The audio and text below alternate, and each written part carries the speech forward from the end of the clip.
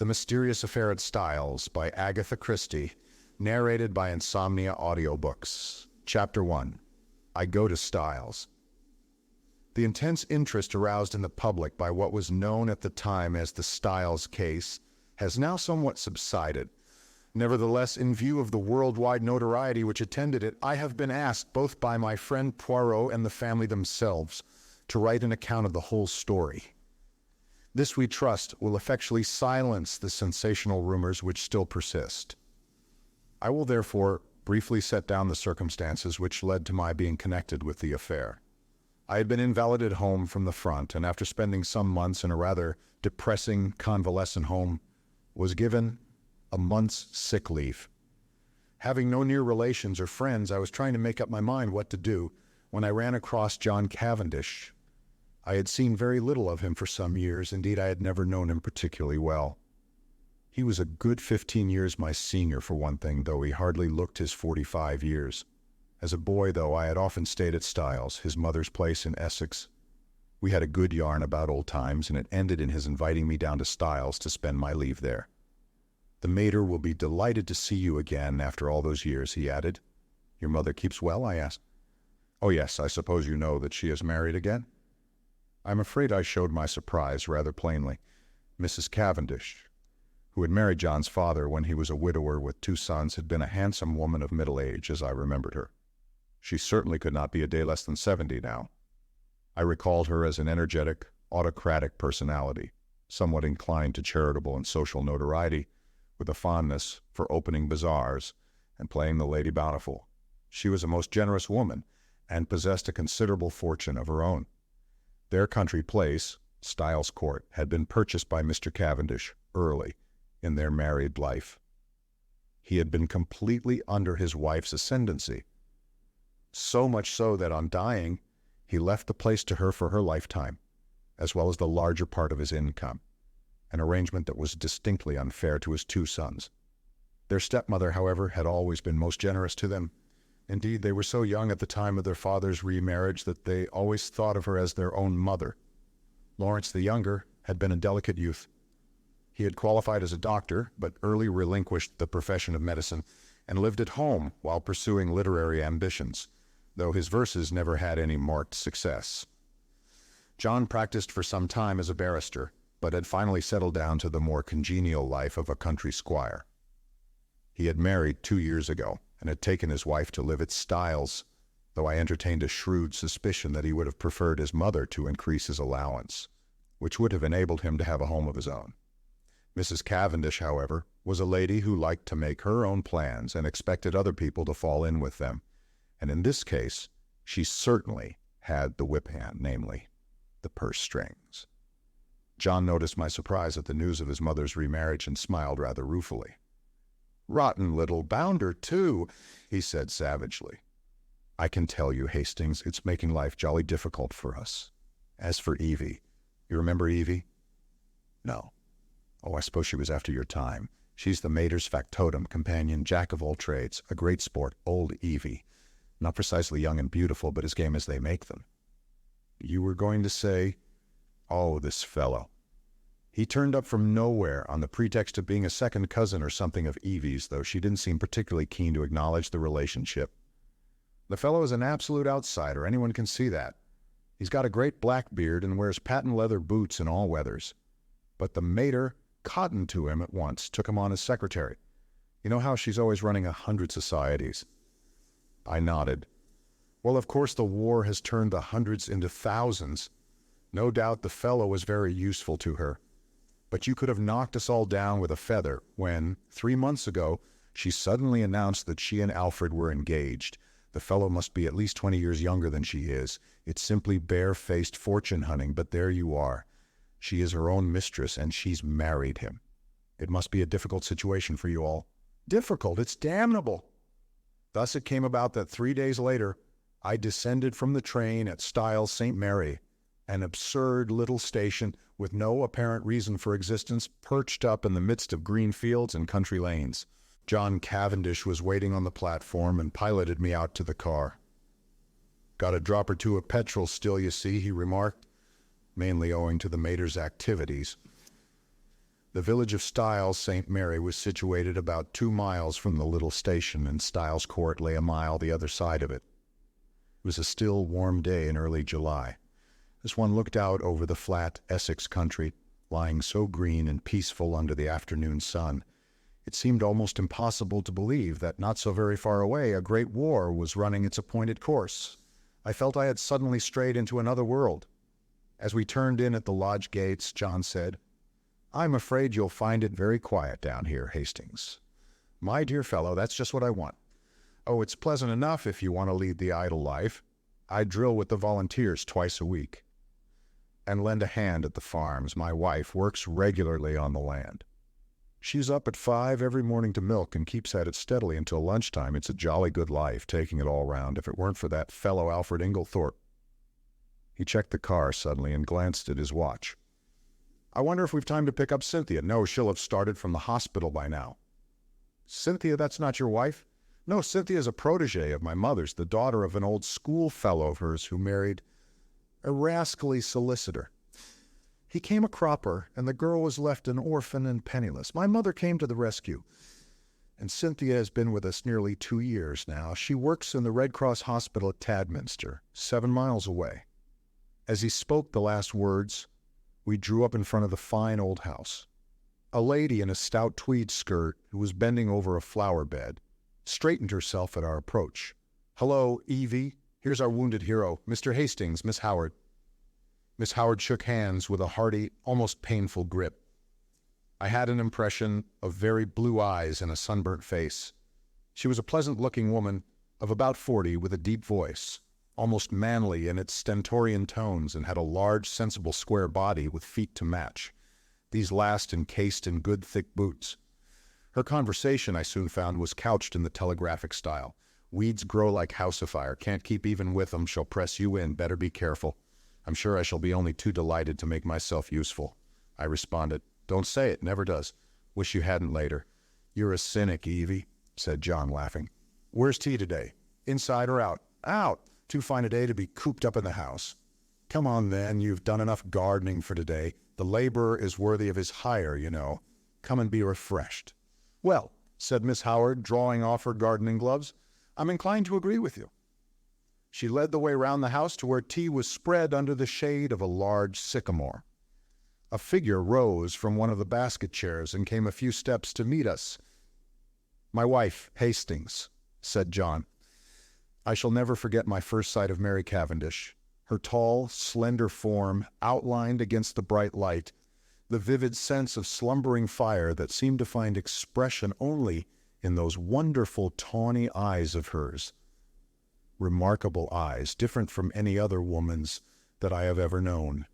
The intense power of stillness she possessed, which nevertheless conveyed the impression of a wild, untamed spirit in an exquisitely civilized body. All these things are burnt into my memory. I shall never forget them. She greeted me with a few words of pleasant welcome in a low, clear voice, and I sank into a basket chair, feeling distinctly glad that I had accepted John's invitation. Mrs. Cavendish gave me some tea, and her few, quiet remarks heightened my first impression of her as a thoroughly fascinating woman. An appreciative listener is always stimulating, and I described, in a humorous manner, certain incidents of my convalescent home in a way which I flatter myself greatly amused my hostess. John, of course, good fellow though he is, could hardly be called a brilliant conversationalist. At that moment a well-remembered voice floated through the open French window near at hand. "Then you'll write to the princess after tea, Alfred. I'll write to Lady Tadminster for the second day myself, or shall we wait until we hear from the princess? In case of a refusal, Lady Tadminster might open it the first day, and Mrs. Crosby the second. Then there's the Duchess, about the school fete." There was the murmur of a man's voice, and then Mrs. Inglethorp's rose in reply. "Yes, certainly, after tea will do quite well. You're so thoughtful, Alfred, dear." The French window swung open a little wider, and a handsome, white-haired old lady, with a somewhat masterful cast of features, stepped out of it onto the lawn. A man followed her, a suggestion of deference in his manner. Mrs. Inglethorp greeted me with effusion. "Why, if it isn't too delightful to see you again, Mr. Hastings, after all these years, Alfred. Darling, Mr. Hastings, my husband." I looked with some curiosity at Alfred Darling. He certainly struck a rather alien note. I did not wonder at John objecting to his beard. It was one of the longest and blackest I have ever seen. He wore gold-rimmed pince-nez and had a curious impassivity of feature. It struck me that he might look natural on a stage, but was strangely out of place in real life. His voice was rather deep and unctuous. He placed a wooden hand in mine and said, "This is a pleasure, Mr. Hastings." Then turning to his wife, "Emily, dearest, I think that cushion is a little damp." She beamed fondly on him as he substituted another with every demonstration of the tenderest care. Strange infatuation of an otherwise sensible woman. With the presence of Mr. Inglethorp, a sense of constraint and veiled hostility seemed to settle down upon the company. Miss Howard in particular took no pains to conceal her feelings. Mrs. Inglethorp, however, seemed to notice nothing unusual.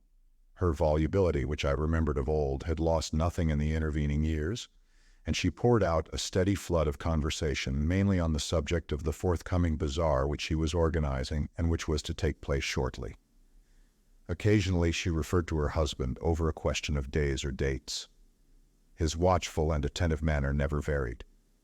From the very first I took a firm and rooted dislike to him, and I flatter myself that my first judgments are usually fairly shrewd.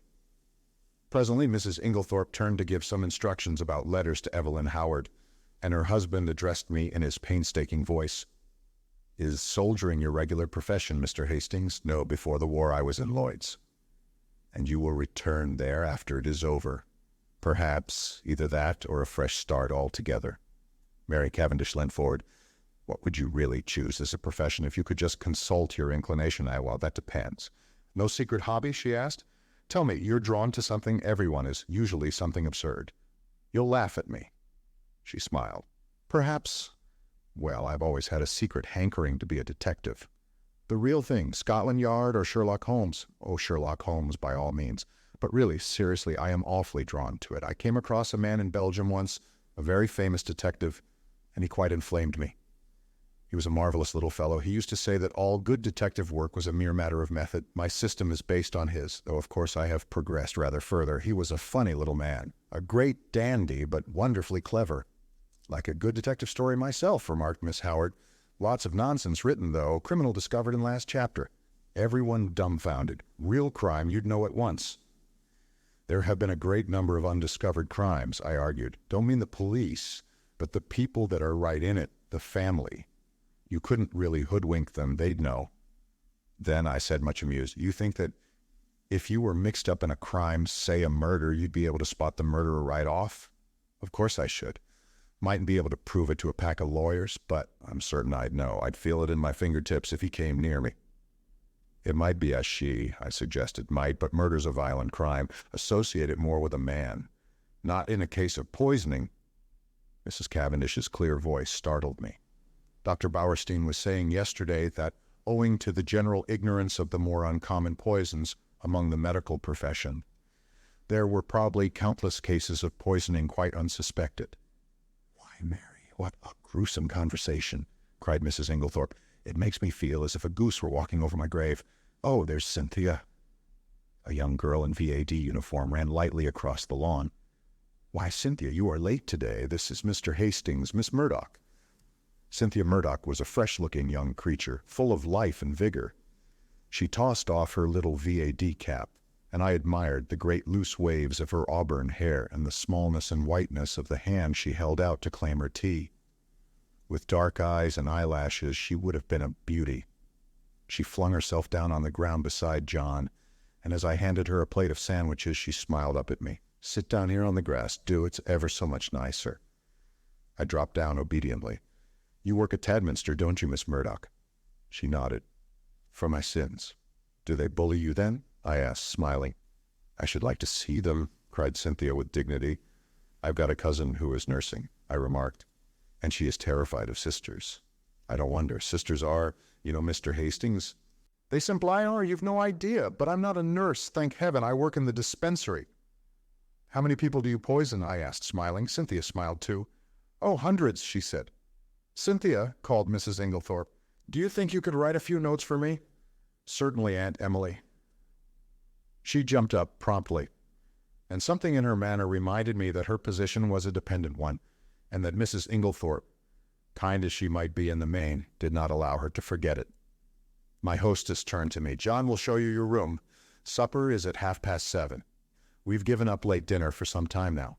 Lady Tadminster, our member's wife, she was the late Lord Abbotsbury's daughter, does the same. She agrees with me that one must set an example of economy. We are quite a war household. Nothing is wasted here. Every scrap of waste paper even is saved and sent away in sacks." I expressed my appreciation, and John took me into the house and up the broad staircase, which forked right and left halfway to different wings of the building. My room was in the left wing and looked out over the park. John left me, and a few minutes later I saw him from my window walking slowly across the grass, arm in arm with Cynthia Murdoch. I heard Mrs. Inglethorp call Cynthia impatiently, and the girl started and ran back to the house. At the same moment a man stepped out from the shadow of a tree and walked slowly in the same direction. He looked about 40, very dark, with a melancholy, clean-shaven face. Some violent emotion seemed to be mastering him. He looked up at my window as he passed, and I recognized him, though he had changed much in the 15 years that had elapsed since we last met. It was John's younger brother, Lawrence Cavendish. I wondered what it was that had brought that singular expression to his face. Then I dismissed him from my mind, and returned to the contemplation of my own affairs. The evening passed pleasantly enough, and I dreamed that night of that enigmatical woman, Mary Cavendish. The next morning dawned bright and sunny, and I was full of the anticipation of a delightful visit. I did not see Mrs. Cavendish until lunchtime, when she volunteered to take me for a walk, and we spent a charming afternoon roaming in the woods, returning to the house about 5. As we entered the large hall, John beckoned us both into the smoking room. I saw at once by his face that something disturbing had occurred. We followed him in, and he shut the door after us. "Look here, Mary, there's the deuce of a mess. Evie's had a row with Alfred Inglethorp, and she's off." "Evie off?" John nodded gloomily. "Yes, you see, she went to the mater and—" "Oh, here's Evie herself." Miss Howard entered. Her lips were set grimly together, and she carried a small suitcase. She looked excited and determined, and slightly on the defensive. "At any rate," she burst out, "I've spoken my mind." "My dear Evelyn," cried Mrs. Cavendish, "this can't be true." Miss Howard nodded grimly. "True enough. Afraid I said some things to Emily she won't forget or forgive in a hurry. Don't mind if they've only sunk in a bit. Probably water off a duck's back, though. I said right out, 'You're an old woman, Emily, and there's no fool like an old fool. The man's 20 years younger than you, and don't you fool yourself as to what he married you for. Money. Well, don't let him have too much of it. Farmer Rakes has got a very pretty young wife. Just ask your Alfred how much time he spends over there." She was very angry. "Natural," I went on. "I'm going to warn you. Whether you like it or not, that man would as soon murder you in your bed as look at you. He's a bad lot. You can say what you like to me, but remember what I've told you. He's a bad lot." "What did she say?" Miss Howard made an extremely expressive grimace. "Darling Alfred, dearest Alfred, wicked calumny, saw, wicked lies, this wicked woman, to accuse her dear husband.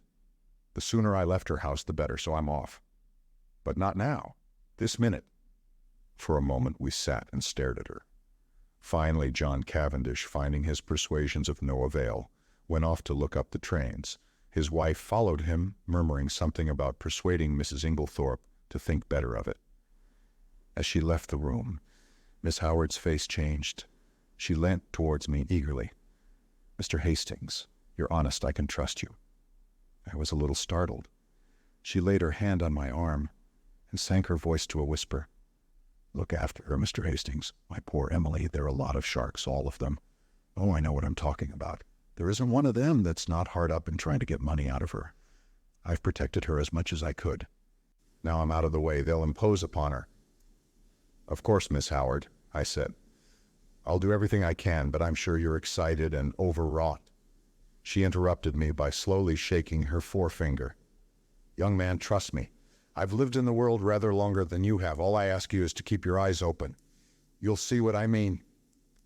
The throb of the motor came through the open window, and Miss Howard rose and moved to the door.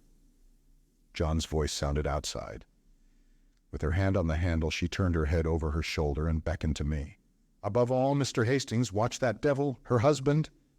There was no time for more. Miss Howard was swallowed up in an eager chorus of protests and goodbyes. The Inglethorps did not appear.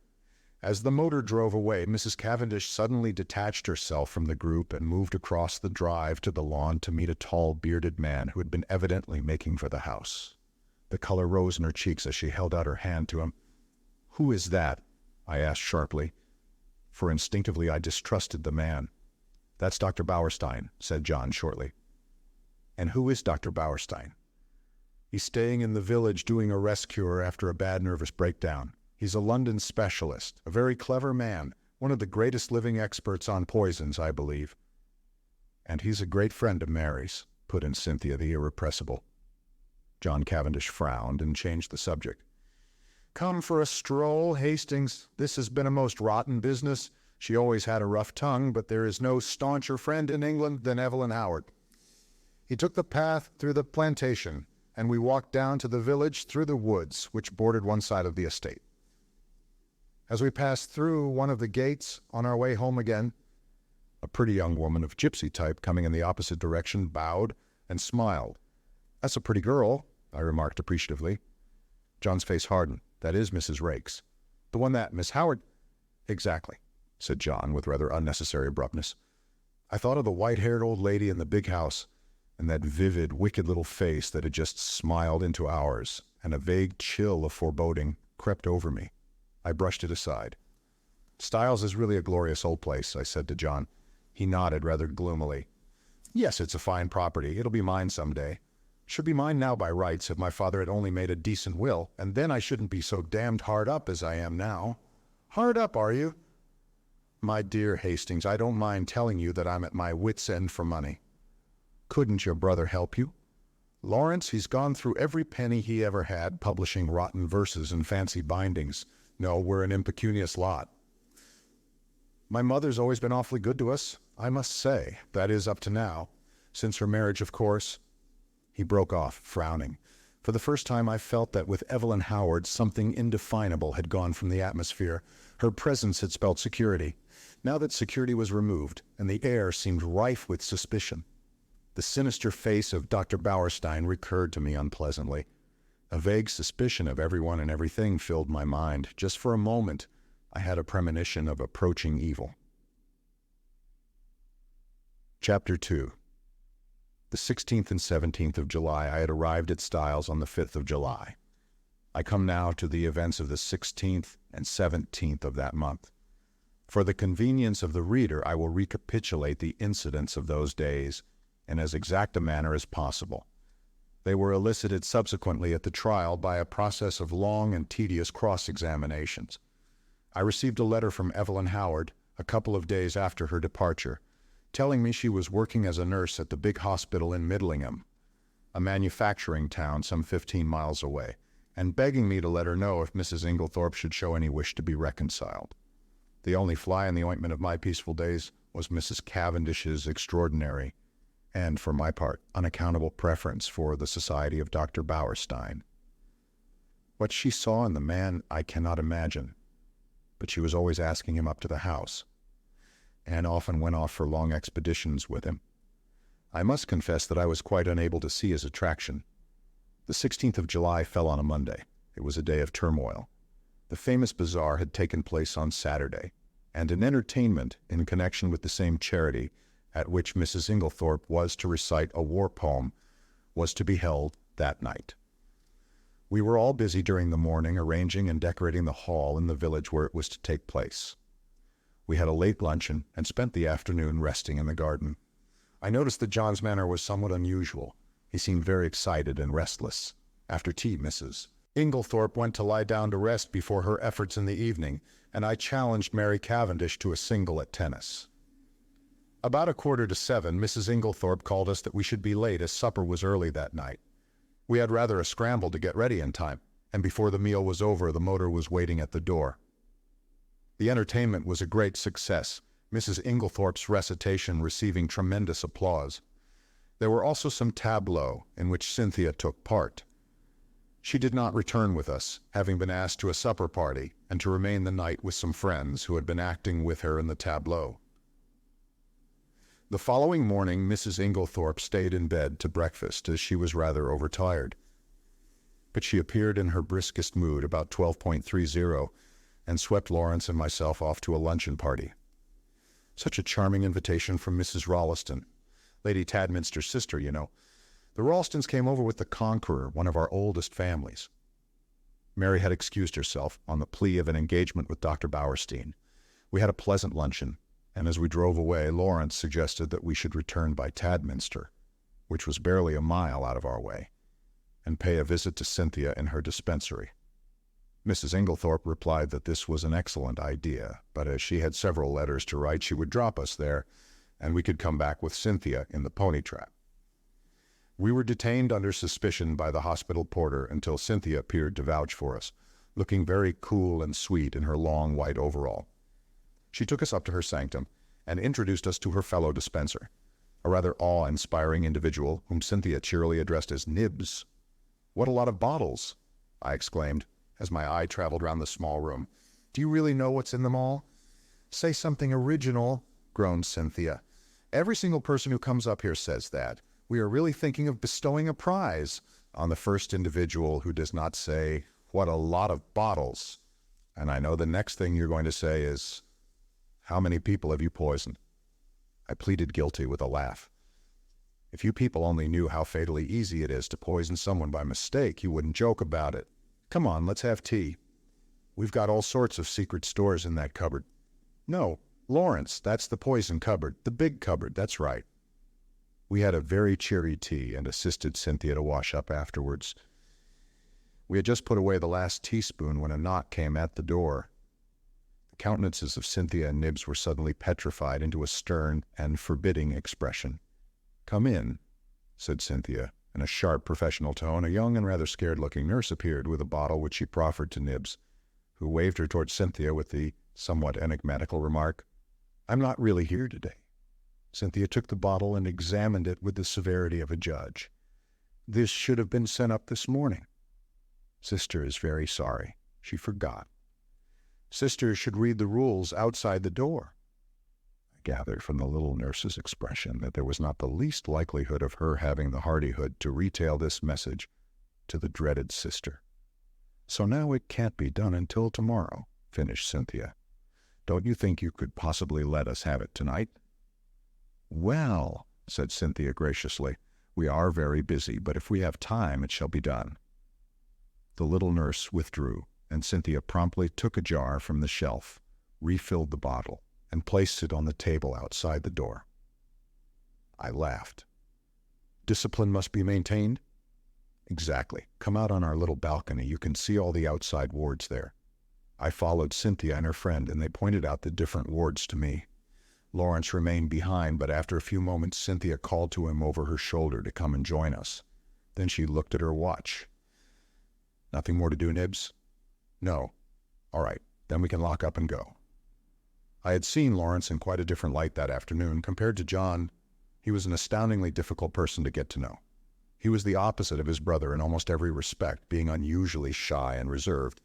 Yet he had a certain charm of manner, and I fancied that if one really knew him well, one could have a deep affection for him. I had always fancied that his manner to Cynthia was rather constrained, and that she on her side was inclined to be shy of him. But they were both gay enough this afternoon and chatted together like a couple of children. As we drove through the village, I remembered that I wanted some stamps, so accordingly we pulled up at the post office. As I came out again, I cannoned into a little man who was just entering. I drew aside and apologized when suddenly, with a loud exclamation, he clasped me in his arms and kissed me warmly. "Mon ami Hastings," he cried. "It is indeed mon ami Hastings." "Poirot!" I exclaimed. I turned to the pony trap.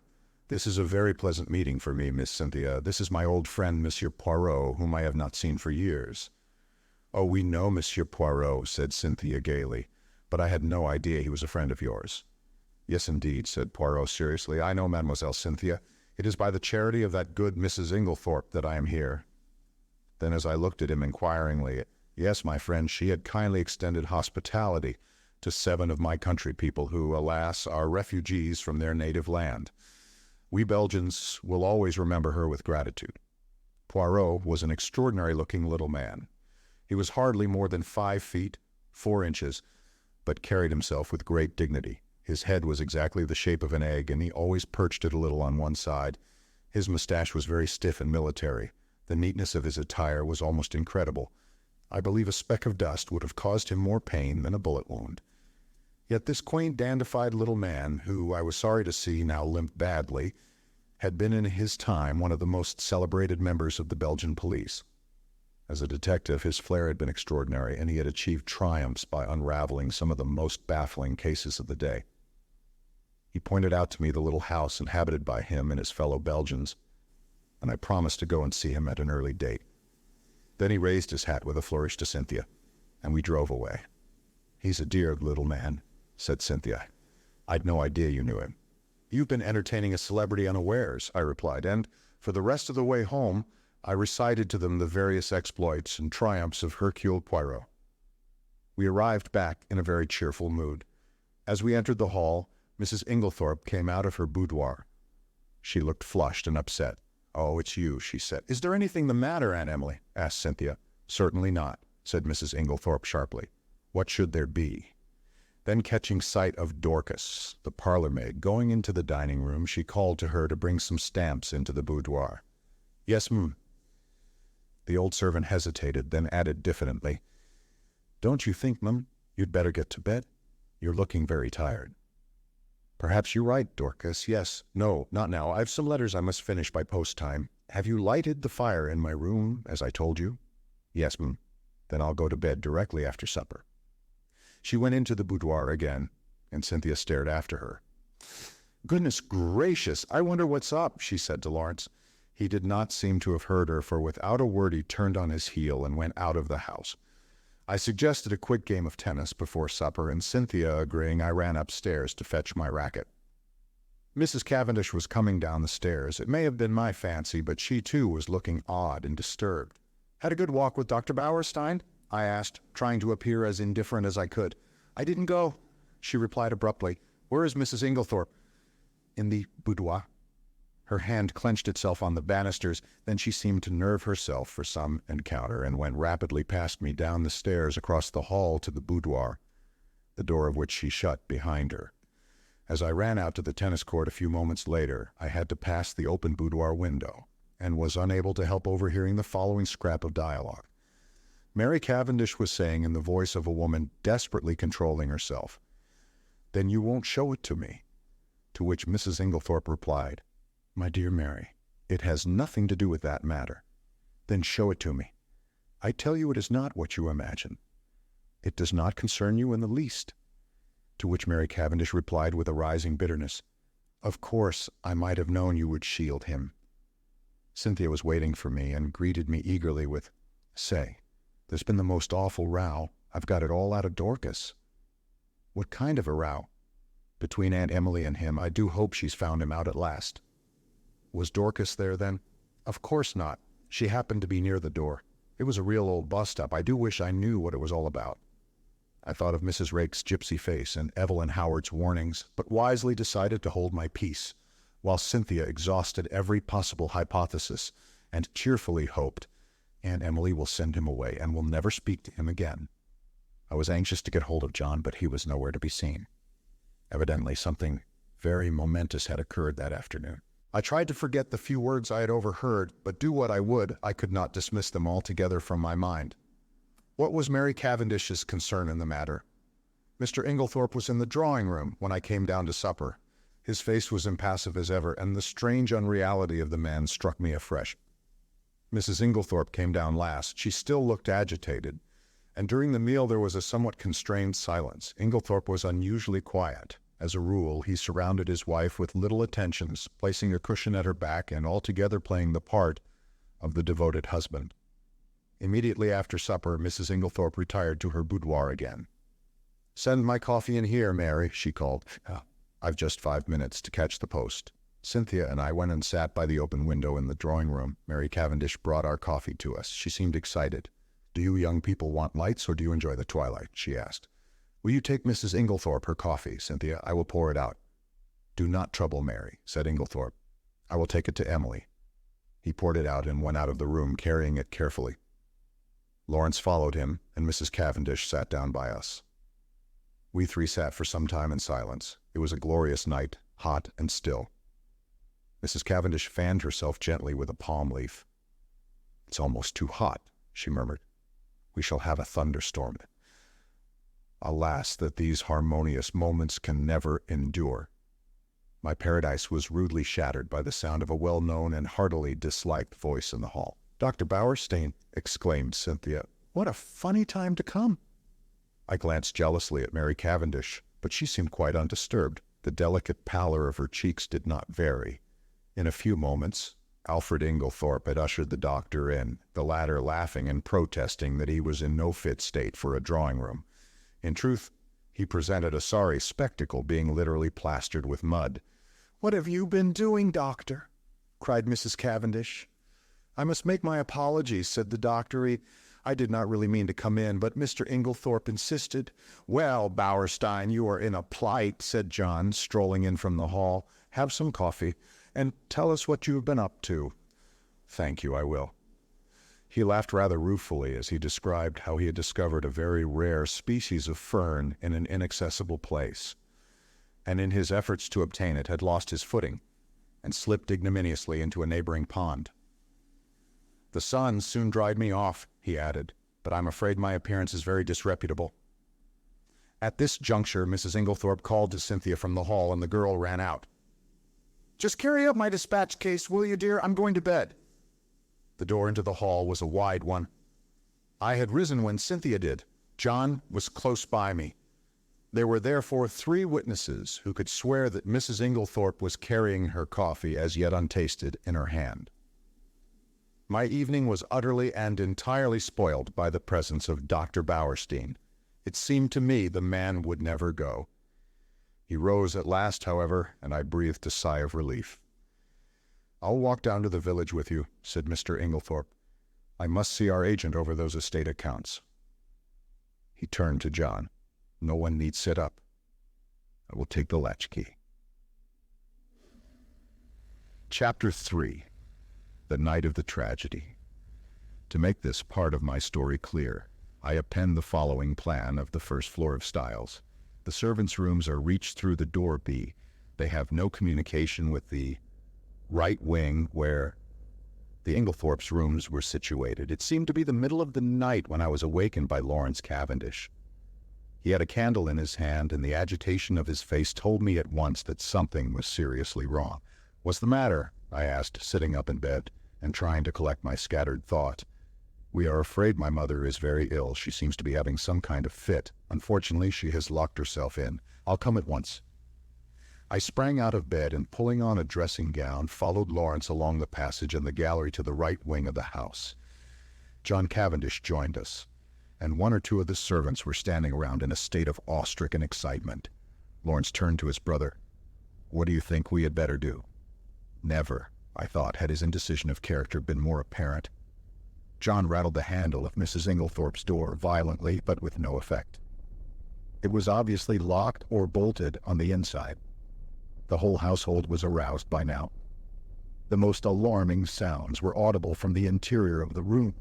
Clearly something must be done. "Try going through Mr. Inglethorp's room, sir," cried Dorcas. "Oh, the poor mistress." Suddenly I realized that Alfred Inglethorp was not with us, that he alone had given no sign of his presence. John opened the door of his room. It was pitch dark, but Lawrence was following with the candle, and by its feeble light we saw that the bed had not been slept in, and that there was no sign of the room having been occupied.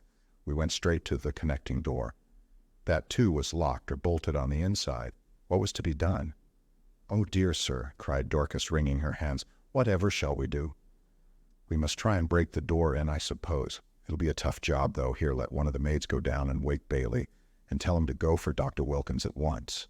Now then, we'll have a try at the door. Half a moment, though. Isn't there a door into Miss Cynthia's rooms?" "Ah, yes, sir, but that's always bolted. It's never been undone." "Well, we might just see." He ran rapidly down the corridor to Cynthia's room. Mary Cavendish was there, shaking the girl, who must have been an unusually sound sleeper, and trying to wake her. In a moment or 2 he was back. "No good. That's bolted too. We must break in the door. I think this one is a shade less solid than the one in the passage." We strained and heaved together.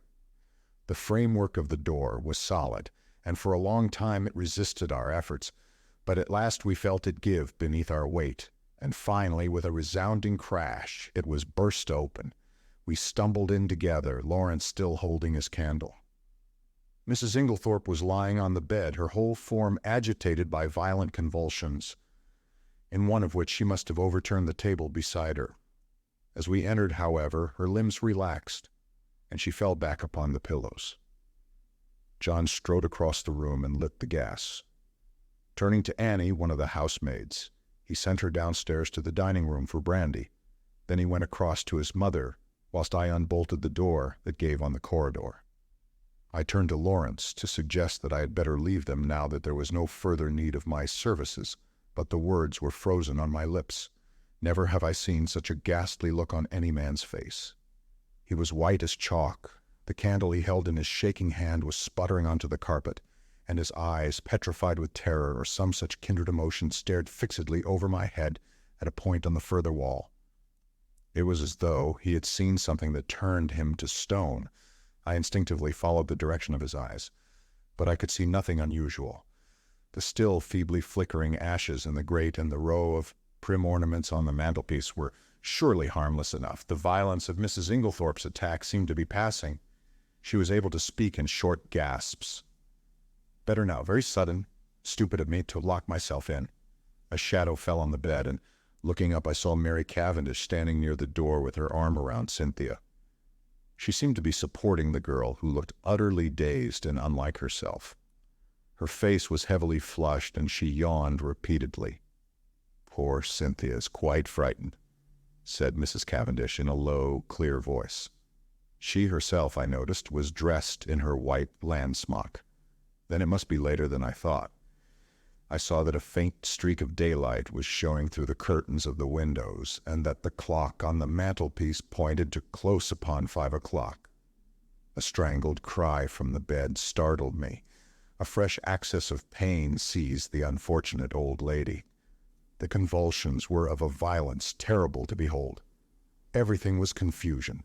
We thronged round her, powerless to help or alleviate. A final convulsion lifted her from the bed until she appeared to rest upon her head and her heels, with her body arched in an extraordinary manner. In vain, Mary and John tried to administer more brandy. The moments flew. Again the body arched itself in that peculiar fashion. At that moment, Dr. Bauerstein pushed his way authoritatively into the room. For one instant he stopped dead, staring at the figure on the bed, and at the same instant Mrs. Inglethorp cried out in a strangled voice, her eyes fixed on the doctor, "Alfred! Alfred!" Then she fell back motionless on the pillows. With a stride, the doctor reached the bed and, seizing her arms, worked them energetically, applying what I knew to be artificial respiration. He issued a few short, sharp orders to the servants. An imperious wave of his hand drove us all to the door. We watched him fascinated, though I think we all knew in our hearts that it was too late, and that nothing could be done now. I could see by the expression on his face that he himself had little hope. Finally he abandoned his task, shaking his head gravely. At that moment we heard footsteps outside, and Dr. Wilkins, Mrs. Inglethorp's own doctor, a portly, fussy little man, came bustling in. In a few words Dr. Bauerstein explained how he had happened to be passing the lodge gates as the car came out, and had run up to the house as fast as he could, whilst the car went on to fetch Dr. Wilkins. With a faint gesture of the hand, he indicated the figure on the bed. "Very sad," murmured Dr. Wilkins. "Poor dear lady, always did far too much, against my advice. I warned her. Her heart was far from strong. 'Take it easy,' I said to her. 'Take it easy.' But no, her zeal for good works was too great. Nature rebelled. Natur rebelled." Dr. Bauerstein, I noticed, was watching the local doctor narrowly. He still kept his eyes fixed on him as he spoke. "The convulsions were of a peculiar violence, Dr. Wilkins. I am sorry you were not here in time to witness them. They were quite tetanic in character." "Ah," said Dr. Wilkins wisely. "I should like to speak to you in private," said Dr. Bauerstein. He turned to John. "You do not object?" "Certainly not." We all trooped out into the corridor, leaving the two doctors alone. and I heard the key turned in the lock behind us. We went slowly down the stairs. I was violently excited. I have a certain talent for deduction, and Dr. Bauerstein's manner had started a flock of wild surmises in my mind. Mary Cavendish laid her hand upon my arm. "What is it? Why did Dr. Bauerstein seem so peculiar?" I looked at her. "Do you know what I think?" "What?" "Listen." I looked round. The others were out of earshot. I lowered my voice to a whisper. "I believe she has been poisoned. I'm certain Dr. Bauerstein suspects it." "What?" She shrank against the wall, the pupils of her eyes dilating wildly. Then, with a sudden cry that startled me, she cried out, "No, no, not that, not that," and breaking from me, fled up the stairs. I followed her, afraid that she was going to faint. I found her leaning against the banisters, deadly pale. She waved me away impatiently. "No, no, leave me. I'd rather be alone. Let me just be quiet for a minute or two. Go down to the others." I obeyed her reluctantly. John and Lawrence were in the dining room. I joined them. We were all silent, but I suppose I voiced the thoughts of us all when I at last broke it by saying, "Where's Mr. Inglethorp?" John shook his head. "He's not in the house." Our eyes met. Where was Alfred Inglethorp? His absence was strange and inexplicable. I remembered Mrs. Inglethorp's dying words. What lay beneath them? What more could she have told us if she had had time? At last we heard the doctors descending the stairs. Dr. Wilkins was looking important and excited and trying to conceal an inward exultation under a manner of decorous calm. Dr. Bauerstein remained in the background, his grave, bearded face unchanged. Dr. Wilkins was the spokesman for the two. He addressed himself to John. "Mr. Cavendish, I should like your consent to a post-mortem." "Is that necessary?" asked John gravely. A spasm of pain crossed his face. "Absolutely," said Dr. Bauerstein. "You mean by that?" "That neither Dr. Wilkins nor myself could give a death certificate under the circumstances." John bent his head. "In that case, I have no alternative but to agree." "Thank you," said Dr. Wilkins briskly. "We propose that it should take place tomorrow night, or rather tonight." And he glanced at the daylight. "Under the circumstances, I'm afraid an inquest can hardly be avoided. These formalities are necessary, but I beg that you won't distress yourself." There was a pause, and then Dr. Bauerstein drew 2 keys from his pocket and handed them to John. "These are the keys of the 2 rooms. I have locked them, and in my opinion they would be better kept locked for the present." The doctors then departed. I had been turning over an idea in my head, and I felt that the moment had now come to broach it. Yet I was a little chary of doing so. John, I knew, had a horror of any kind of publicity and was an easygoing optimist who preferred never to meet trouble halfway. It might be difficult to convince him of the soundness of my plan. Lawrence, on the other hand, being less conventional and having more imagination, I felt I might count upon as an ally. There was no doubt that the moment had come for me to take the lead. "John," I said, "I am going to ask you something." "Well?" "You remember my speaking of my friend Poirot, the Belgian who was here? He has been a most famous detective." "Yes." "I want you to let me call him in to investigate this matter." "What, now? Before the post-mortem?" "Yes. Time is an advantage if there has been foul play." "Rubbish," cried Lawrence angrily. "In my opinion, the whole thing is a mare's nest of Bauerstein's. Wilkins hadn't an idea of such a thing until Bauerstein put it into his head, but like all specialists, Bauerstein's got a bee in his bonnet. Poisons are his hobby, so of course he sees them everywhere." I confess that I was surprised by Lawrence's attitude. He was so seldom vehement about anything. John hesitated. "I can't feel as you do, Lawrence," he said at last. "I'm inclined to give Hastings a free hand, though I should prefer to wait a bit. We don't want any unnecessary scandal." "No, no," I cried eagerly. "You need have no fear of that. Poirot is discretion itself." "Very well, then, have it your own way. I leave it in your hands. Though if it is as we suspect, it seems a clear enough case. God forgive me if I am wronging him." I looked at my watch. It was 6 o'clock. I determined to lose no time. 5 minutes delay, however, I allowed myself. I spent it in ransacking the library until I discovered a medical book, which gave a description of strychnine poisoning. Chapter 4. Poirot Investigates. The house which the Belgians occupied in the village was quite close to the park gates. One could save time by taking a narrow path through the long grass, which cut off the detours of the winding drive. So I, accordingly, went that way. I had nearly reached the lodge when my attention was arrested by the running figure of a man approaching me. It was Mr. Inglethorp. Where had he been? How did he intend to explain his absence? He accosted me eagerly. My God, this is terrible. My poor wife, I have only just heard. Where have you been? I asked. Denby kept me late last night. It was 1 o'clock before we'd finished. Then I found that I'd forgotten the latchkey after all. I didn't want to arouse the household, so Denby gave me a bed. How did you hear the news? I asked. Wilkins knocked Denby up to tell him. My poor Emily. She was so self-sacrificing, such a noble character. She overtaxed her strength. A wave of revulsion swept over me. What a consummate hypocrite the man was. I must hurry on, I said, thankful that he did not ask me whither I was bound. In a few minutes I was knocking at the door of Leastways Cottage. Getting no answer, I repeated my summons impatiently. A window above me was cautiously opened, and Poirot himself looked out. He gave an exclamation of surprise at seeing me. In a few brief words, I explained the tragedy that had occurred and that I wanted his help. Wait, my friend, I will let you in, and you shall recount to me the affair whilst I dress. In a few moments he had unbarred the door, and I followed him up to his room. There he installed me in a chair, and I related the whole story, keeping back nothing, and omitting no circumstance, however insignificant, whilst he himself made a careful and deliberate toilet. I told him of my awakening, of Mrs. Inglethorp's dying words, of her husband's absence, of the quarrel the day before, of the scrap of conversation between Mary and her mother-in-law that I had overheard, of the former quarrel between Mrs. Inglethorp and Evelyn Howard, and of the latter's innuendos. I was hardly as clear as I could wish. I repeated myself several times, and occasionally had to go back to some detail that I had forgotten. Poirot smiled kindly on me. The mind is confused, is it not so? Take time, mon ami. You are agitated, you are excited. It is but natural. Presently, when we are calmer, we will arrange the facts neatly, each in his proper place. We will examine and reject. Those of importance we will put on one side, those of no importance, poof. He screwed up his cherub-like face and puffed comically enough. Blow them away. That's all very well, I objected. But how are you going to decide what is important and what isn't? That always seems the difficulty to me.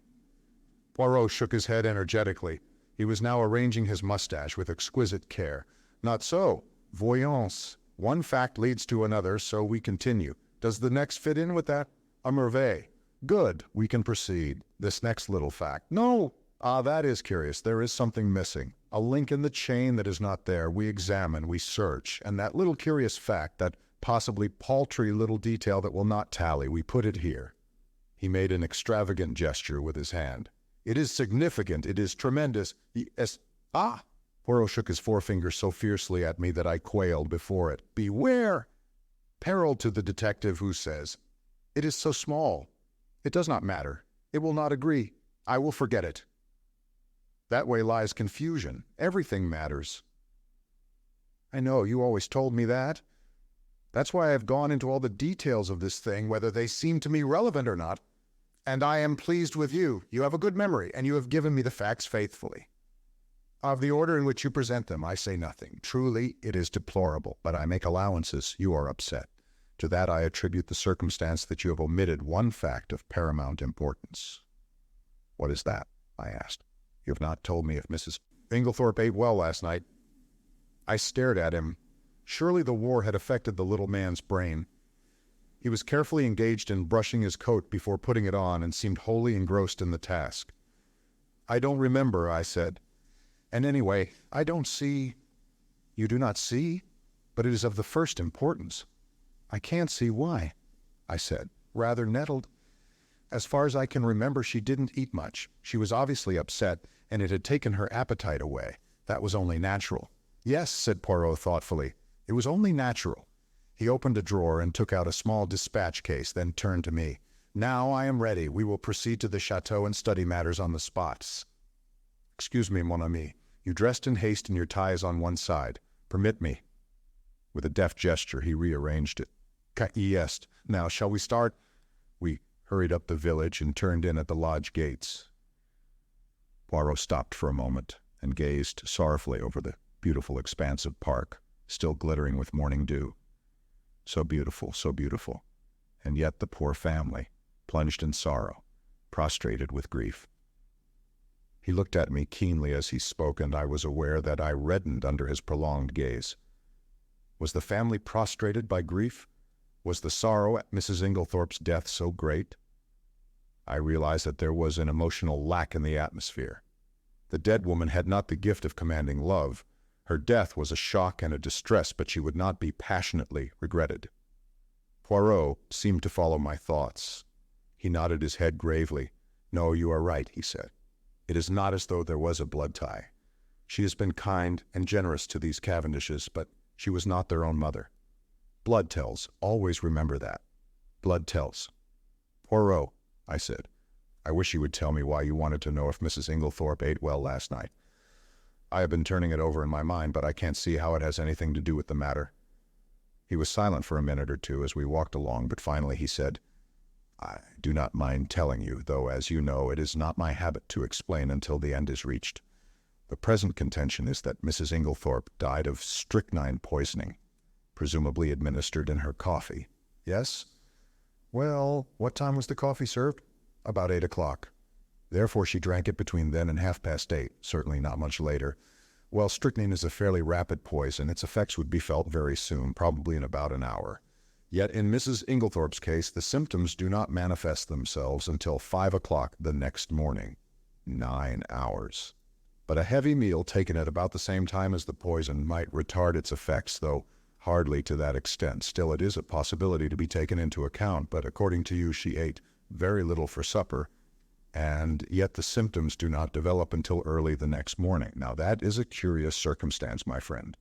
Something may arise at the autopsy to explain it. In the meantime, remember it."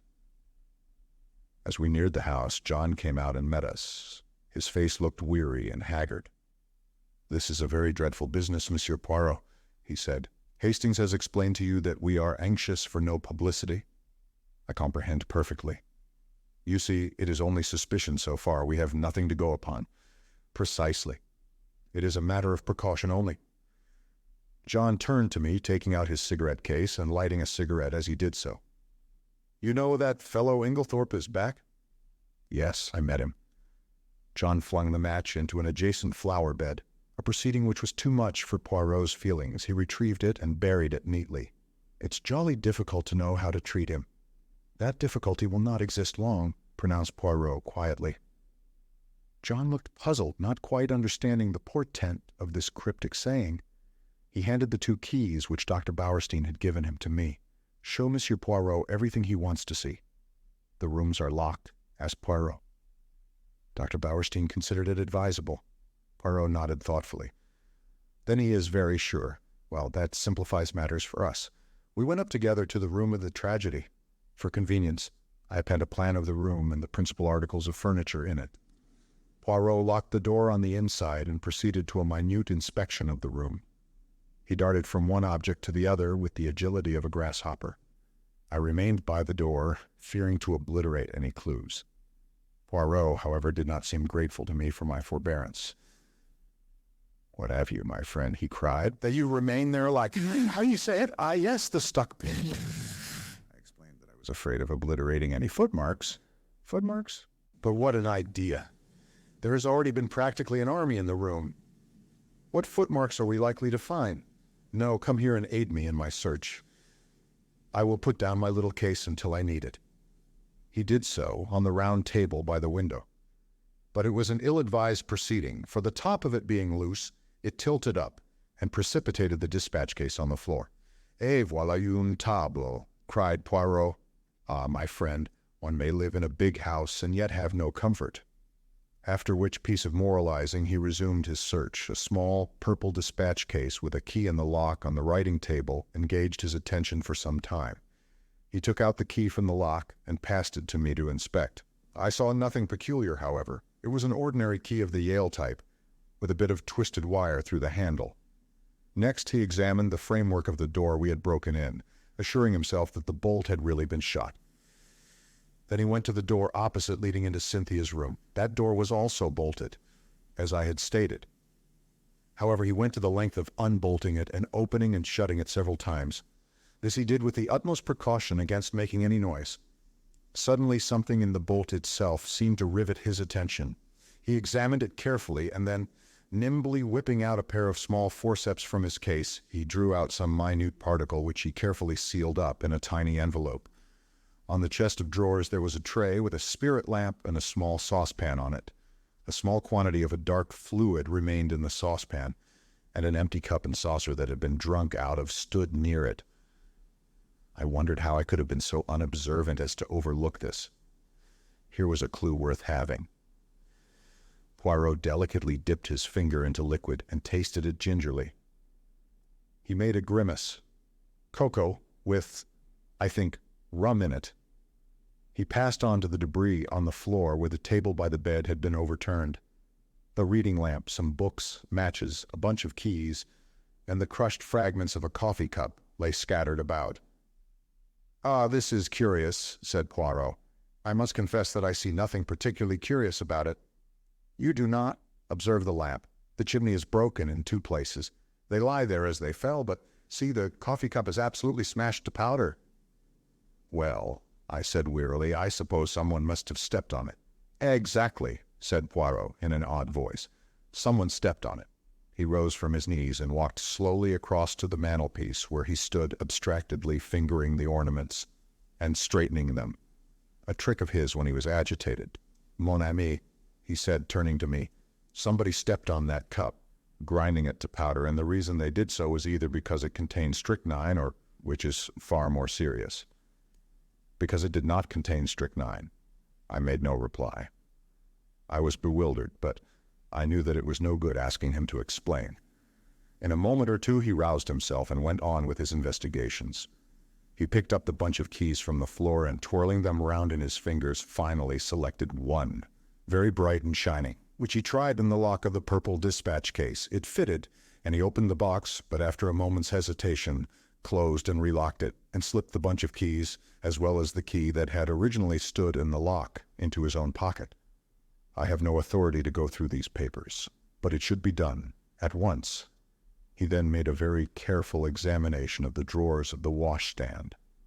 Crossing the room to the left-hand window, a round stain, hardly visible on the dark brown carpet, seemed to interest him particularly. He went down on his knees, examining it minutely, even going so far as to smell it. Finally, he poured a few drops of the cocoa into a test tube, sealing it up carefully. His next proceeding was to take out a little notebook. "We have found in this room," he said, writing busily, 6 points of interest. Shall I enumerate them, or will you?" "Oh, you," I replied hastily.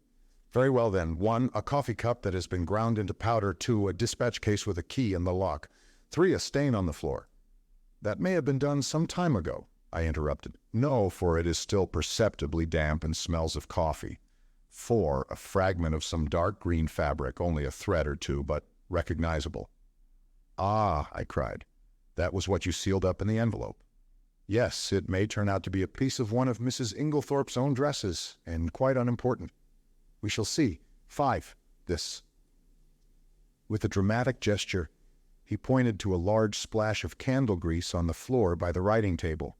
"It must have been done since yesterday. Otherwise, a good housemaid would have at once removed it with blotting paper and a hot iron." "One of my best hats once, but that is not to the point. It was very likely done last night. We were very agitated, or perhaps Mrs. Inglethorp herself dropped her candle." "You brought only 1 candle into the room?" "Yes.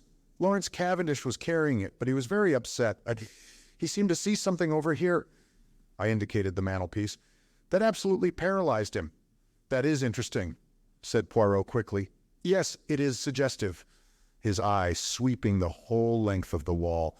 "But it was not his candle that made this great patch, for you perceive that this is white grease, whereas Monsieur Lawrence's candle, which is still on the dressing table, is pink. On the other hand, Mrs. Inglethorp had no candlestick in the room, only a reading lamp." "Then," I said, "what do you deduce?" To which my friend only made a rather irritating reply, urging me to use my own natural faculties. "And the 6th point," I asked, "I suppose it is the sample of cocoa." "No," said Poirot thoughtfully, "I might have included that in the 6th, but I did not. No, the 6th point I will keep to myself for the present." He looked quickly round the room. "There is nothing more to be done here, I think, unless—" He stared earnestly and long at the dead ashes in the grate. "The fire burns and it destroys, but by chance there might be, let us see. Deftly on hands and knees, he began to sort the ashes from the grate into the fender, handling them with the greatest caution. Suddenly he gave a faint exclamation. "The forceps, Hastings!" I quickly handed them to him, and with skill he extracted a small piece of half-charred paper. "There, mon ami," he cried. "What do you think of that?" I scrutinized the fragment. This is an exact reproduction of it, or I was puzzled. It was unusually thick, quite unlike ordinary notepaper. Suddenly an idea struck me. "Poirot," I cried, "this is a fragment of a will." "Exactly." I looked up at him sharply. "You are not surprised?" "No," he said gravely. "I expected it." I relinquished the piece of paper and watched him put it away in his case, with the same methodical care that he bestowed on everything. My brain was in a whirl. What was this complication of a will? Who had destroyed it? The person who had left the candle grease on the floor? Obviously, but how had anyone gained admission? All the doors had been bolted on the inside. "Now, my friend," said Poirot briskly, "we will go. I should like to ask a few questions of the parlour-maid, Dorcas. Her name is it not?" We passed through Alfred Inglethorp's room, and Poirot delayed long enough to make a brief but fairly comprehensive examination of it. We went out through that door, locking both it and that of Mrs. Inglethorp's room as before. I took him down to the boudoir, which he had expressed a wish to see, and went myself in search of Dorcas. When I returned with her, however, the boudoir was empty. "Poirot," I cried, "where are you?" "I am here, my friend." He had stepped outside the French window, and was standing apparently lost in admiration before the various shaped flower beds. "Admirable," he murmured. "Admirable. What symmetry. Observe that crescent and those diamonds. Their neatness rejoices the eye. The spacing of the plants also is perfect. It has been recently done. Is it not so? Yes, I believe they were at it yesterday afternoon. But come in. Dorcas is here. Eh bien, eh bien. Do not grudge me a moment's satisfaction of the eye." "Yes, but this affair is more important." "And how do you know that these fine begonias are not of equal importance?" I shrugged my shoulders. There was really no arguing with him if he chose to take that line. "You do not agree? But such things have been. Well, we will come in and interview the brave Dorcas." Dorcas was standing in the boudoir, her hands folded in front of her, and her gray hair rose in stiff waves under her white cap. She was the very model and picture of a good old-fashioned servant. In her attitude towards Poirot, she was inclined to be suspicious, but he soon broke down her defenses. He drew forward a chair. "Pray be seated, mademoiselle." "Thank you, sir." "You have been with your mistress many years, is it not so?" 10 years, sir." "That is a long time and very faithful service. You were much attached to her, were you not?" "She was a very good mistress to me, sir." "Then you will not object to answering a few questions. I put them to you with Mr. Cavendish's full approval." "Oh, certainly, sir." "Then I will begin by asking you about the events of yesterday afternoon. Your mistress had a quarrel?" "Yes, sir, but I don't know that I ought—" Dorcas hesitated. Poirot looked at her keenly. "My good Dorcas, it is necessary that I should know every detail of that quarrel as fully as possible. Do not think that you are betraying your mistress's secrets. Your mistress lies dead, and it is necessary that we should know all if we are to avenge her.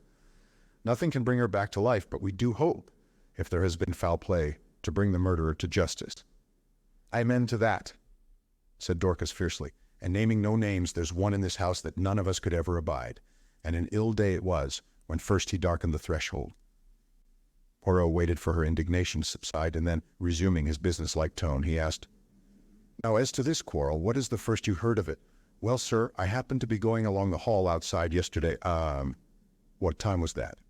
"I couldn't say exactly, sir, but it wasn't tea time by a long way. Perhaps 4 o'clock, or it may have been a bit later. Well, sir, as I said, I happened to be passing along when I heard voices very loud and angry in here. I didn't exactly mean to listen, but, well, there it is. I stopped. The door was shut, but the mistress was speaking very sharp and clear, and I heard what she said quite plainly. 'You have lied to me and deceived me,' she said." I didn't hear what Mr. Inglethorp replied. He spoke a good bit lower than she did, but she answered, "How dare you? I have kept you and clothed you and fed you. You owe everything to me. And this is how you repay me, by bringing disgrace upon our name." Again, I didn't hear what he said, but she went on. "Nothing that you can say will make any difference. I see my duty clearly. My mind is made up. You need not think that any fear of publicity or scandal between husband and wife will deter me." Then I thought I heard them coming out, so I went off quickly. "You are sure it was Mr. Inglethorp's voice you heard?" "Oh, yes, sir. Whose else's could it be?" "Well, what happened next?" "Later, I came back to the hall, but it was all quiet. At 5 o'clock, Mrs. Inglethorp rang the bell and told me to bring her a cup of tea, nothing to eat, to the boudoir. She was looking dreadful, so white and upset. 'Dorcas,' she says, 'I've had a great shock.' 'I'm sorry for that, I says, 'You'll feel better after a nice hot cup of tea, mum.' She had something in her hand. I don't know if it was a letter or just a piece of paper, but it had writing on it, and she kept staring at it, almost as if she couldn't believe what was written there. She whispered to herself as though she had forgotten I was there. These few words, and everything's changed. And then she says to me, 'Never trust a man, Dorcas, they're not worth it.' I hurried off and got her a good strong cup of tea, and she thanked me and said she'd feel better when she'd drunk it.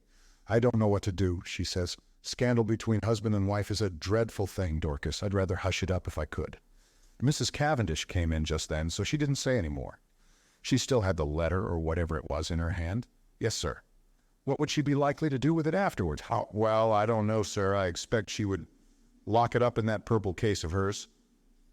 'Is that where she usually kept important papers?' 'Yes, sir. She brought it down with her every morning and took it up every night.' 'When did she lose the key of it?' 'She missed it yesterday at lunchtime, sir, and told me to look carefully for it. She was very much put out about it. But she had a duplicate key.' 'Oh, yes, sir.' Dorcas was looking very curiously at him, and to tell the truth, so was I. What was all this about a lost key? Poirot smiled.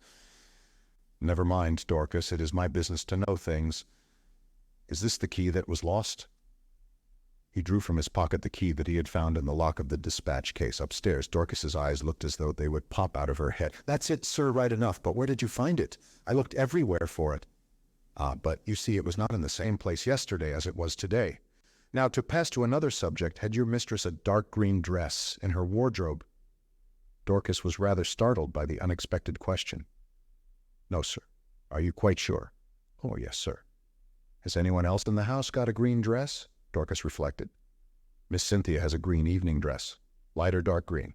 'A light green, sir. A sort of chiffon, they call it.' 'Ah, that's not what I want. And nobody else has anything green?' 'No, sir, not that I know of.' Poirot's face did not betray a trace of whether he was disappointed or otherwise. He merely remarked, 'Ah, good. We will leave that and pass on. Have you any reason to believe that your mistress was likely to take a sleeping powder last night?' 'Not last night, sir. I know she didn't.' 'Why do you know so positively?' 'Because the box was empty. She took the last one 2 days ago, and she didn't have any more made up.' 'You're quite sure of that?' 'Positive, sir.' 'Then that is cleared up. By the way, your mistress didn't ask you to sign any paper yesterday?' 'To sign a paper? No, sir. When Mr. Hastings and Mr. Lawrence came in yesterday evening, they found your mistress busy writing letters. I suppose you can give me no idea to whom these letters were addressed.' 'I'm afraid I couldn't, sir. I was out in the evening. Perhaps Annie could tell you, though she's a careless girl. Never cleared the coffee cups away last night. That's what happens when I'm not here to look after things.' Poirot lifted his hand. 'Since they have been left, Dorcas, leave them a little longer, I pray you. I should like to examine them.' 'Very well, sir.' 'What time did you go out last evening?' 'About 6 o'clock, sir.' 'Thank you, Dorcas. That is all I have to ask you.' He rose and strolled to the window. 'I've been admiring these flower beds. How many gardeners are employed here, by the way?' 'Only 3 now, sir. 5 we had before the war, when it was kept as a gentleman's place should be.' 'I wish you could have seen it then, sir. A fair sight it was. But now there's only old Manning, and young William, and a new-fashioned woman gardener in breeches and such like. Ah, these are dreadful times.' 'The good times will come again, Dorcas. At least, we hope so. Now, will you send Annie to me here?' 'Yes, sir. Thank you, sir.' 'How did you know that Mrs. Inglethorp took sleeping powders?' I asked in lively curiosity, as Dorcas left the room. 'And about the lost key and the duplicate?' 'One thing at a time. As to the sleeping powders, I knew by this.' He suddenly produced a small cardboard box, such as chemists use for powders. 'Where did you find it?' 'In the washstand drawer in Mrs. Inglethorp's bedroom. It was number 6 of my catalogue.' But I suppose, as the last powder was taken 2 days ago, it is not of much importance. Probably not. But do you notice anything that strikes you as peculiar about this box? I examined it closely. No, I can't say that I do. Look at the label. I read the label carefully. 1 powder to be taken at bedtime, if required. Mrs. Inglethorp. No, I see nothing unusual. Not the fact that there is no chemist's name? Ah, I exclaimed. To be sure. That is odd. Have you ever known a chemist to send out a box like that without his printed name? No, I can't say that I have. I was becoming quite excited, but Poirot damped my ardor by remarking, Yet the explanation is quite simple, so do not intrigue yourself, my friend. An audible creaking proclaimed the approach of Annie, so I had no time to reply. Annie was a fine, strapping girl, and was evidently laboring under intense excitement, mingled with a certain ghoulish enjoyment of the tragedy. Poirot came to the point at once, with a businesslike briskness. I sent for you, Annie, because I thought you might be able to tell me something about the letters Mrs. Inglethorp wrote last night. How many were there, and can you tell me any of the names and addresses? Annie considered. There were 4 letters, sir. One was to Miss Howard, and one was to Mr. Wells, the lawyer. And the other 2, I don't think I remember, sir. Oh, yes, one was to Ross's, the caterers in Tadminster. The other one, I don't remember. Think, urged Poirot. Annie racked her brains in vain. I'm sorry, sir, but it's clean gone. I don't think I can have noticed it. It does not matter, said Poirot, not betraying any sign of disappointment. Now, I want to ask you about something else. There is a saucepan in Mrs. Inglethorp's room with some cocoa in it. Did she have that every night? Yes, sir. It was put in her room every evening, and she warmed it up in the night whenever she fancied it. What was it, plain cocoa? Yes, sir, made with milk, with a teaspoonful of sugar and 2 teaspoonfuls of rum in it. Who took it to her room? I did, sir. Always? Yes, sir. At what time? When I went to draw the curtains, as a rule, sir. Did you bring it straight up from the kitchen, then? No, sir. You see, there's not much room on the gas stove, so cook used to make it early, before putting the vegetables on for supper. Then I used to bring it up and put it on the table by the swing door, and take it into her room later.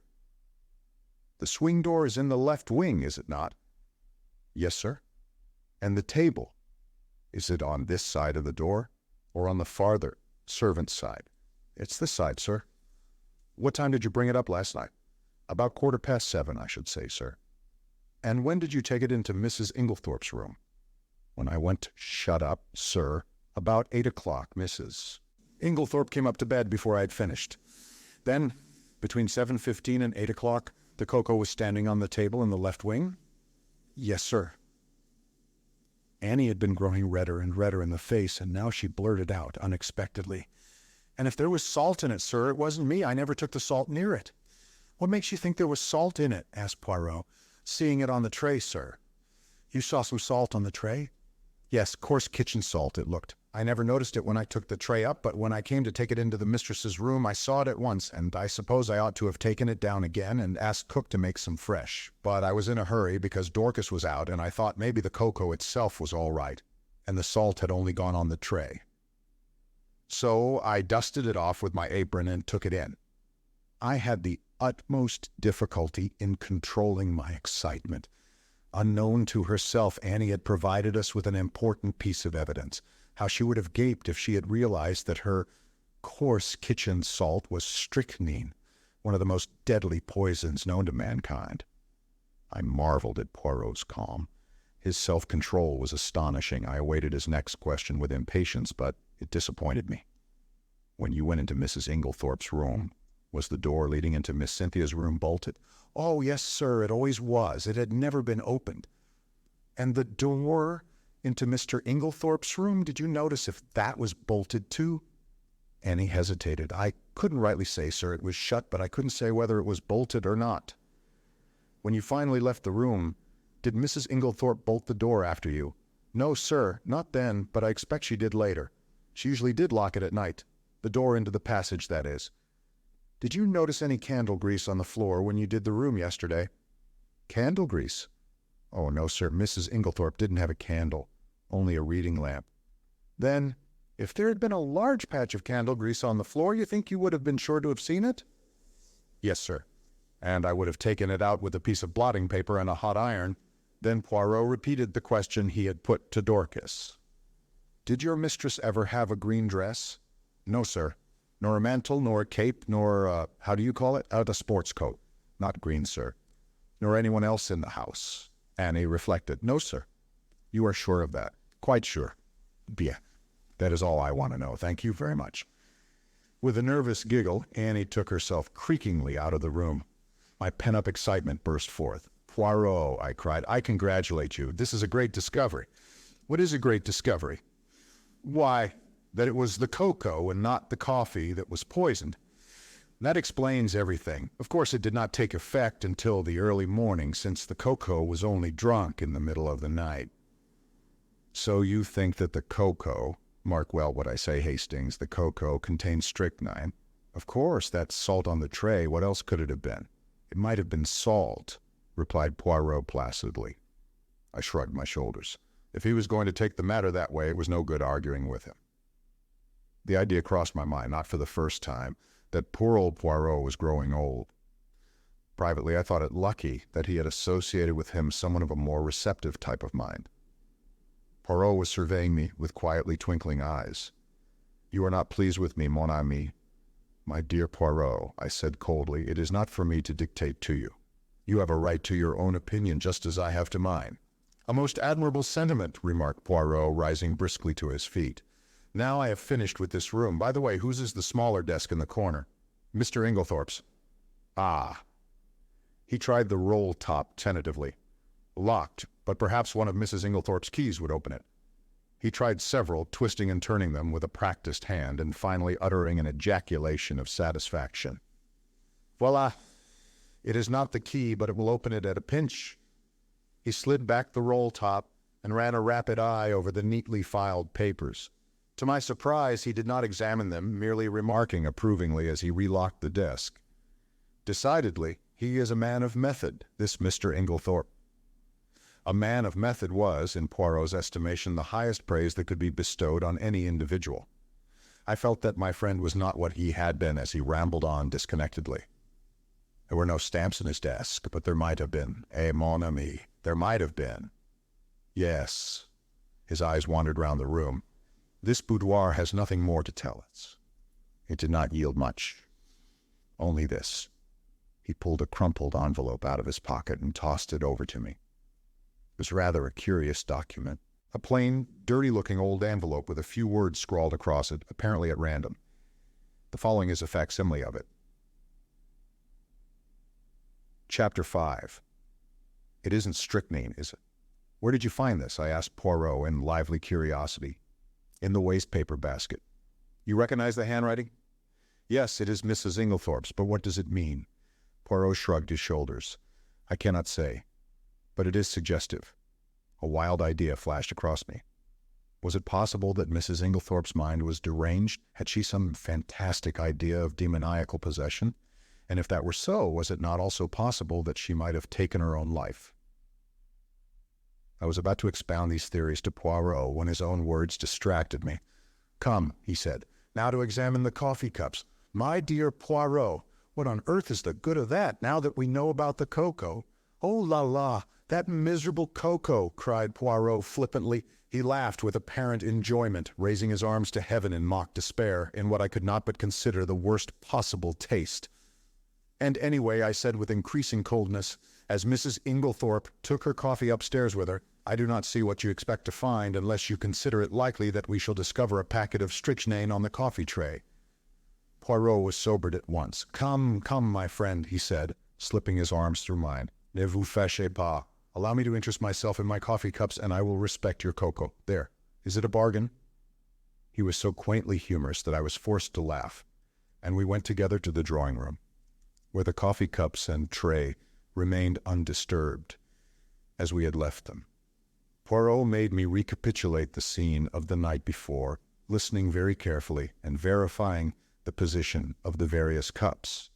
"So Mrs. Cavendish stood by the tray and poured out, yes. Then she came across to the window where you sat with Mademoiselle Cynthia, yes. Here are the 3 cups, and the cup on the mantelpiece half drunk, that would be Mr. Lawrence Cavendish's." "And the one on the tray?" John Cavendish's. I saw him put it down there." "Good. 1, 2, 3, 4, 5. But where, then, is the cup of Mr. Inglethorp? He does not take coffee. Then all are accounted for. One moment, my friend." With infinite care, he took a drop or two from the grounds in each cup, sealing them up in separate test tubes, tasting each in turn as he did so. His physiognomy underwent a curious change. An expression gathered there that I can only describe as half puzzled and half relieved.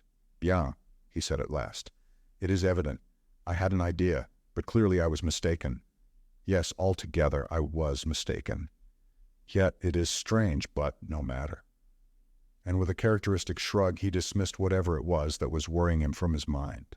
I could have told him from the beginning that this obsession of his over the coffee was bound to end in a blind alley. But I restrained my tongue. After all, though he was old, Poirot had been a great man in his day. "Breakfast is ready," said John Cavendish, coming in from the hall.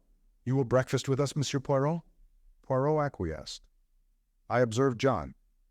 Already he was almost restored to his normal self.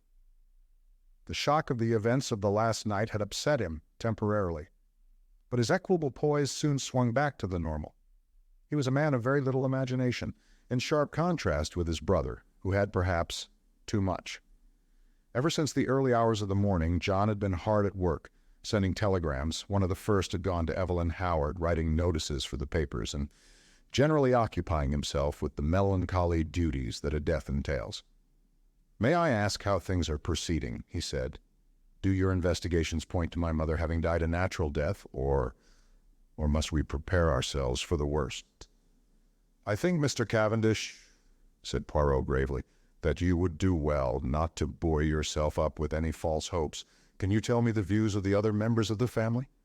"My brother Lawrence is convinced that we are making a fuss over nothing. He says that everything points to its being a simple case of heart failure." "He does he?" "That is very interesting," murmured Poirot softly. "And Mrs. Cavendish?" A faint cloud passed over John's face. "I have not the least idea what my wife's views on the subject are." The answer brought a momentary stiffness in its train. John broke the rather awkward silence by saying with a slight effort, "I told you, didn't I, that Mr. Inglethorp has returned?" Poirot bent his head. "It's an awkward position for all of us. Of course one has to treat him as usual, but hang it all, one's gorge does rise at sitting down to eat with a possible murderer." Poirot nodded sympathetically. "I quite understand. It is a very difficult situation for you, Mr. Cavendish. I would like to ask you one question. Mr. Inglethorp's reason for not returning last night was, I believe, that he had forgotten the latchkey. Is not that so?" "Yes." "I suppose you are quite sure that the latchkey was forgotten, that he did not take it after all?" "I have no idea. I never thought of looking. We always keep it in the hall drawer. I'll go and see if it's there now." Poirot held up his hand with a faint smile. No, Mr. Cavendish, it is too late now. I am certain that you would find it. If Mr. Inglethorp did take it, he has had ample time to replace it by now. But do you think—" "I think nothing. If anyone had chanced to look this morning before his return and seen it there, it would have been a valuable point in his favor, that is all." John looked perplexed. "Do not worry," said Poirot smoothly. "I assure you that you need not let it trouble you. Since you are so kind, let us go and have some breakfast." Everyone was assembled in the dining room. Under the circumstances, we were naturally not a cheerful party. The reaction after a shock is always trying, and I think we were all suffering from it. Decorum and good breeding naturally enjoined that our demeanor should be much as usual, yet I could not help wondering if this self-control were really a matter of great difficulty. There were no red eyes, no signs of secretly indulged grief. I felt that I was right in my opinion that Dorcas was the person most affected by the personal side of the tragedy. I pass over Alfred Inglethorp, who acted the bereaved widower in a manner that I felt to be disgusting in its hypocrisy. Did he know that we suspected him, I wondered? Surely he could not be unaware of the fact, conceal it as we would. Did he feel some secret stirring of fear, or was he confident that his crime would go unpunished? Surely the suspicion in the atmosphere must warn him that he was already a marked man. But did everyone suspect him? What about Mrs. Cavendish? I watched her as she sat at the head of the table, graceful, composed, enigmatic. In her soft gray frock with white ruffles at the wrists falling over her slender hands, she looked very beautiful. When she chose, however, her face could be sphinx-like in its inscrutability. She was very silent, hardly opening her lips, and yet in some queer way I felt that the great strength of her personality was dominating us all. And little Cynthia? Did she suspect? She looked very tired and ill, I thought. The heaviness and languor of her manner were very marked. I asked her if she were feeling ill, and she answered frankly, "Yes, I've got the most beastly headache." "Have another cup of coffee, mademoiselle?" said Poirot solicitously. "It will revive you. It is unparalleled for the mal de tête." He jumped up and took her cup. "No sugar," said Cynthia, watching him as he picked up the sugar tongs. "No sugar? You abandon it in the wartime, eh?" "No, I never take it in coffee." "Sacré," murmured Poirot to himself as he brought back the replenished cup. Only I heard him, and glancing up curiously at the little man, I saw that his face was working with suppressed excitement, and his eyes were as green as a cat's. He had heard or seen something that had affected him strongly, but what was it? I do not usually label myself as dense, but I must confess that nothing out of the ordinary had attracted my attention. In another moment the door opened and Dorcas appeared. "Mr. Wells to see you, sir," she said to John. I remembered the name as being that of the lawyer to whom Mrs. Inglethorp had written the night before. John rose immediately. "Show him into my study." Then he turned to us. "My mother's lawyer," he explained, and in a lower voice, "He is also coroner, you understand. Perhaps you would like to come with me." We acquiesced and followed him out of the room. John strode on ahead, and I took the opportunity of whispering to Poirot, "There will be an inquest then?" Poirot nodded absently. He seemed absorbed in thought, so much so that my curiosity was aroused. "What is it? You are not attending to what I say." "It is true, my friend. I am much worried." "Why?" "Because Mademoiselle Cynthia does not take sugar in her coffee." "What, you cannot be serious."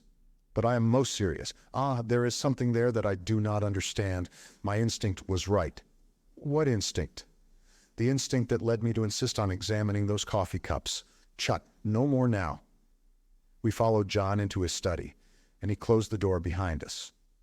Mr. Wells was a pleasant man of middle age, with keen eyes, and the typical lawyer's mouth. John introduced us both, and explained the reason of our presence. "You will understand, Wells," he added, "that this is all strictly private.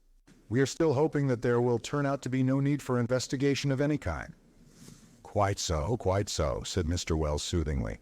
"I wish we could have spared you the pain and publicity of an inquest, but of course it's quite unavoidable in the absence of a doctor's certificate." "Yes, I suppose so. Clever man, Bowerstein. Great authority on toxicology, I believe." "Indeed," said John, with a certain stiffness in his manner. Then he added rather hesitatingly, "Shall we have to appear as witnesses? All of us, I mean?" "You, of course, and, Mr. Inglethorp." A slight pause ensued before the lawyer went on in his soothing manner. "Any other evidence will be simply confirmatory. A mere matter of form." "I see." A faint expression of relief swept over John's face. It puzzled me, for I saw no occasion for it. "If you know of nothing to the contrary," pursued Mr. Wells, "I had thought of Friday. That will give us plenty of time for the doctor's report. The post-mortem is to take place tonight, I believe?" "Yeah." "Then that arrangement will suit you?" "Perfectly. I need not tell you, my dear Cavendish, how distressed I am at this most tragic affair." "Can you give us no help in solving it, monsieur?" interposed Poirot, speaking for the first time since we had entered the room. "I?" "Yes. We heard that Mrs. Inglethorp wrote to you last night. You should have received the letter this morning." "I did, but it contains no information. It is merely a note asking me to call upon her this morning, as she wanted my advice on a matter of great importance." "She gave you no hint as to what that matter might be?" "Unfortunately, no." "That is a pity," said John. "A great pity," agreed Poirot gravely. There was silence. Poirot remained lost in thought for a few minutes. Finally he turned to the lawyer again. "Mr. Wells, there is one thing I should like to ask you. That is, if it is not against professional etiquette. In the event of Mrs. Inglethorp's death, who would inherit her money?" The lawyer hesitated a moment and then replied, "The knowledge will be public property very soon, so if Mr. Cavendish does not object—" "Not at all," interpolated John. I do not see any reason why I should not answer your question. By her last will, dated August of last year, after various unimportant legacies to servants, etc., she gave her entire fortune to her stepson, Mr. John Cavendish. Was not that, pardon the question, Mr. Cavendish, rather unfair to her other stepson, Mr. Lawrence Cavendish? No, I do not think so. You see, under the terms of their father's will, While John inherited the property, Lawrence, at his stepmother's death, would come into a considerable sum of money. Mrs. Inglethorp left her money to her elder stepson, knowing that he would have to keep up Styles. It was, to my mind, a very fair and equitable distribution. Poirot nodded thoughtfully. I see, but I am right in saying, am I not, that by your English law that will was automatically revoked when Mrs. Inglethorp remarried? Mr. Wells bowed his head. As I was about to proceed, Monsieur Poirot, that document is now null and void. Hein, said Poirot. He reflected for a moment and then asked, was Mrs. Inglethorp herself aware of that fact? I do not know. She may have been. She was, said John unexpectedly. We were discussing the matter of wills being revoked by marriage only yesterday. One more question, Mr. Wells. You say her last will. Had Mrs. Inglethorp then made several former wills? On an average, she made a new will at least once a year, said Mr. Wells imperturbably. She was given to changing her mind as to her testamentary dispositions, now benefiting one, now another member of her family. Suppose, suggested Poirot, that unknown to you, she had made a new will in favor of someone who was not, in any sense of the word, a member of the family. We will say Miss Howard, for instance. Would you be surprised? Not in the least. Poirot seemed to have exhausted his questions. I drew close to him while John and the lawyer were debating the question of going through Mrs. Inglethorp's papers. Do you think Mrs. Inglethorp made a will leaving all her money to Miss Howard? I asked in a low voice, with some curiosity. Poirot smiled. No. Then why did you ask? Hush! John Cavendish had turned to Poirot. Will you come with us, Monsieur Poirot? We are going through my mother's papers. Mr. Inglethorp is quite willing to leave it entirely to Mr. Wells and myself. Which simplifies matters very much, murmured the lawyer, as technically, of course, he was entitled. He did not finish the sentence. We will look through the desk in the boudoir first, explained John, and go up to her bedroom afterwards. She kept her most important papers in a purple dispatch case, which we must look through carefully. Yes, said the lawyer. It is quite possible that there may be a later will than the one in my possession. There is a later will. It was Poirot who spoke. What? John and the lawyer looked at him startled. Or rather, pursued my friend imperturbably, there was one. What do you mean, there was one? Where is it now? Burnt. Burnt? Yes, see here. He took out the charred fragment we had found in the grate in Mrs. Inglethorp's room, and handed it to the lawyer with a brief explanation of when and where he had found it. But possibly this is an old will? I do not think so. In fact, I am almost certain that it was made no earlier than yesterday afternoon. What? Impossible! Broke simultaneously from both men. Poirot turned to John. If you will allow me to send for your gardener, I will prove it to you. Oh, of course. But I don't see. Poirot raised his hand. Do as I ask you. Afterwards you shall question as much as you please. Very well. He rang the bell. Dorcas answered it in due course. Dorcas, will you tell Manning to come round and speak to me here? Yes, sir. Dorcas withdrew. We waited in a tense silence. Poirot alone seemed perfectly at his ease and dusted a forgotten corner of the bookcase.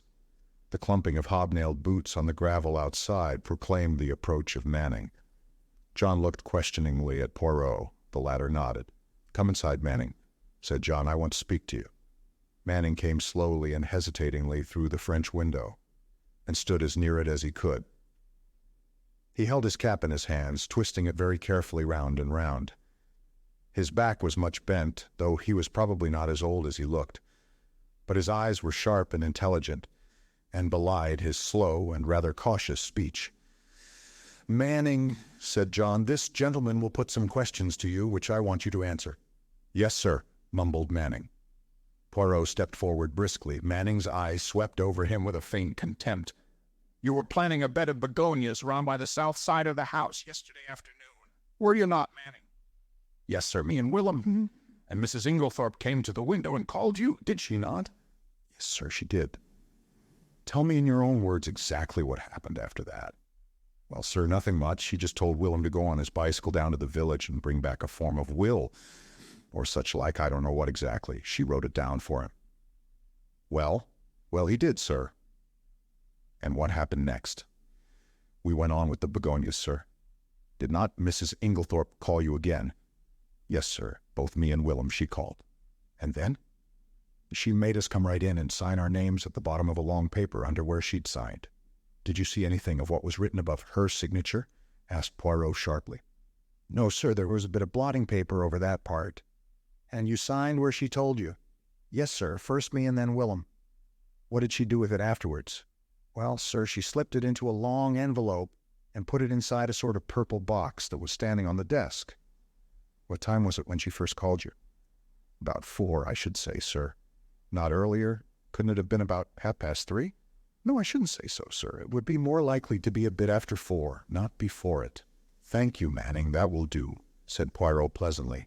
The gardener glanced at his master, who nodded, whereupon Manning lifted a finger to his forehead with a low mumble and backed cautiously out of the window.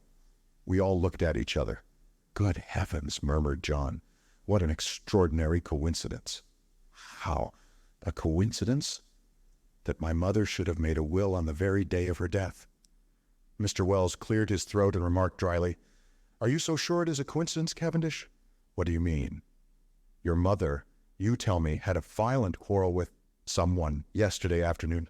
What do you mean? Cried John again. There was a tremor in his voice, and he had gone very pale. In consequence of that quarrel, your mother very suddenly and hurriedly makes a new will. The contents of that will we shall never know. She told no one of its provisions. This morning, no doubt, she would have consulted me on the subject, but she had no chance. The will disappears, and she takes its secret with her to her grave. Cavendish, I much fear there is no coincidence there. Monsieur Poirot, I am sure you agree with me that the facts are very suggestive. Suggestive or not, interrupted John. We are most grateful to Monsieur Poirot for elucidating the matter, but for him we should never have known of this will.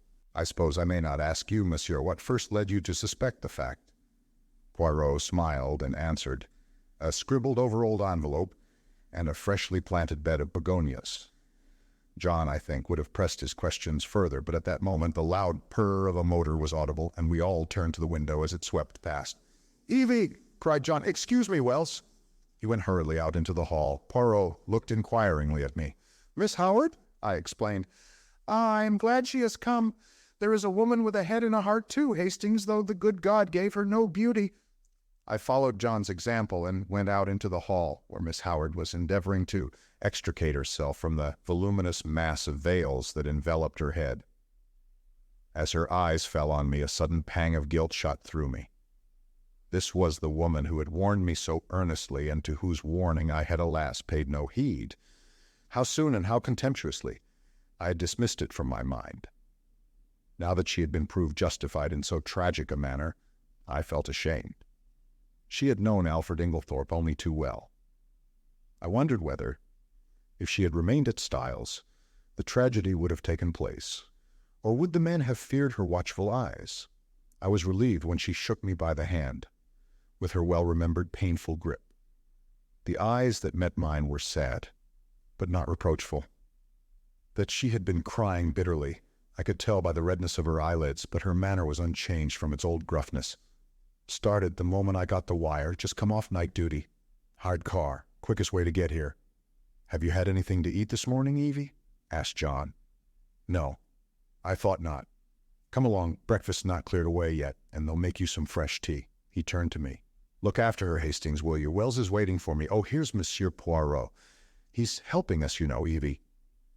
Miss Howard shook hands with Poirot, but glanced suspiciously over her shoulder at John. What do you mean, helping us? Helping us to investigate. Nothing to investigate. Have they taken him to prison yet? Taken who to prison? Who? Alfred Inglethorp, of course. My dear Evie, do be careful. Lawrence is of the opinion that my mother died from heart seizure. More fool, Lawrence, retorted Miss Howard.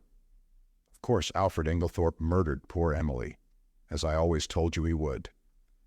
My dear Evie, don't shout so. Whatever we may think or suspect, it is better to say as little as possible for the present. The inquest isn't until Friday. Not until fiddlesticks. The snort Miss Howard gave was truly magnificent. You're all off your heads. The man will be out of the country by then. If he's any sense, he won't stay here tamely and wait to be hanged. John Cavendish looked at her helplessly. I know what it is, she accused him. You've been listening to the doctors. Never should. What do they know? Nothing at all, or just enough to make them dangerous. I ought to know. My own father was a doctor. That little Wilkins is about the greatest fool that even I have ever seen. Heart seizure sort of thing, he would say. Anyone with any sense could see at once that her husband had poisoned her. I always said he'd murder her in her bed, poor soul. Now he's done it. And all you can do is to murmur silly things about heart seizure and inquest on Friday. You ought to be ashamed of yourself, John Cavendish. What do you want me to do? Asked John, unable to help a faint smile. Dash it all, Evie. I can't haul him down to the local police station by the scruff of his neck. Well, you might do something. Find out how he did it. He's a crafty beggar.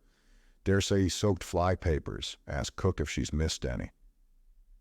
It occurred to me very forcibly at that moment that to harbor Miss Howard and Alfred Inglethorp under the same roof and keep the peace between them was likely to prove a Herculean task, and I did not envy John. I could see by the expression of his face that he fully appreciated the difficulty of the position. For the moment he sought refuge in retreat and left the room precipitately. Dorcas brought in fresh tea. As she left the room, Poirot came over from the window where he had been standing and sat down facing Miss Howard.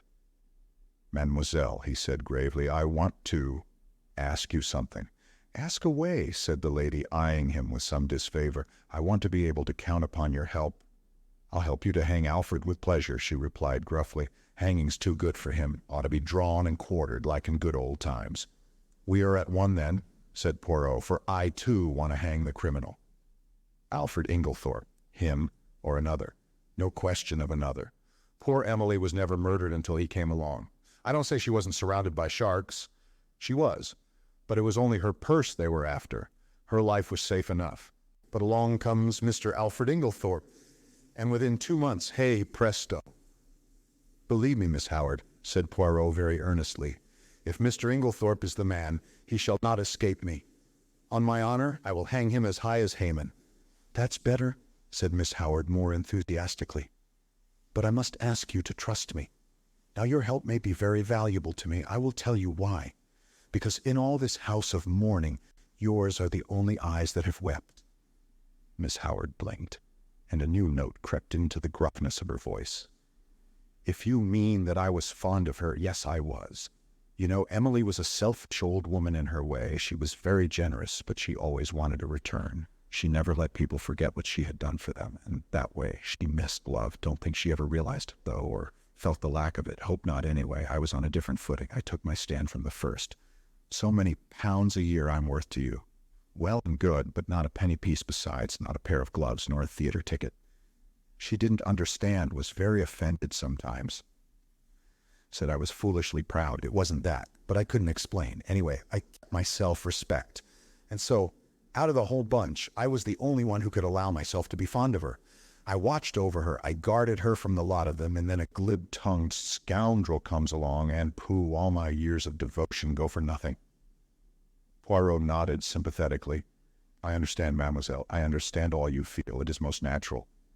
You think that we are lukewarm, that we lack fire and energy, but trust me, it is not so.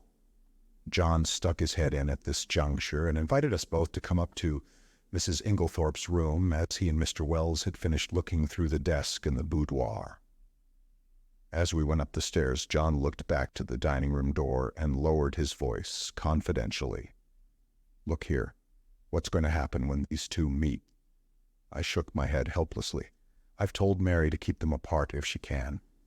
Will she be able to do so? The Lord only knows. There's one thing, Inglethorp himself won't be too keen on meeting her. You've got the keys still, haven't you, Poirot? I asked as we reached the door of the locked room. Taking the keys from Poirot, John unlocked it, and we all passed in. The lawyer went straight to the desk, and John followed him. My mother kept most of her important papers in this dispatch case, I believe he said. Poirot drew out this small bunch of keys. Permit me, I locked it out of precaution this morning, but it's not locked now. Impossible! See?" And John lifted the lid as he spoke. "Miles tonnerres," cried Poirot, dumbfounded. "And I who have both the keys in my pocket." He flung himself upon the case. Suddenly he stiffened. "Et voilà une affaire. This lock has been forced." "What?" Poirot laid down the case again. "But who forced it? Why should they? When? But the door was locked." These exclamations burst from us disjointedly. Poirot answered them categorically, almost mechanically. "Who? That is the question. Why? Ah, if I only knew when, since I was here an hour ago. As to the door being locked, it is a very ordinary lock. Probably any other of the door keys in this passage would fit it." We stared at one another blankly. Poirot had walked over to the mantelpiece. He was outwardly calm, but I noticed his hands, which, from long force of habit, were mechanically straightening the spill vases on the mantelpiece, were shaking violently. "See here, it was like this," he said at last. "There was something in that case, some piece of evidence, slight in itself, perhaps, but still enough of a clue to connect the murderer with the crime. It was vital to him that it should be destroyed before it was discovered and its significance appreciated. Therefore he took the risk, the great risk of coming here. Finding the case locked, he was obliged to force it, thus betraying his presence. For him to take that risk, it must have been something of great importance." "But what was it?" "Ah," cried Poirot with a gesture of anger, "that I do not know. A document of some kind, without doubt. Possibly the scrap of paper Dorcas saw in her hand yesterday afternoon. And I—" His anger burst forth freely. "Miserable animal that I am! I guessed nothing. I have behaved like an imbecile. I should never have left that case here. I should have carried it away with me. Ah, triple pig, and now it is gone. It is destroyed. But is it destroyed? Is there not yet a chance? We must leave no stone unturned." He rushed like a madman from the room, and I followed him as soon as I had sufficiently recovered my wits. But by the time I had reached the top of the stairs, he was out of sight. Mary Cavendish was standing where the staircase branched, staring down into the hall in the direction in which he had disappeared. "What has happened to your extraordinary little friend, Mr. Hastings? He has just rushed past me like a mad bull." "He's rather upset about something," I remarked feebly. I really did not know how much Poirot would wish me to disclose. As I saw a faint smile gather on Mrs. Cavendish's expressive mouth, I endeavored to try and turn the conversation by saying, "They haven't met yet, have they?" "Who?" "Mr. Inglethorp and Miss Howard." She looked at me in rather a disconcerting manner. "Do you think it would be such a disaster if they did meet?" "Well, don't you?" I said, rather taken aback. "No." She was smiling in her quiet way. "I should like to see a good flare-up. It would clear the air. At present we are all thinking so much and saying so little." "John doesn't think so," I remarked. "He's anxious to keep them apart." "Oh, John." Something in her tone fired me, and I blurted out, "Old John's an awfully good sort." She studied me curiously for a minute or two, and then said to my great surprise, "You are loyal to your friend. I like you for that." "Aren't you my friend too?" "I am a very bad friend." "Why do you say that?" "Because it is true.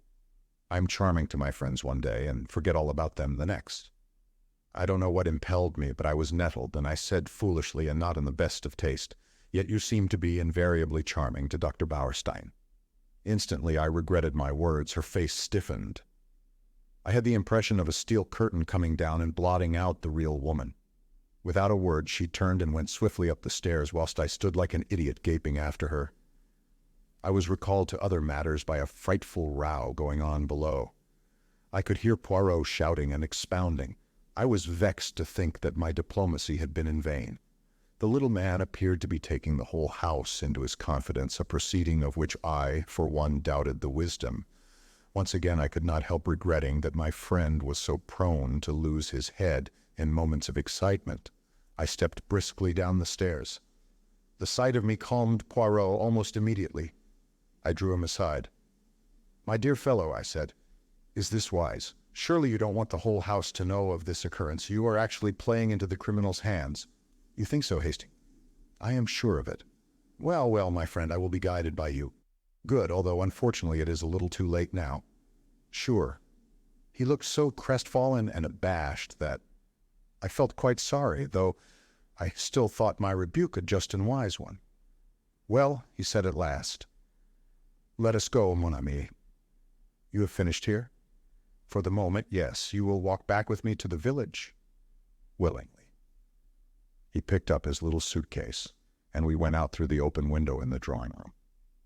Cynthia Murdoch was just coming in, and Poirot stood aside to let her pass. "Excuse me, mademoiselle, 1 minute." "Yes," she turned inquiringly. "Did you ever make up Mrs. Inglethorp's medicines?" A slight flush rose in her face as she answered rather constrainedly, "No, only her powders." The flush deepened as Cynthia replied, "Oh, yes, I did make up some sleeping powders for her once." "These?" Poirot produced the empty box which had contained powders. She nodded. "Can you tell me what they were? Sulfonal? Veronal?" "No, they were bromide powders." "Ah, thank you, mademoiselle. Good morning." As we walked briskly away from the house, I glanced at him more than once. I had often before noticed that if anything excited him, his eyes turned green like a cat's. They were shining like emeralds now. "My friend," he broke out at last, "I have a little idea, a very strange and probably utterly impossible idea, and yet it fits in." I shrugged my shoulders. I privately thought that Poirot was rather too much given to these fantastic ideas. In this case, surely the truth was only too plain and apparent. "So, that is the explanation of the blank label on the box," I remarked. "Very simple, as you said. I really wonder that I did not think of it myself." Poirot did not appear to be listening to me. "They have made one more discovery là-bas," he observed, jerking his thumb over his shoulder in the direction of Styles. "Mr. Wells told me as we were going upstairs." "What was it?" "Locked up in the desk in the boudoir, they found a will of Mrs. Inglethorpe's dated before her marriage, leaving her fortune to Alfred Inglethorp.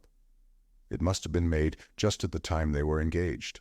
It came quite as a surprise to Wells, and to John Cavendish also. It was written on one of those printed will forms, and witnessed by 2 of the servants, not Dorcas. Did Mr. Inglethorp know of it?" "He says not." "One might take that with a grain of salt," I remarked skeptically. "All these wills are very confusing. Tell me, how did those scribbled words on the envelope help you to discover that a will was made yesterday afternoon?" Poirot smiled. "Mon ami, have you ever, when writing a letter, been arrested by the fact that you did not know how to spell a certain word?" "Yes, often. I suppose everyone has." "Exactly. And have you not, in such a case, tried the word once or twice on the edge of the blotting paper or a spare scrap of paper to see if it looked right? Well, that is what Mrs. Inglethorpe did. You will notice that the word possessed is spelt first with 1's and subsequently with 2 correctly. To make sure, she had further tried it in a sentence thus, 'I am possessed.'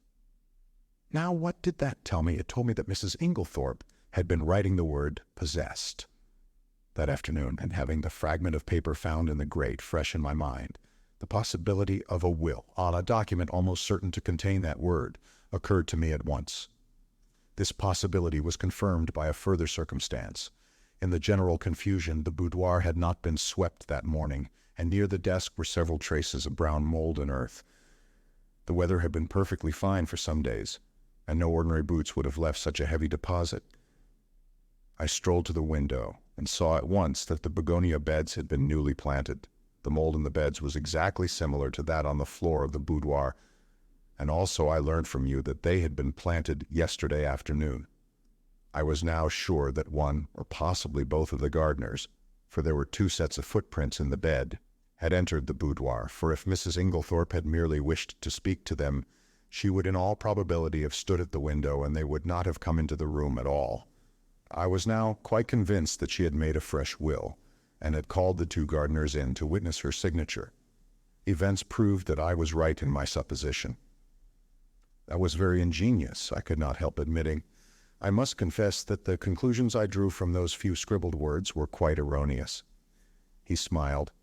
You gave too much rein to your imagination. Imagination is a good servant and a bad master. The simplest explanation is always the most likely. Another point. How did you know that the key of the dispatch case had been lost? I did not know it. It was a guess that turned out to be correct. You observed that it had a piece of twisted wire through the handle. That suggested to me at once that it had possibly been wrenched off a flimsy keyring. Now, if it had been lost and recovered, Mrs. Inglethorpe would at once have replaced it on her bunch. But on her bunch I found what was obviously the duplicate key, very new and bright, which led me to the hypothesis that somebody else had inserted the original key in the lock of the dispatch case. Yes, I said, Alfred Inglethorp, without doubt. Poirot looked at me curiously. You are very sure of his guilt? Well, naturally. Every fresh circumstance seems to establish it more clearly. On the contrary, said Poirot quietly, there are several points in his favor. Oh, come now. Yes, I see only one. And that? That he was not in the house last night. Bad shot, as you English say. You have chosen the one point that to my mind tells against him. How is that? Because if Mr. Inglethorp knew that his wife would be poisoned last night, he would certainly have arranged to be away from the house. His excuse was an obviously trumped-up one. That leaves us two possibilities. Either he knew what was going to happen, or he had a reason of his own for his absence. And that reason? I asked skeptically. Poirot shrugged his shoulders. How should I know? Discreditable without doubt. This Mr. Inglethorp, I should say, is somewhat of a scoundrel, but that does not of necessity make him a murderer. I shook my head, unconvinced. We do not agree, eh? Said Poirot. Well, let us leave it. Time will show which of us is right. Now let us turn to other aspects of the case. What do you make of the fact that all the doors of the bedroom were bolted on the inside?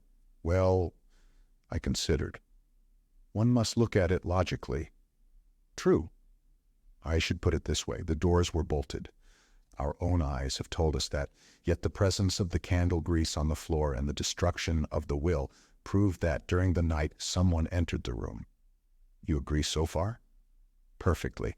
Put with admirable clearness. Proceed. Well, I said, encouraged, as the person who entered did not do so by the window, nor by miraculous means, it follows that the door must have been opened from inside by Mrs. Inglethorp herself. That strengthens the conviction that the person in question was her husband. She would naturally open the door to her own husband. Poirot shook his head. Why should she? She had bolted the door leading into his room, a most unusual proceeding on her part. She had had a most violent quarrel with him that very afternoon. No, he was the last person she would admit. But you agree with me that the door must have been opened by Mrs. Inglethorp herself. There is another possibility. She may have forgotten to bolt the door into the passage when she went to bed and have got up later towards morning and bolted it then. Poirot, is that seriously your opinion? No, I do not say it is so, but it might be. Now, to turn to another feature, what do you make of the scrap of conversation you overheard between Mrs. Cavendish and her mother-in-law? I had forgotten that, I said thoughtfully. That is as enigmatical as ever. It seems incredible that a woman like Mrs. Cavendish, proud and reticent to the last degree, should interfere so violently in what was certainly not her affair. Precisely. It was an astonishing thing for a woman of her breeding to do. It is certainly curious, I agreed. Still, it is unimportant and need not be taken into account. A groan burst from Poirot. What have I always told you? Everything must be taken into account. If the fact will not fit the theory, let the theory go. Well, we shall see, I said, nettled. Yes, we shall see. We had reached Leastways Cottage, and Poirot ushered me upstairs to his own room. He offered me one of the tiny Russian cigarettes he himself occasionally smoked. I was amused to notice that he stowed away the used matches most carefully in a little china pot. My momentary annoyance vanished. Poirot had placed our two chairs in front of the open window, which commanded a view of the village street. The fresh air blew in warm and pleasant. It was going to be a hot day. Suddenly my attention was arrested by a weedy-looking young man rushing down the street at a great pace. It was the expression on his face that was extraordinary, a curious mingling of terror and agitation. "Look, Poirot," I said. He leaned forward. "Tiens," he said. "It is Master Mace from the chemist's shop. He is coming here." The young man came to a halt before Leastways Cottage, and after hesitating a moment, pounded vigorously at the door. "A little minute," cried Poirot from the window. "I come." Motioning to me to follow him, he ran swiftly down the stairs and opened the door. Mr. Mace began at once. "Oh, Mr. Poirot, I'm sorry for the inconvenience, but I heard that you'd just come back from the hall." "Yes, we have." The young man moistened his dry lips. His face was working curiously. "It's all over the village about old Mrs. Inglethorp dying so suddenly. They do say," he lowered his voice cautiously, "that it's poison." Poirot's face remained quite impassive. "Only the doctors can tell us that, Mr. Mace." "Yes, exactly, of course. The young man hesitated, and then his agitation was too much for him. He clutched Poirot by the arm and sank his voice to a whisper. "Just tell me this, Mr. Poirot. It isn't strychnine, is it?" I hardly heard what Poirot replied, something evidently of a non-committal nature. The young man departed, and as he closed the door, Poirot's eyes met mine. "Yes," he said, nodding gravely. "He will have evidence to give at the inquest." We went slowly upstairs again. I was opening my lips when Poirot stopped me with a gesture of his hand. "Not now, mon ami. I have need of reflection. My mind is in some disorder, which is not well." For about 10 minutes he sat in dead silence, perfectly still, except for several expressive motions of his eyebrows, and all the time his eyes grew steadily greener. At last he heaved a deep sigh. "It is well. The bad moment has passed. Now all is arranged and classified. One must never permit confusion. The case is not clear yet, no, for it is of the most complicated. It puzzles me. Me, Hercule Poirot. There are 2 facts of significance. And what are they? The first is the state of the weather yesterday. That is very important. But it was a glorious day," I interrupted. "Poirot, you're pulling my leg." "Not at all. The thermometer registered 80 degrees in the shade. Do not forget that, my friend. It is the key to the whole riddle." "And the second point?" I asked. "The important fact that Monsieur Inglethorp wears very peculiar clothes, has a black beard, and uses glasses. Poirot, I cannot believe you're serious." "I am absolutely serious, my friend." "But this is childish." "No, it's very momentous. And supposing the coroner's jury returns a verdict of willful murder against Alfred Inglethorp, what becomes of your theories then?" "They would not be shaken because 12 stupid men had happened to make a mistake. But that will not occur. For one thing, a country jury is not anxious to take responsibility upon itself, and Mr. Inglethorp stands practically in the position of local squire. Also," he added placidly, "I should not allow it." "You would not allow it?" "No." I looked at the extraordinary little man, divided between annoyance and amusement. He was so tremendously sure of himself. As though he read my thoughts, he nodded gently. "Oh yes, mon ami. I would do what I say." He got up and laid his hand on my shoulder. His physiognomy underwent a complete change. Tears came into his eyes. "In all this, you see, I think of that poor Mrs. Inglethorp who is dead. She was not extravagantly loved, no, but she was very good to us Belgians. I owe her a debt." I endeavored to interrupt, but Poirot swept on. "Let me tell you this, Hastings. She would never forgive me if I let Alfred Inglethorp, her husband, be arrested now when a word from me could save him." Chapter 6. The Inquest.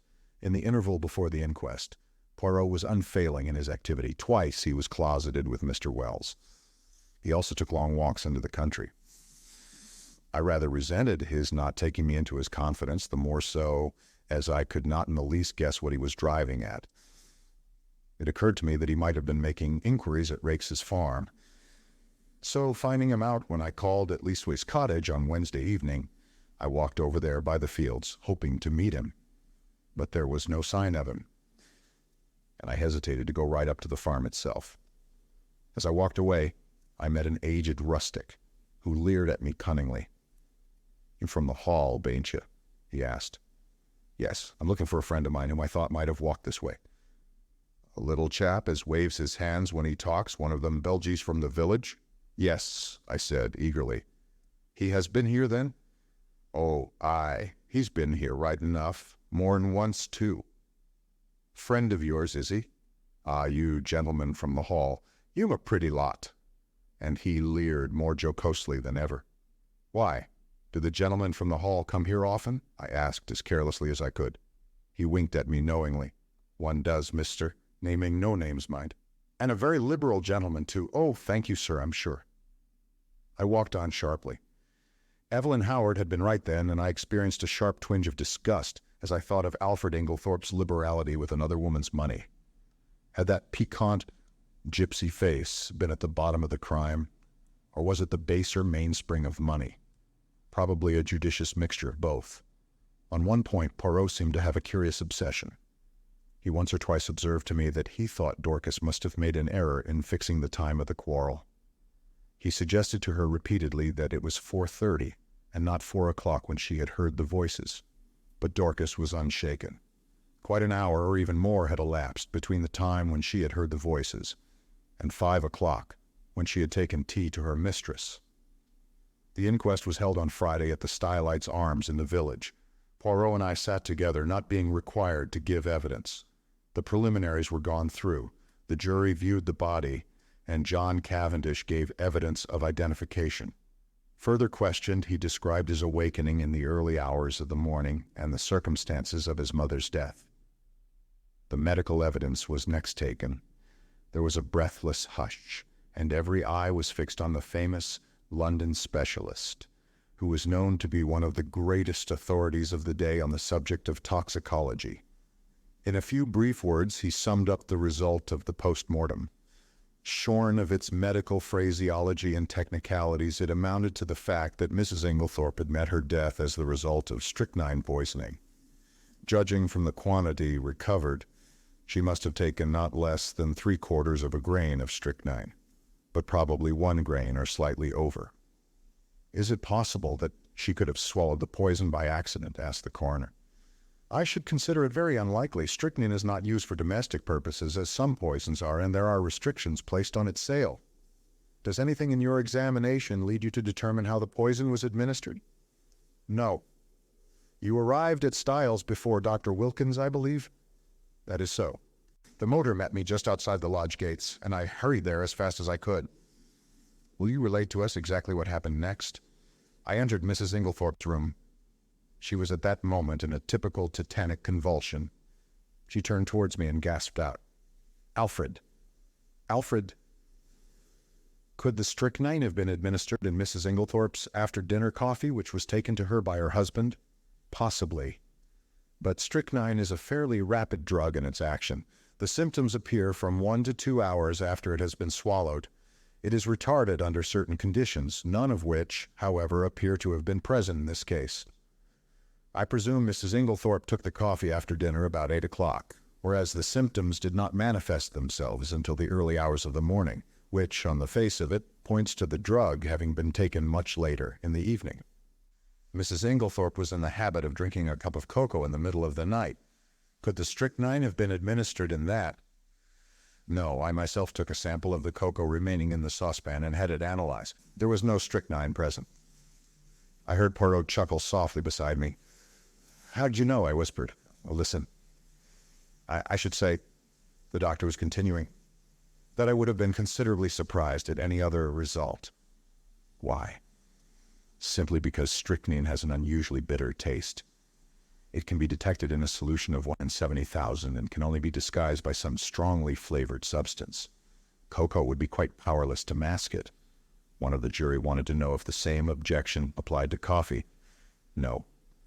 Coffee has a bitter taste of its own, which would probably cover the taste of strychnine."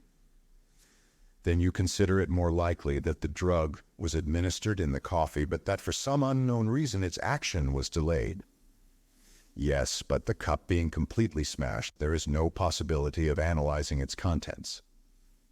This concluded Dr. Bauerstein's evidence. Dr. Wilkins corroborated it on all points. Sounded as to the possibility of suicide, he repudiated it utterly. The deceased, he said, suffered from a weak heart, but otherwise enjoyed perfect health, and was of a cheerful and well-balanced disposition. She would be one of the last people to take her own life.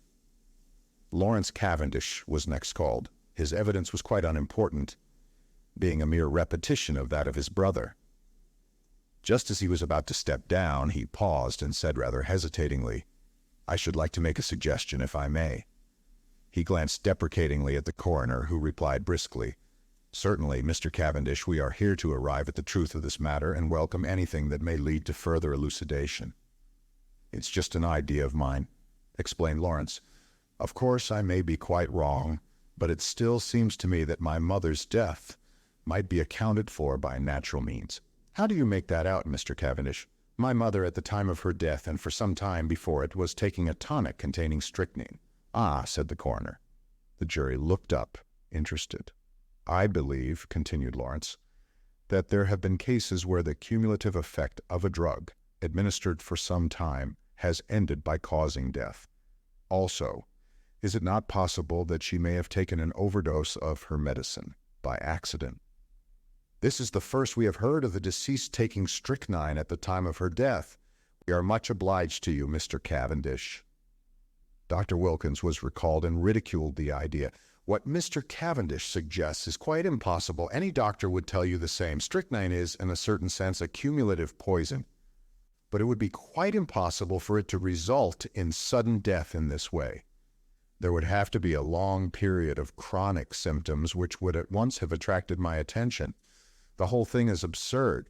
And the second suggestion, that Mrs. Inglethorp may have inadvertently taken an overdose, 3 or even 4 doses, would not have resulted in death. Mrs. Inglethorp always had an extra large amount of medicine made up at a time, as she dealt with Coots, the cash chemists in Tadminster. She would have had to take very nearly the whole bottle to account for the amount of strychnine found at the post-mortem.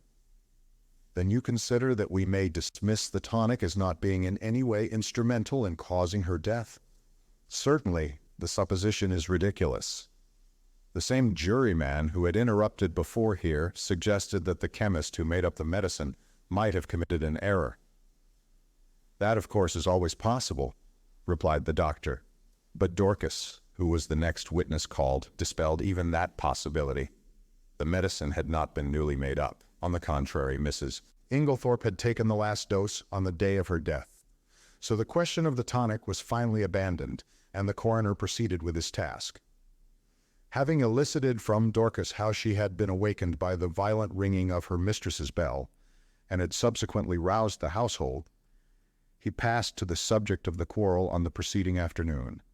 Dorcas's evidence on this point was substantially what Poirot and I had already heard, so I will not repeat it here. The next witness was Mary Cavendish. She stood very upright and spoke in a low, clear, and perfectly composed voice. In answer to the coroner's question, she told how, her alarm clock having aroused her at 4:30 as usual, she was dressing when she was startled by the sound of something heavy falling. "That would have been the table by the bed," commented the coroner. "I opened my door," continued Mary, "and listened. In a few minutes a bell rang violently. Dorcas came running down and woke my husband, and we all went to my mother-in-law's room, but it was locked." The coroner interrupted her. "I really do not think we need trouble you further on that point. We know all that can be known of the subsequent happenings. But I should be obliged if you would tell us all you overheard of the quarrel the day before."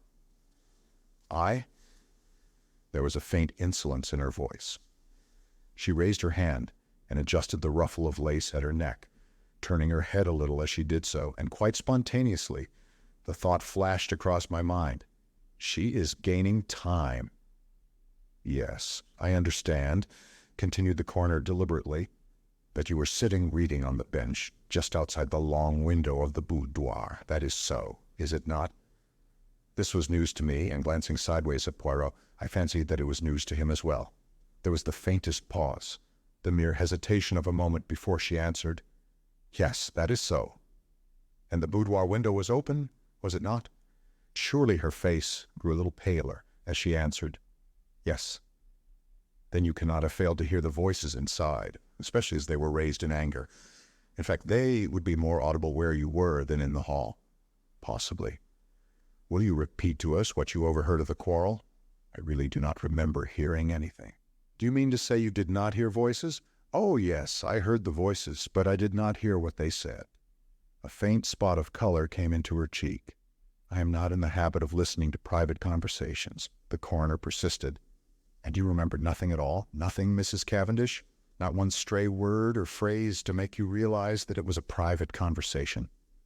She paused and seemed to reflect, still outwardly as calm as ever. "Yes, I remember. Mrs. Inglethorp said something. I do not remember exactly what. About causing scandal between husband and wife." "Ah," the coroner leant back satisfied. "That corresponds with what Dorcas heard, but excuse me, Mrs. Cavendish. Although you realized it was a private conversation, you did not move away. You remained where you were." I caught the momentary gleam of her tawny eyes as she raised them. I felt certain that at that moment she would willingly have torn the little lawyer with his insinuations into pieces. But she replied quietly enough, "No, I was very comfortable where I was. I fixed my mind on my book." And that is all you can tell us? That is all. The examination was over, though I doubted if the coroner was entirely satisfied with it. I think he suspected that Mary Cavendish could tell more if she chose. Amy Hill, shop assistant, was next called and deposed to having sold a will form on the afternoon of the 17th to William Earle, under gardener at Styles. William Earle and Manning succeeded her and testified to witnessing a document. Manning fixed the time at about 4:30. William was of the opinion that it was rather earlier. Cynthia Murdoch came next. She had, however, little to tell. She had known nothing of the tragedy until awakened by Mrs. Cavendish. "You did not hear the table fall?" "No, I was fast asleep." The coroner smiled. "A good conscience makes a sound sleeper," he observed. "Thank you, Miss Murdoch, that is all." "Miss Howard." Miss Howard produced the letter written to her by Mrs. Inglethorp on the evening of the 17th. Poirot and I had of course already seen it. It added nothing to our knowledge of the tragedy. The following is a facsimile. Styles Court, Essex, handwritten note, July 17th. My dear Evelyn, can we not bury the hachet? I have found it hard to forgive the things you said against my dear husband, but I am an old woman and very fond of you, yours affectionately, Emily Inglethorp. It was handed to the jury, who scrutinized it attentively. I fear it does not help us much, said the coroner with a There is no mention of any of the events of that afternoon. Plain as a pikestaff to me, said Miss Howard shortly. It shows clearly enough that my poor old friend had just found out she'd been made a fool of. It says nothing of the kind in the letter, the coroner pointed out. No, because Emily never could bear to put herself in the wrong, but I know her. She wanted me back, but she wasn't going to own that I'd been right. She went round about. Most people don't believe in it myself. Mr. Wells smiled faintly. So I noticed did several of the jury. Miss Howard was obviously quite a public character. Anyway, all this tomfoolery is a great waste of time, continued the lady, glancing up and down the jury disparagingly. Talk, talk, talk, when all the time we know perfectly well. The coroner interrupted her in an agony of apprehension. Thank you, Miss Howard, that is all. I fancy he breathed a sigh of relief when she complied. Then came the sensation of the day. The coroner called Albert Mace, chemist's assistant. It was our agitated young man of the pale face. In answer to the coroner's questions, he explained that he was a qualified pharmacist, but had only recently come to this particular shop, as the assistant formerly there had just been called up for the army. These preliminaries completed, the coroner proceeded to business. Mr. Mace, have you lately sold strychnine to any unauthorized person? Yes, sir. When was this? Last Monday night. Monday, not Tuesday. No, sir, Monday the 16th. Will you tell us to whom you sold it? You could have heard a pin drop. Yes, sir, it was to Mr. Inglethorp. Every eye turned simultaneously to where Alfred Inglethorp was sitting impassive and wooden. He started slightly as the damning words fell from the young man's lips. I half thought he was going to rise from his chair, but he remained seated, although a remarkably well-acted expression of astonishment rose on his face. You are sure of what you say? Asked the coroner sternly. Quite sure, sir. Are you in the habit of selling strychnine indiscriminately over the counter? The wretched young man wilted visibly under the coroner's frown. Oh, no, sir, of course not. But seeing it was Mr. Inglethorp of the Hall, I thought there was no harm in it. He said it was to poison a dog. Inwardly, I sympathized. It was only human nature to endeavor to please the Hall, especially when it might result in custom being transferred from Coots to the local establishment. Is it not customary for anyone purchasing poison to sign a book? Yes, sir, Mr. Inglethorp did so. Have you got the book here? Yes, sir. It was produced, and with a few words of stern censure, the coroner dismissed the wretched Mr. Mace. Then, amidst a breathless silence, Alfred Inglethorp was called. Did he realize, I wondered, how closely the halter was being drawn around his neck? The coroner went straight to the point. On Monday evening last, did you purchase strychnine for the purpose of poisoning a dog? Inglethorp replied with perfect calmness. No, I did not. There is no dog at Styles, except an outdoor sheepdog, which is in perfect health. You deny absolutely having purchased strychnine from Albert Mace on Monday last? I do. Do you also deny this? The coroner handed him the register in which his signature was inscribed. Certainly I do. The handwriting is quite different from mine. I will show you." He took an old envelope out of his pocket and wrote his name on it, handing it to the jury. It was certainly utterly dissimilar. "Then what is your explanation of Mr. Mace's statement?" Alfred Inglethorp replied imperturbably, "Mr. Mace must have been mistaken." The coroner hesitated for a moment and then said, "Mr. Inglethorp, as a mere matter of form, would you mind telling us where you were on the evening of Monday, July 16th? "Really, I cannot remember." "That is absurd, Mr. Inglethorp," said the coroner sharply. "Think again." Inglethorp shook his head. "I cannot tell you. I have an idea that I was out walking. In what direction? I really can't remember." The coroner's face grew graver. "Were you in company with anyone?" "No." "Did you meet anyone on your walk?" "No." "That is a pity," said the coroner dryly. "I am to take it, then, that you decline to say where you were at the time that Mr. Mace positively recognized you as entering the shop to purchase strychnine. If you like to take it that way, yes. Be careful, Mr. Inglethorp." Poirot was fidgeting nervously. "Sacre," he murmured. "Does this imbecile of a man want to be arrested?" Inglethorp was indeed creating a bad impression. His futile denials would not have convinced a child. The coroner, however, passed briskly to the next point, and Poirot drew a deep breath of relief. "You had a discussion with your wife on Tuesday afternoon?" "Pardon me," interrupted Alfred Inglethorp. "You have been misinformed. I had no quarrel with my dear wife. The whole story is absolutely untrue. I was absent from the house the entire afternoon." "Have you anyone who can testify to that?" "You have my word," said Inglethorp haughtily. The coroner did not trouble to reply. "There are 2 witnesses who will swear to having heard your disagreement with Mrs. Inglethorp." Those witnesses were mistaken. I was puzzled. The man spoke with such quiet assurance that I was staggered. I looked at Poirot. There was an expression of exultation on his face which I could not understand. Was he at last convinced of Alfred Inglethorp's guilt?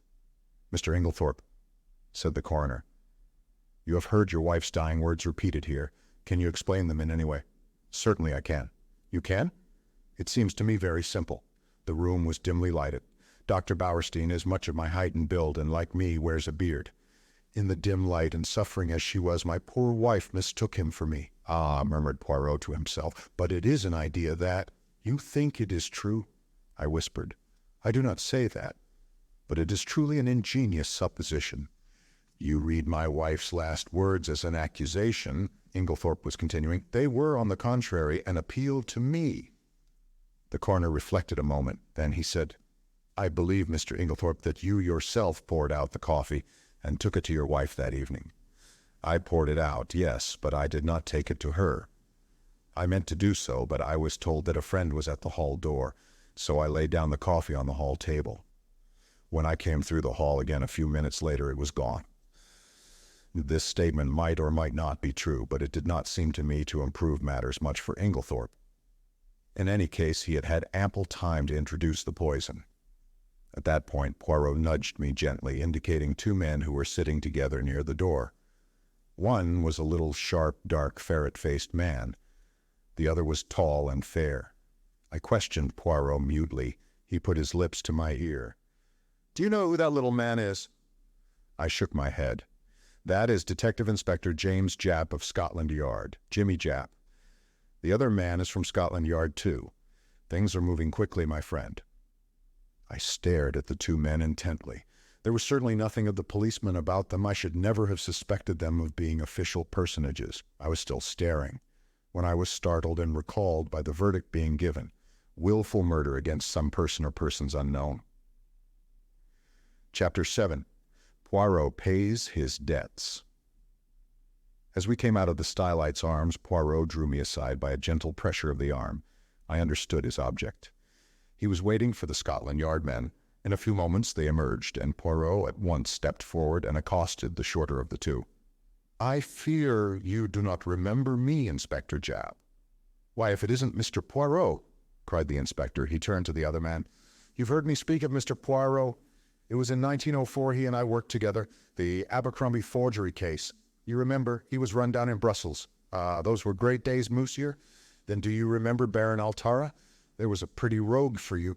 He eluded the clutches of half the police in Europe, but we nailed him in Antwerp. thanks to Mr. Poirot here." As these friendly reminiscences were being indulged in, I drew nearer and was introduced to Detective Inspector Japp, who in his turn introduced us both to his companion, Superintendent Summerhay. "I need hardly ask what you are doing here, gentlemen," remarked Poirot. Japp closed one eye knowingly. "No, indeed. Pretty clear case, I should say." But Poirot answered gravely, "There, I differ from you." "Oh, come," said Summerhay, opening his lips for the first time. "Surely the whole thing is clear as daylight. The man's caught red-handed. How he could be such a fool beats me." But Japp was looking attentively at Poirot. "Hold your fire, Summerhay," he remarked jocularly. "Me and Mousier here have met before, and there's no man's judgment I'd sooner take than his. If I'm not greatly mistaken, he's got something up his sleeve. Isn't that so, Mousier?" Poirot smiled. "I have drawn certain conclusions. Yes." Summerhay was still looking rather skeptical, but Japp continued his scrutiny of Poirot. "It's this way," he said. "So far, we've only seen the case from the outside. That's where the yard's at a disadvantage in a case of this kind, where the murder's only out, so to speak, after the inquest. A lot depends on being on the spot first thing, and that's where Mr. Poirot's had the start of us. We shouldn't have been here as soon as this even, if it hadn't been for the fact that there was a smart doctor on the spot, who gave us the tip through the coroner. But you've been on the spot from the first, and you may have picked up some little hints. From the evidence at the inquest, Mr. Inglethorp murdered his wife as sure as I stand here, and if anyone but you hinted the contrary, I'd laugh in his face. I must say I was surprised the jury didn't bring it in willful murder against him right off. I think they would have, if it hadn't been for the coroner. He seemed to be holding them back. Perhaps, though, you have a warrant for his arrest in your pocket now," suggested Poirot. A kind of wooden shudder of officialdom came down from Japp's expressive countenance. "Perhaps I have, and perhaps I haven't," he remarked dryly. Poirot looked at him thoughtfully. "I'm very anxious, messieurs, that he should not be arrested." "I dare say," observed Summerhay sarcastically. Japp was regarding Poirot with comical perplexity. "Can't you go a little further, Mr. Poirot? A wink's as good as a nod from you. You've been on the spot, and the yard doesn't want to make any mistakes, you know." Poirot nodded gravely. "That is exactly what I thought. Well, I will tell you this. Use your warrant. Arrest Mr. Inglethorp, but it will bring you no kudos. The case against him will be dismissed at once. Comme ça." And he snapped his fingers expressively. Japp's face grew grave, though Summerhay gave an incredulous snort. As for me, I was literally dumb with astonishment. I could only conclude that Poirot was mad. Japp had taken out a handkerchief and was gently dabbing his brow. "I daren't do it, Mr. Poirot. I'd take your word, but there's others over me who'll be asking what the devil I mean by it. Can't you give me a little more to go on?" Poirot reflected a moment. "It can be done," he said at last. "I admit I do not wish it. It forces my hand. I would have preferred to work in the dark just for the present, but what you say is very just. The word of a Belgian policeman whose day is past is not enough, and Alfred Inglethorp must not be arrested. That I have sworn, as my friend Hastings here knows. See then, my good Japp, you go at once to Styles. Well, in about half an hour. We're seeing the coroner and the doctor first." "Good, call for me in passing the last house in the village. I will go with you. At Styles, Mr. Inglethorp will give you, or if he refuses, as is probable, I will give you such proofs that shall satisfy you that the case against him could not possibly be sustained. Is that a bargain?" "That's a bargain," said Japp heartily. "And on behalf of the yard, I'm much obliged to you. Though I'm bound to confess I can't at present see the faintest possible loophole in the evidence, but you always were a marvel. So long then, Mousier." The two detectives strode away, Summerhay with an incredulous grin on his face. "Oh, well, my friend," cried Poirot before I could get in a word. "What do you think? Ah, mon Dieu, I had some warm moments in that court. I did not figure to myself that the man would be so pig-headed as to refuse to say anything at all. Decidedly it was the policy of an imbecile." "There are other explanations besides that of imbecility," I remarked. "For, if the case against him is true, how could he defend himself except by silence?" "Why, in 1,000 ingenious ways," cried Poirot. "See, say that it is I who have committed this murder. I can think of 7 most plausible stories, far more convincing than Mr. Inglethorp's stony denials." I could not help laughing. "My dear Poirot, I am sure you are capable of thinking of 70. But seriously, In spite of what I heard you say to the detectives, you surely cannot still believe in the possibility of Alfred Inglethorp's innocence. Why not now as much as before? Nothing has changed. But the evidence is so conclusive.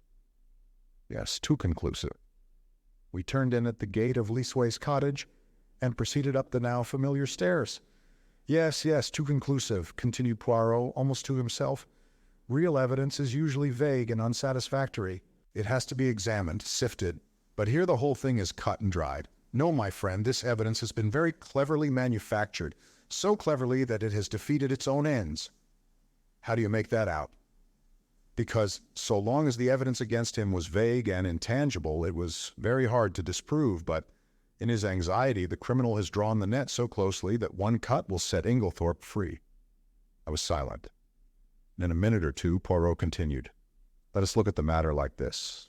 Here is a man, let us say, who sets out to poison his wife. He has lived by his wits, as the saying goes. Presumably, therefore, he has some wits. He is not altogether a fool. Well, how does he set about it? He goes boldly to the village chemist's and purchases strychnine under his own name, with a trumped-up story about a dog which is bound to be proved absurd. He does not employ the poison that night. No, he waits until he has had a violent quarrel with her, of which the whole household is cognizant, and which naturally directs their suspicions upon him. He prepares no defense, no shadow of an alibi, yet he knows the chemist's assistant must necessarily come forward with the facts. Bah! Do not ask me to believe that any man could be so idiotic. Only a lunatic who wished to commit suicide by causing himself to be hanged would act so. Still, I do not see, I began. Neither do I see. I tell you, mon ami, it puzzles me. Me, Hercule Poirot. But if you believe him innocent, how do you explain his buying the strychnine? Very simply, he didn't buy it. But Mace recognized him. I beg your pardon? He saw a man with a black beard like Mr. Inglethorpe's and wearing glasses like Mr. Inglethorpe and dressed in Mr. Inglethorpe's rather noticeable clothes. He could not recognize a man whom he had probably only seen in the distance, since you remember he himself had only been in the village a fortnight, and Mrs. Inglethorpe dealt principally with coots in Tadminster. Then you think, mon ami, do you remember the 2 points I laid stress upon? Leave the first one for the moment. What was the second? The important fact that Alfred Inglethorpe wears peculiar clothes, has a black beard, and uses glasses. I quoted. Exactly. Now suppose anyone wished to pass himself off as John or Lawrence Cavendish. Would it be easy? No, I said thoughtfully. Of course, an actor. But Poirot cut me short ruthlessly. And why would it not be easy? I will tell you, my friend. Because they are both clean-shaven men. To make up successfully as one of these two in broad daylight, it would need an actor of genius and a certain initial facial resemblance. But in the case of Alfred Inglethorpe, all that is changed. His clothes, his beard, the glasses which hide his eyes, those are the salient points about his personal appearance. Now, what is the first instinct of the criminal? To divert suspicion from himself. Is it not so? And how can he best do that? By throwing it on someone else. In this instance, there was a man ready to his hand. Everybody was predisposed to believe in Mr. Inglethorpe's guilt. It was a foregone conclusion that he would be suspected. But to make it a sure thing, there must be tangible proof, such as the actual buying of the poison, and that, with a man of the peculiar appearance of Mr. Inglethorpe, was not difficult. Remember, this young Mace had never actually spoken to Mr. Inglethorpe. How should he doubt that the man in his clothes, with his beard and his glasses, was not Alfred Inglethorpe? It may be so, I said, fascinated by Poirot's eloquence. But if that was the case, why does he not say where he was at 6 o'clock on Monday evening? Ah, why indeed, said Poirot, calming down. If he were arrested, he probably would speak, but I do not want it to come to that. I must make him see the gravity of his position. There is, of course, something discreditable behind his silence. If he did not murder his wife, he is nevertheless a scoundrel and has something of his own to conceal, quite apart from the murder. What can it be? I mused, won over to Poirot's views for the moment, although still retaining a faint conviction that the obvious deduction was the correct one. Can you not guess? Asked Poirot, smiling. No, can you? Oh, yes. I had a little idea some time ago, and it has turned out to be correct. You never told me, I said reproachfully. Poirot spread out his hands apologetically. "Pardon me, mon ami, you were not precisely sympathique." He turned to me earnestly. "Tell me, you see now that he must not be arrested?" "Perhaps," I said doubtfully, for I was really quite indifferent to the fate of Alfred Inglethorp, and thought that a good fright would do him no harm. Poirot, who was watching me intently, gave a sigh. "Come, my friend," he said, changing the subject. "Apart from Mr. Inglethorp, how did the evidence at the inquest strike you?" "Oh, pretty much what I expected." "Did nothing strike you as peculiar about it?" My thoughts flew to Mary Cavendish, and I hedged. "In what way?" "Well, Mr. Lawrence Cavendish's evidence, for instance?" I was relieved.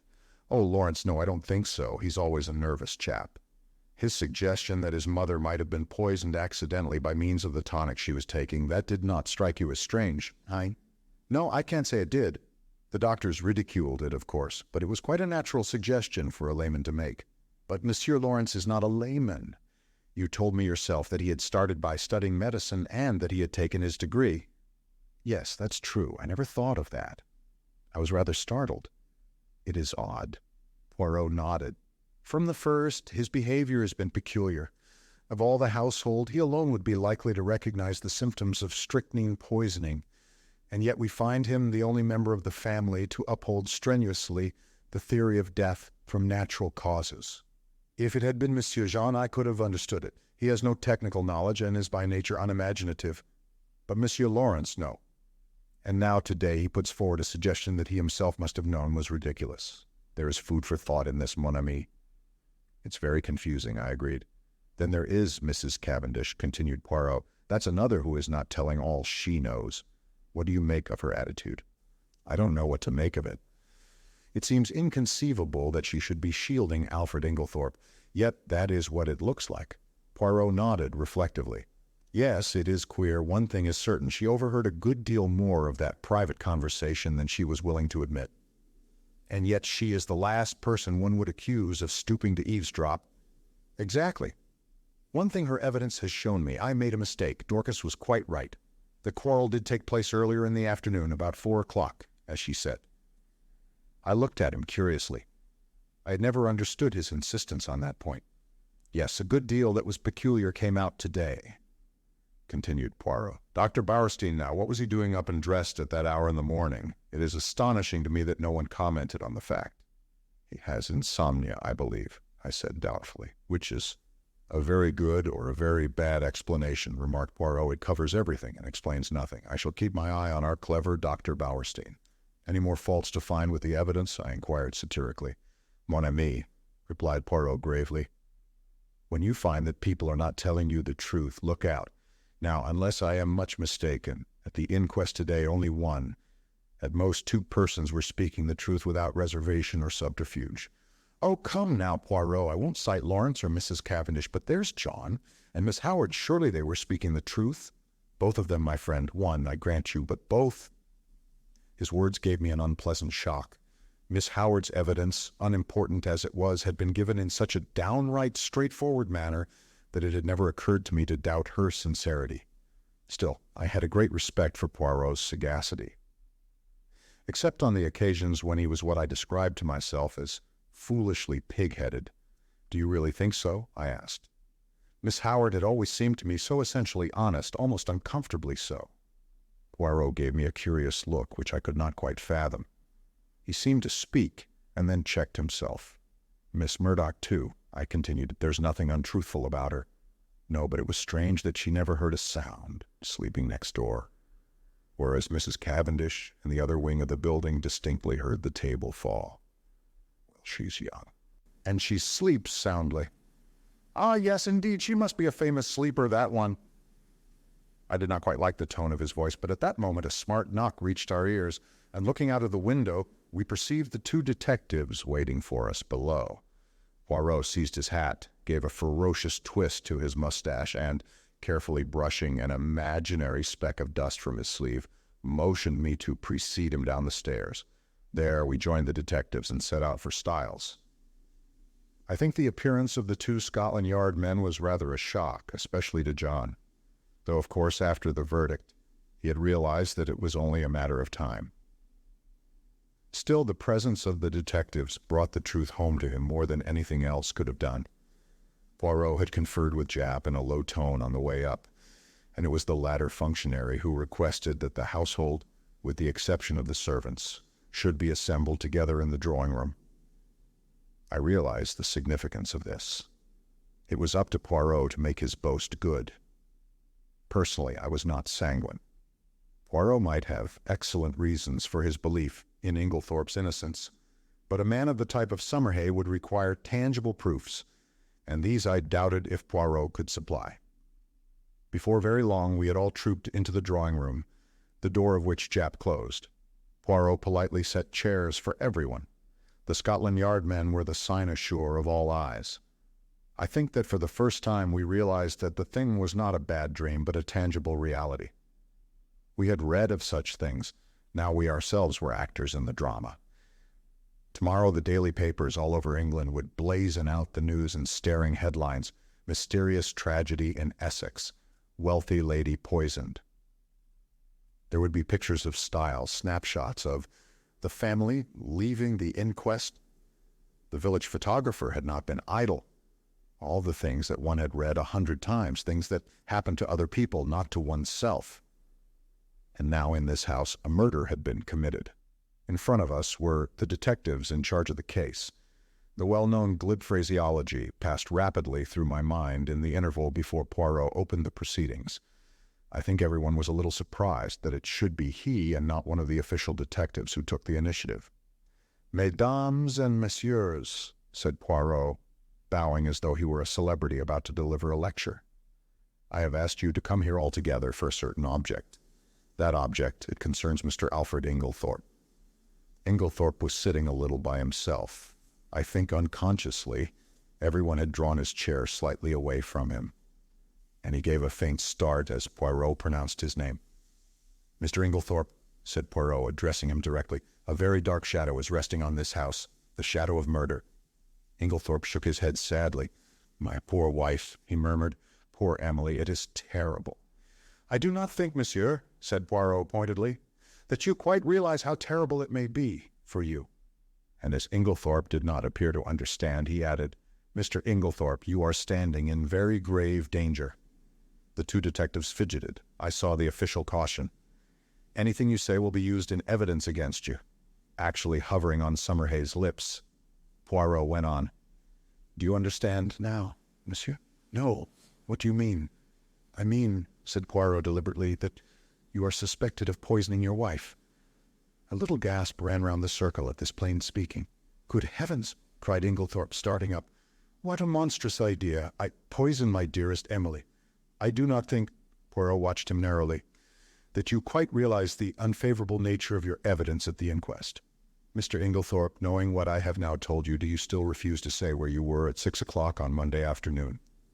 With a groan, Alfred Inglethorp sank down again and buried his face in his hands. Poirot approached and stood over him. "Speak," he cried menacingly. With an effort, Inglethorp raised his face from his hands. Then slowly and deliberately he shook his head. "You will not speak. No, I do not believe that anyone could be so monstrous as to accuse me of what you say." Poirot nodded thoughtfully, like a man whose mind is made up. "Soit," he said. "Then I must speak for you." Alfred Inglethorp sprang up again. "You? How can you speak? You do not know—" He broke off abruptly. Poirot turned to face us. "Mesdames and messieurs, I speak. Listen, I, Hercule Poirot, affirm that the man who entered the chemist's shop and purchased strychnine at 6 o'clock on Monday last was not Mr. Inglethorp, for at 6 o'clock on that day Mr. Inglethorp was escorting Mrs. Raikes back to her home from a neighboring farm. I can produce no less than 5 witnesses to swear to having seen them together either at 6 or just after, and, as you may know, the Abbey Farm, Mrs. Raikes' home, is at least 2.5 miles distant from this village. There's absolutely no question as to the alibi." Chapter 8. Fresh suspicions. There was a moment's stupefied silence. Japp, who was the least surprised of any of us, was the first to speak. "My word," he cried, "you're the goods. And no mistake, Mr. Poirot. These witnesses of yours are all right, I suppose. Voila, I have prepared a list of them, names and addresses. You must see them, of course, but you will find it all right." "I'm sure of that." Japp lowered his voice. "I'm much obliged to you. A pretty mare's nest arresting him would have been. He turned to Inglethorp. But if you'll excuse me, sir, why couldn't you say all this at the inquest? I will tell you why, interrupted Poirot. There was a certain rumor. A most malicious and utterly untrue one, interrupted Alfred Inglethorp in an agitated voice. And Mr. Inglethorp was anxious to have no scandal revived just at present. Am I right? Quite right, Inglethorp nodded. With my poor Emily not yet buried, can you wonder I was anxious that no more lying rumors should be started? Between you and me, sir, remarked Jap, I'd sooner have any amount of rumors than be arrested for murder. And I venture to think your poor lady would have felt the same. And if it hadn't been for Mr. Poirot here, arrested you would have been as sure as eggs is eggs. I was foolish, no doubt, murmured Inglethorp. But you do not know, Inspector, how I have been persecuted and maligned. And he shot a baleful glance at Evelyn Howard. Now, sir, said Jap, turning briskly to John, I should like to see the lady's bedroom, please. And after that, I'll have a little chat with the servants. Don't you bother about anything. Mr. Poirot here will show me the way. As they all went out of the room, Poirot turned and made me a sign to follow him upstairs. There he caught me by the arm and drew me aside. Quick, go to the other wing. Stand there, just this side of the baize door. Do not move till I come. Then, turning rapidly, he rejoined the two detectives.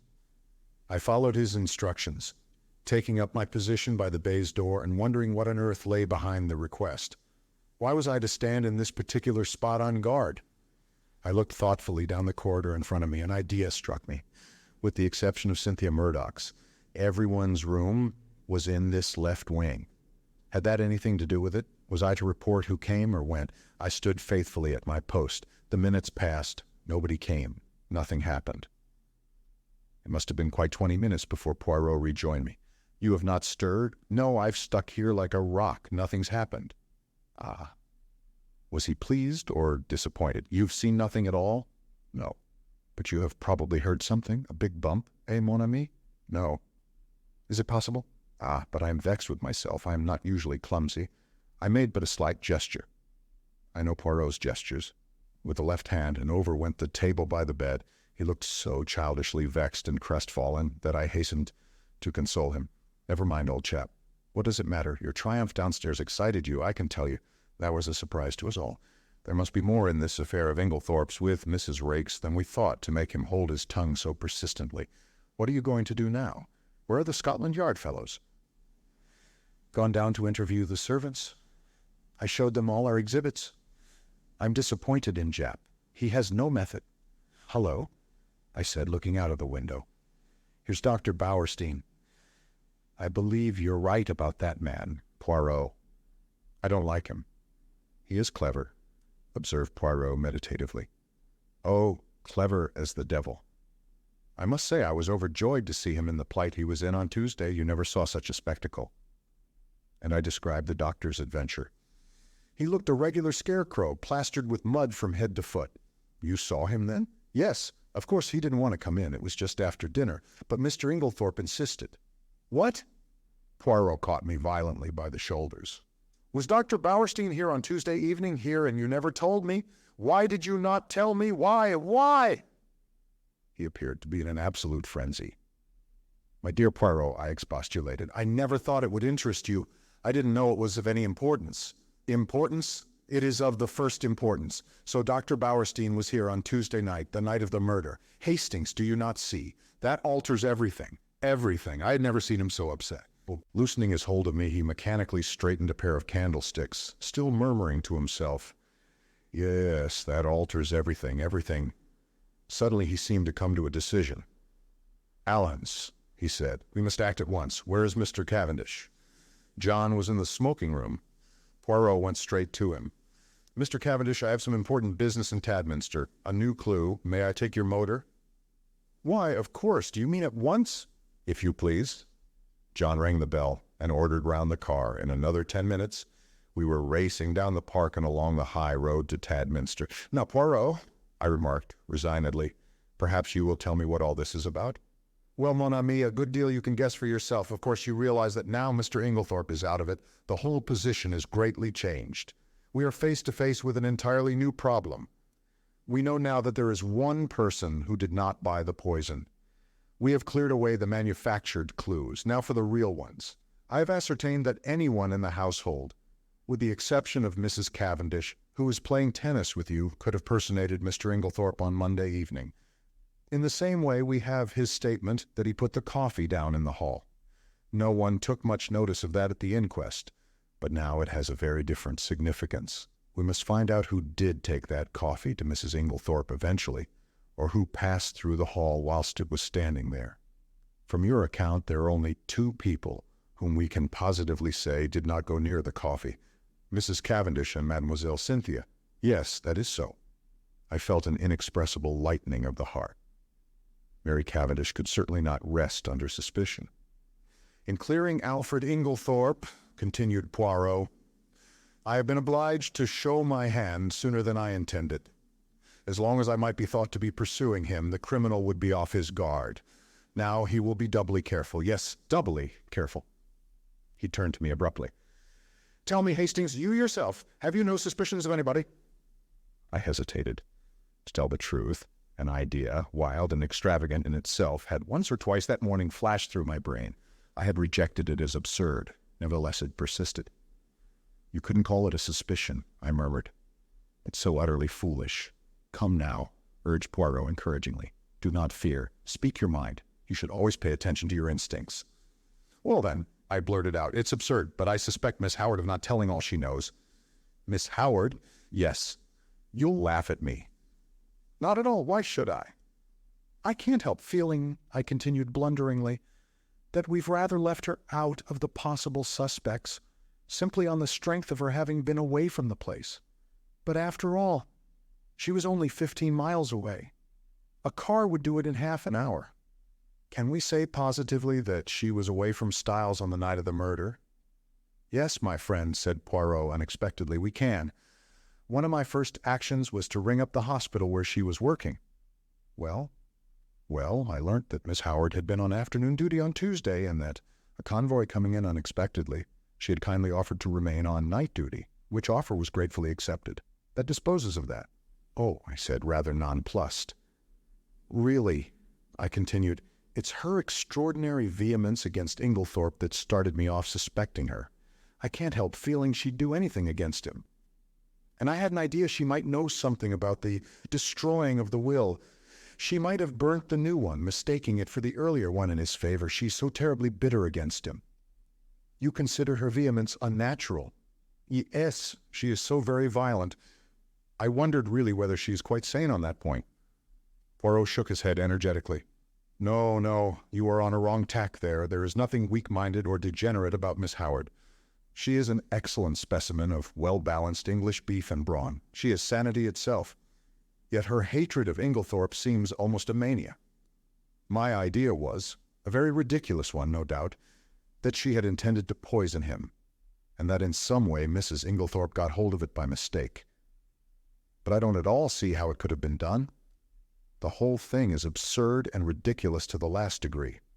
Still, you are right in one thing. It is always wise to suspect everybody until you can prove logically and to your own satisfaction that they are innocent. Now, what reasons are there against Miss Howard's having deliberately poisoned Mrs. Inglethorp? Why, she was devoted to her, I exclaimed. Cha! Cried Poirot irritably. You argue like a child. If Miss Howard were capable of poisoning the old lady, she would be quite equally capable of simulating devotion. No, we must look elsewhere. You are perfectly correct in your assumption that her vehemence against Alfred Inglethorp is too violent to be natural. But you are quite wrong in the deduction you draw from it. I have drawn my own deductions, which I believe to be correct, but I will not speak of them at present. He paused a minute, then went on. Now, to my way of thinking, there is one insuperable objection to Miss Howard's being the murderess, and that is, that in no possible way could Mrs. Inglethorp's death benefit Miss Howard. Now, there is no murder without a motive. I reflected. Could not Mrs. Inglethorp have made a will in her favor? Poirot shook his head. But you yourself suggested that possibility to Mr. Wells? Poirot smiled. That was for a reason. I did not want to mention the name of the person who was actually in my mind. Miss Howard occupied very much the same position, so I used her name instead. Still, Mrs. Inglethorp might have done so. Why? That will, made on the afternoon of her death, may... But Poirot's shake of the head was so energetic that I stopped. No, my friend. I have certain little ideas of my own about that will.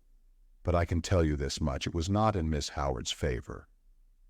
I accepted his assurance, though I did not really see how he could be so positive about the matter. Well, I said with a sigh, we will acquit Miss Howard then. It is partly your fault that I ever came to suspect her. It was what you said about her evidence at the inquest that set me off. Poirot looked puzzled. What did I say about her evidence at the inquest? Don't you remember? When I cited her and John Cavendish as being above suspicion? Oh, yes. He seemed a little confused, but recovered himself. By the way, Hastings, there is something I want you to do for me. Certainly. What is it? Next time you happen to be alone with Lawrence Cavendish, I want you to say this to him. I have a message for you from Poirot. He says, find the extra coffee cup and you can rest in peace. Nothing more, nothing less. Find the extra coffee cup and you can rest in peace. Is that right? I asked, much mystified. Excellent. But what does it mean? That I will leave you to find out. You have access to the facts. Just say that to him and see what he says. Very well, but it's all extremely mysterious. We were running into Tadminster now, and Poirot directed the car to the analytical chemist. Poirot hopped down briskly and went inside. In a few minutes he was back again. There, he said, that is all my business. What were you doing there? I asked in lively curiosity. I left something to be analyzed. Yes, but what? The sample of cocoa I took from the saucepan in the bedroom. But that has already been tested, I cried, stupefied. Dr. Bauerstein had it tested, and you yourself laughed at the possibility of there being strychnine in it.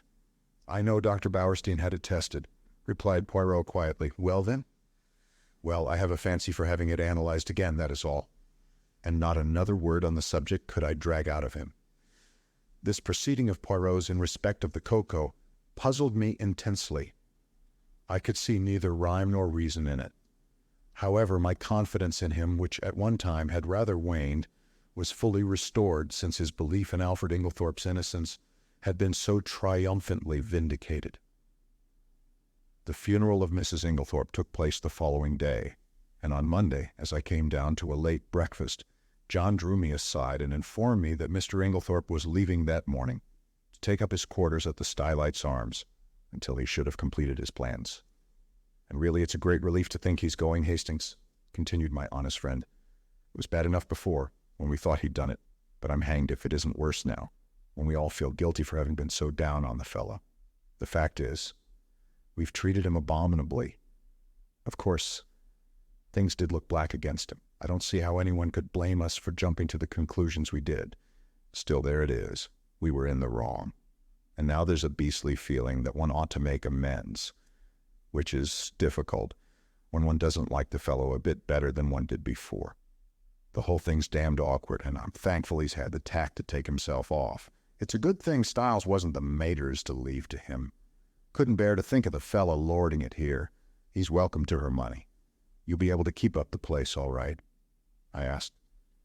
Oh, yes, there are the death duties, of course, but half my father's money goes with the place, and Lawrence will stay with us for the present, so there is his share as well. We shall be pinched at first, of course, because, as I once told you, I am in a bit of a hole, financially myself. Still, the Johnnies will wait now. In the general relief at Inglethorp's approaching departure, we had the most genial breakfast we had experienced since the tragedy. Cynthia, whose young spirits were naturally buoyant, was looking quite her pretty self again, and we all, with the exception of Lawrence, who seemed unalterably gloomy and nervous, were quietly cheerful at the opening of a new and hopeful future. The papers, of course, had been full of the tragedy. Glaring headlines, sandwiched biographies of every member of the household, subtle innuendos, the usual familiar tag about the police having a clue. Nothing was spared us. It was a slack time. The war was momentarily inactive, and the newspapers seized with avidity on this crime in fashionable life. The mysterious affair at Styles was the topic of the moment. Naturally, it was very annoying for the Cavendishes. The house was constantly besieged by reporters who were consistently denied admission, but who continued to haunt the village and the grounds. where they lay in wait with cameras for any unwary members of the household. We all lived in a blast of publicity. The Scotland Yard men came and went, examining, questioning, lynx-eyed and reserved of tongue. Towards what end they were working, we did not know.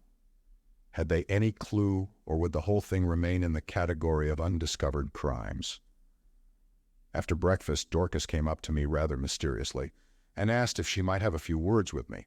"Certainly. What is it, Dorcas?" "Well, it's just this, sir. You'll be seeing the Belgian gentleman today, perhaps." I nodded. "Well, sir, you know how he asked me so particular if the mistress or anyone else had a green dress?" "Yes, yes." "You have found one?" My interest was aroused. "No, not that, sir, but since then I've remembered what the young gentlemen, John and Lawrence, were still the young gentlemen to Dorcas. Call the dressing-up box." "It's up in the front attic, sir, a great chest full of old clothes and fancy dresses and what not." And it came to me sudden-like that there might be a green dress amongst them, so, "If you tell the Belgian gentleman, I will tell him, Dorcas." I promised. "Thank you very much, sir. A very nice gentleman he is, sir, and quite a different class from them two detectives from London. What goes prying about and asking questions? I don't hold with foreigners as a rule, but from what the newspapers say, I make out as how these brave Belgies isn't the ordinary run of foreigners, and certainly he's a most polite-spoken gentleman. Dear old Dorcas." As she stood there with her honest face upturned to mine, I thought what a fine specimen she was of the old-fashioned servant that is so fast dying out. I thought I might as well go down to the village at once and look up Poirot. But I met him halfway, coming up to the house, and at once gave him Dorcas's message. "Ah, the brave Dorcas. We will look at the chest, although, but no matter, we will examine it all the same." We entered the house by one of the windows. There was no one in the hall, and we went straight up to the attic. Sure enough, there was the chest, a fine old piece, all studded with brass nails, and full to overflowing with every imaginable type of garment. Poirot bundled everything out on the floor with scant ceremony. There were one or two green fabrics of varying shades, but Poirot shook his head over them all. He seemed somewhat apathetic in the search, as though he expected no great results from it. Suddenly he gave an exclamation. "What is it? Look!" The chest was nearly empty, and there, reposing right at the bottom, was a magnificent black beard. "Oh, ho," said Poirot. "Oh, ho." He turned it over in his hands, examining it closely. "New," he remarked. "Yes, quite new." After a moment's hesitation, he replaced it in the chest, heaped all the other things on top of it as before, and made his way briskly downstairs. He went straight to the pantry, where we found Dorcas busily polishing her silver. Poirot wished her good morning with Gallic politeness, and went on.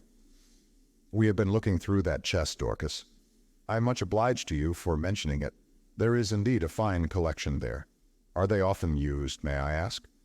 "Well, sir, not very often nowadays, though from time to time we do have what the young gentlemen call a dress-up night. And very funny it is sometimes, sir. Mr. Lawrence, he's wonderful, most comic.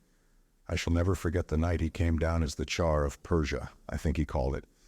A sort of Eastern king it was. He had the big paper knife in his hand, and, 'Mind, Dorcas,' he says, 'you'll have to be very respectful. This is my specially sharpened scimitar, and it's off with your head if I'm at all displeased with you.' Miss Cynthia, she was what they call an Apache, or some such name, a Frenchified sort of cutthroat, I take it to be. A real sight she looked. You'd never have believed a pretty young lady like that could have made herself into such a ruffian. Nobody would have known her. These evenings must have been great fun," said Poirot genially. "I suppose Mr. Lawrence wore that fine black beard in the chest upstairs when he was Shah of Persia." "He did have a beard, sir," replied Dorcas, smiling, "and well I know it, for he borrowed 2 skeins of my black wool to make it with, and I'm sure it looked wonderfully natural at a distance. I didn't know as there was a beard up there at all. It must have been got quite lately, I think. There was a red wig, I know, but nothing else in the way of hair.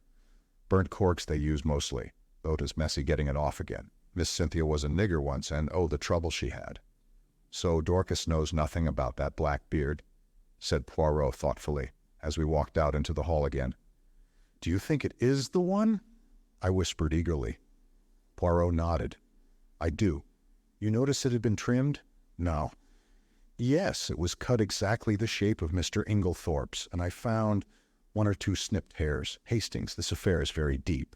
Who put it in the chest, I wondered. Someone with a good deal of intelligence, remarked Poirot dryly.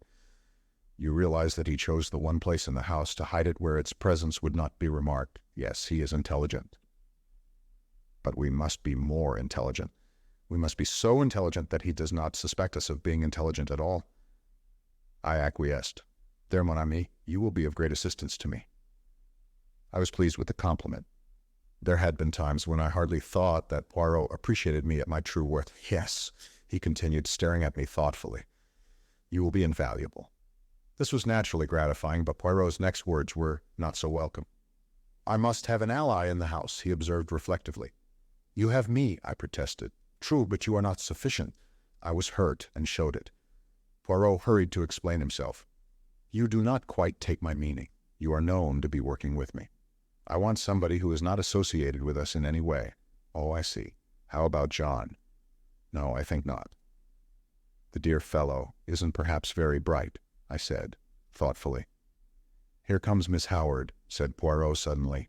She is the very person, but I am in her black book since I cleared Mr. Inglethorp. Still, we can but try.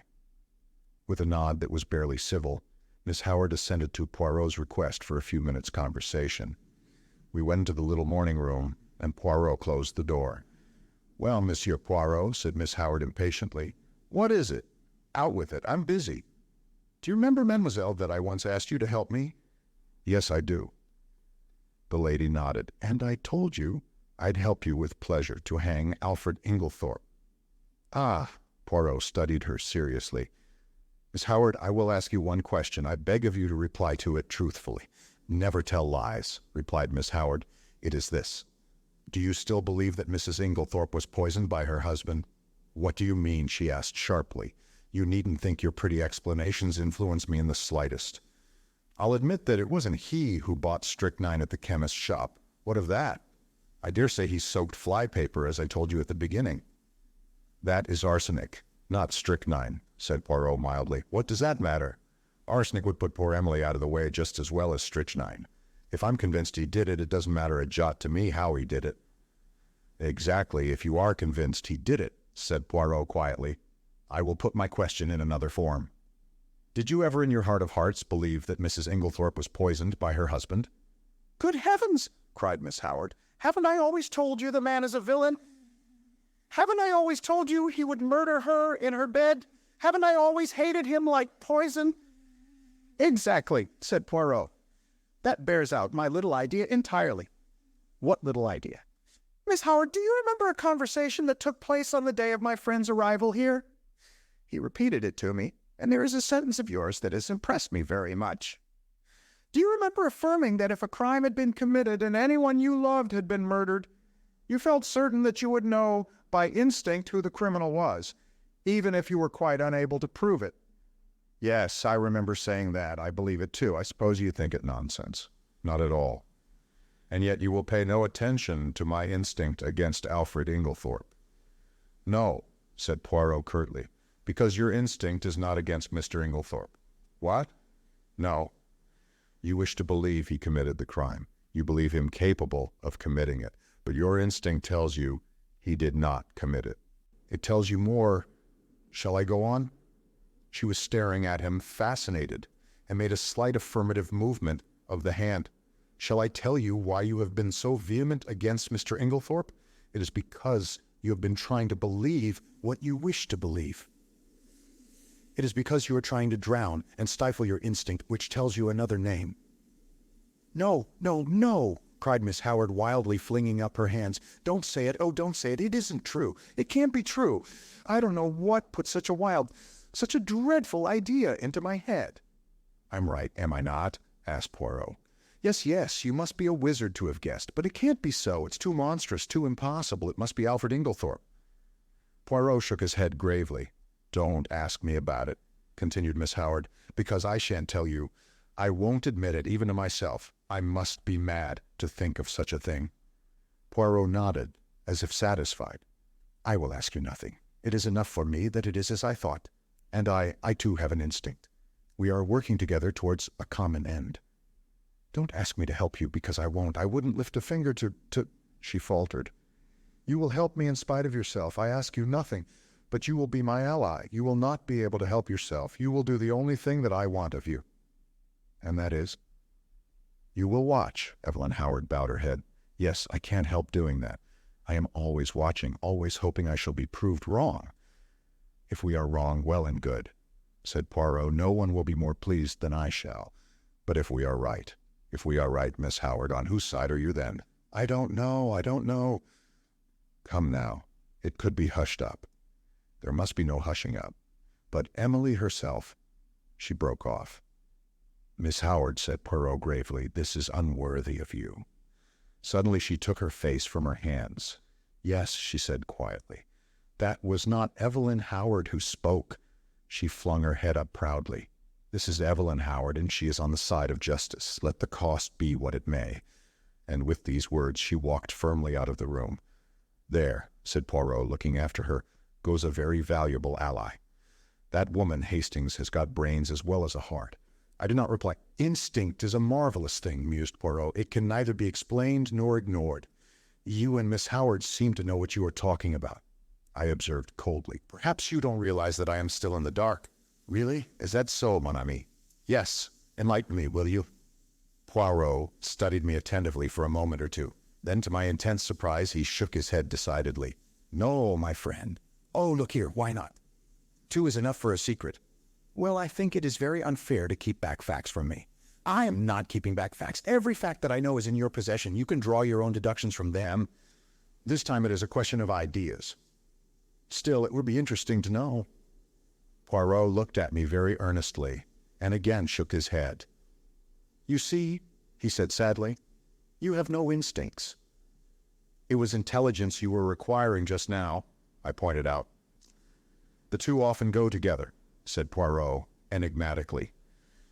The remark seemed so utterly irrelevant that I did not even take the trouble to answer it, but I decided that if I made any interesting and important discoveries, as no doubt I should, I would keep them to myself and surprise Poirot with the ultimate result. There are times when it is one's duty to assert oneself. Chapter 9.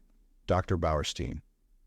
I had had no opportunity as yet of passing on Poirot's message to Lawrence, but now, as I strolled out on the lawn, still nursing a grudge against my friend's high-handedness, I saw Lawrence on the croquet lawn aimlessly knocking a couple of very ancient balls about, with a still more ancient mallet. It struck me that it would be a good opportunity to deliver my message. Otherwise, Poirot himself might relieve me of it.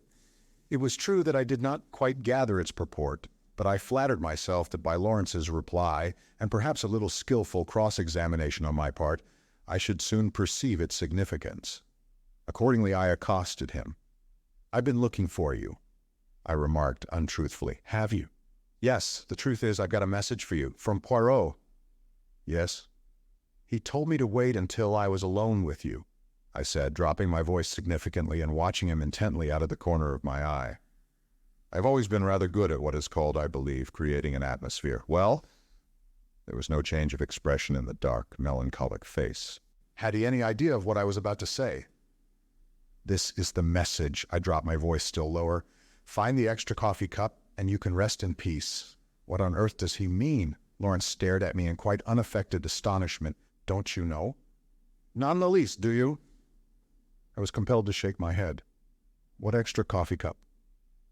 "I don't know."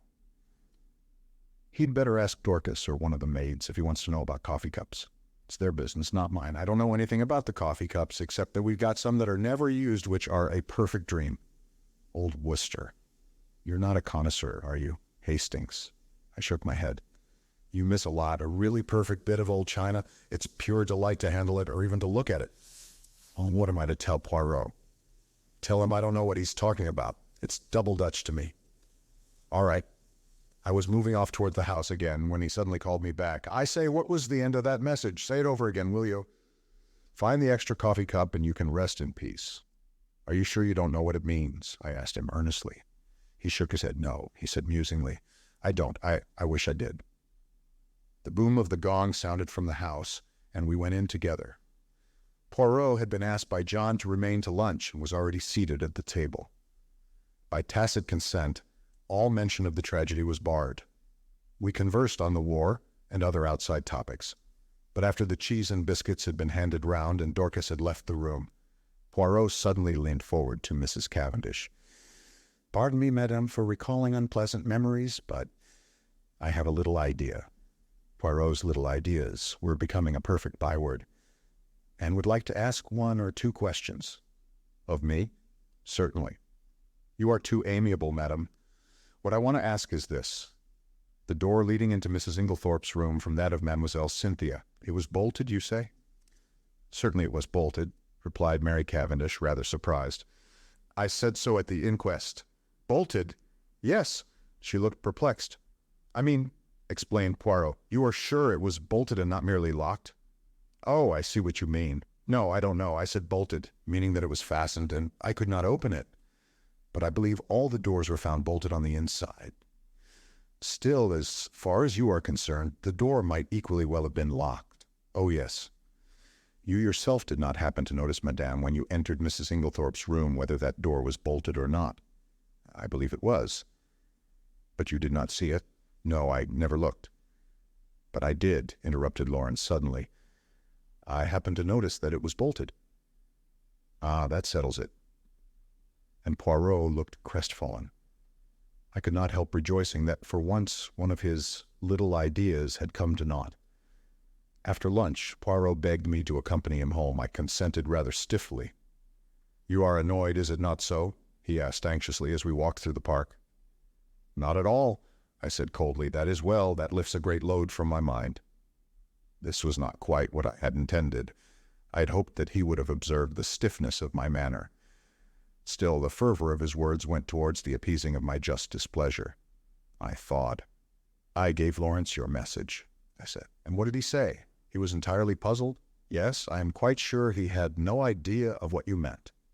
I had expected Poirot to be disappointed, but, to my surprise, he replied that that was as he had thought, and that he was very glad. My pride forbade me to ask any questions. Poirot switched off on another tack. "Mademoiselle Cynthia was not at lunch today. How was that?"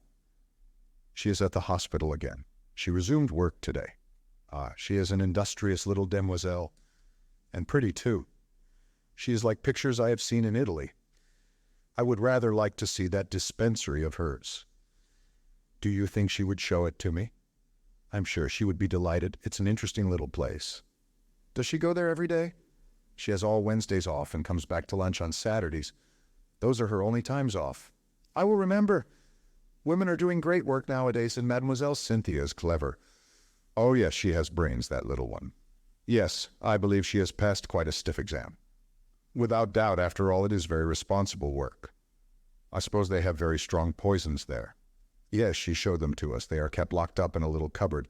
I believe they have to be very careful. They always take out the key before leaving the room." "Indeed. It is near the window." "This cupboard?" "No, right the other side of the room." "Why?" Poirot shrugged his shoulders. "I wondered, that is all."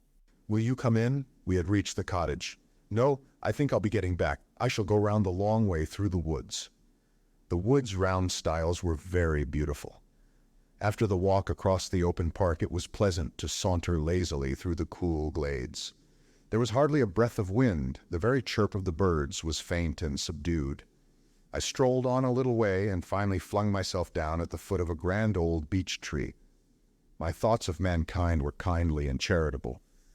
I even forgave Poirot for his absurd secrecy. In fact, I was at peace with the world.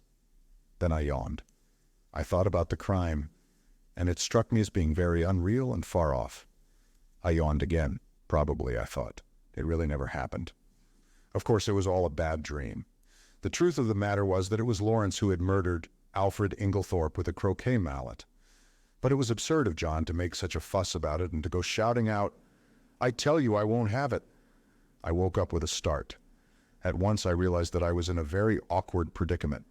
For about 12 feet away from me, John and Mary Cavendish were standing facing each other, and they were evidently quarreling, and quite as evidently they were unaware of my vicinity, for before I could move or speak, John repeated the words which had aroused me from my dream.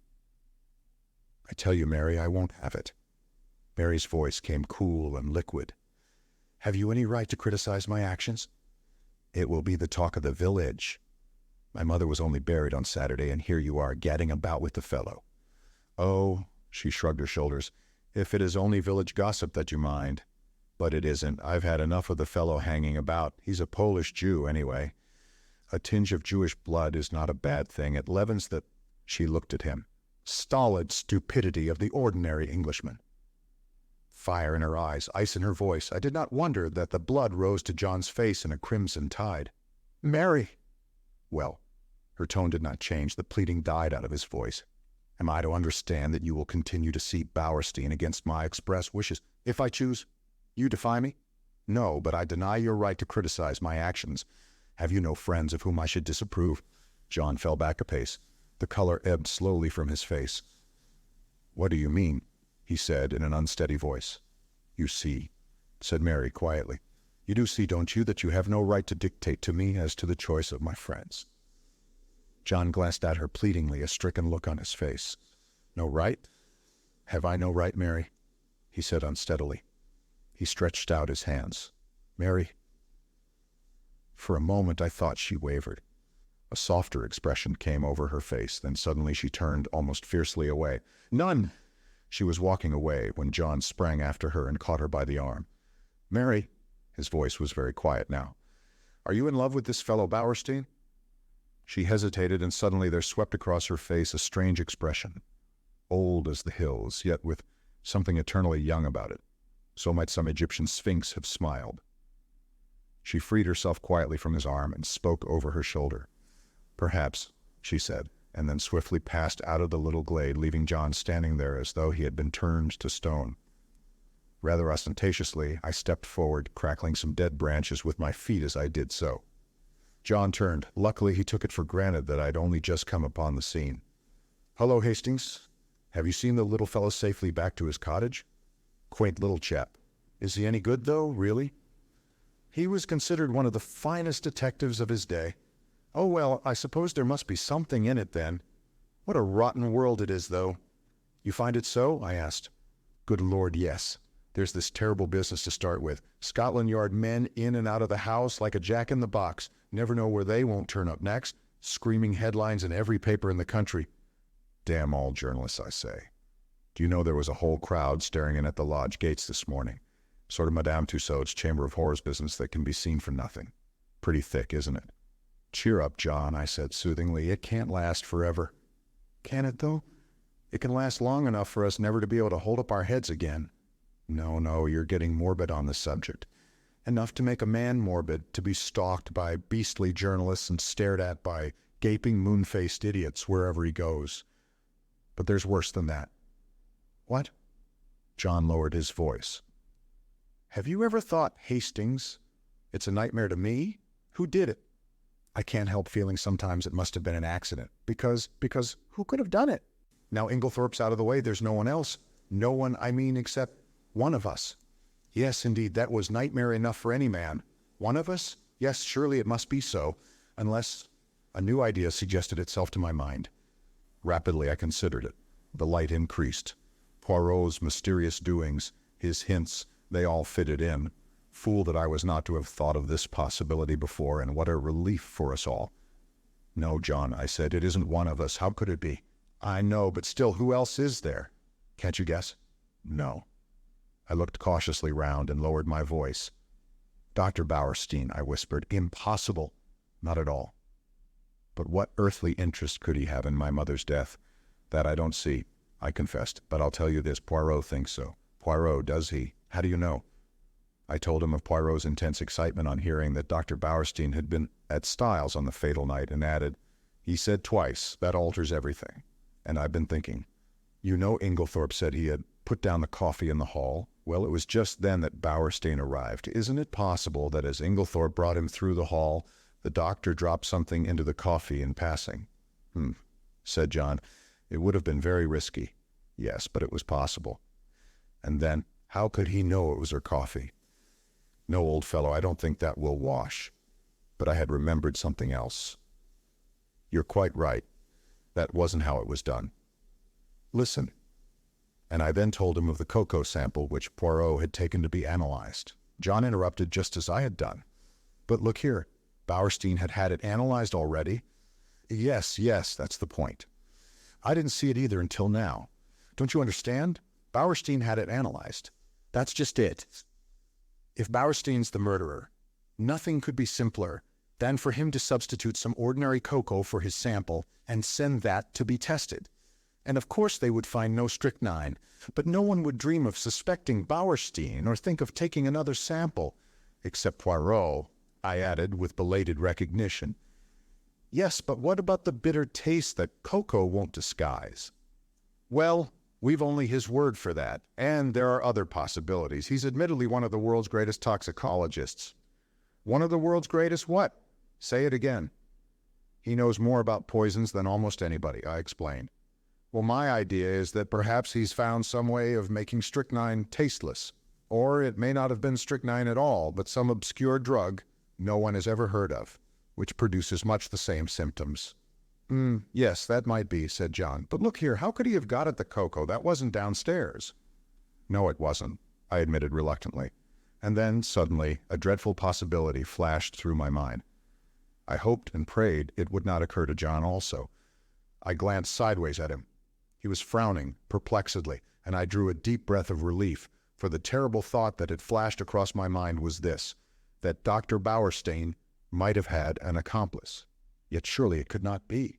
Surely no woman as beautiful as Mary Cavendish could be a murderess. Yet beautiful women had been known to poison. And suddenly I remembered that first conversation at tea on the day of my arrival, and the gleam in her eyes as she had said that poison was a woman's weapon.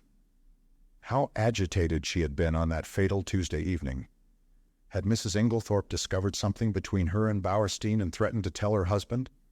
Was it to stop that denunciation that the crime had been committed? Then I remembered that enigmatical conversation between Poirot and Evelyn Howard. Was this what they had meant? Was this the monstrous possibility that Evelyn had tried not to believe? Yes, it all fitted in. No wonder Miss Howard had suggested hushing it up.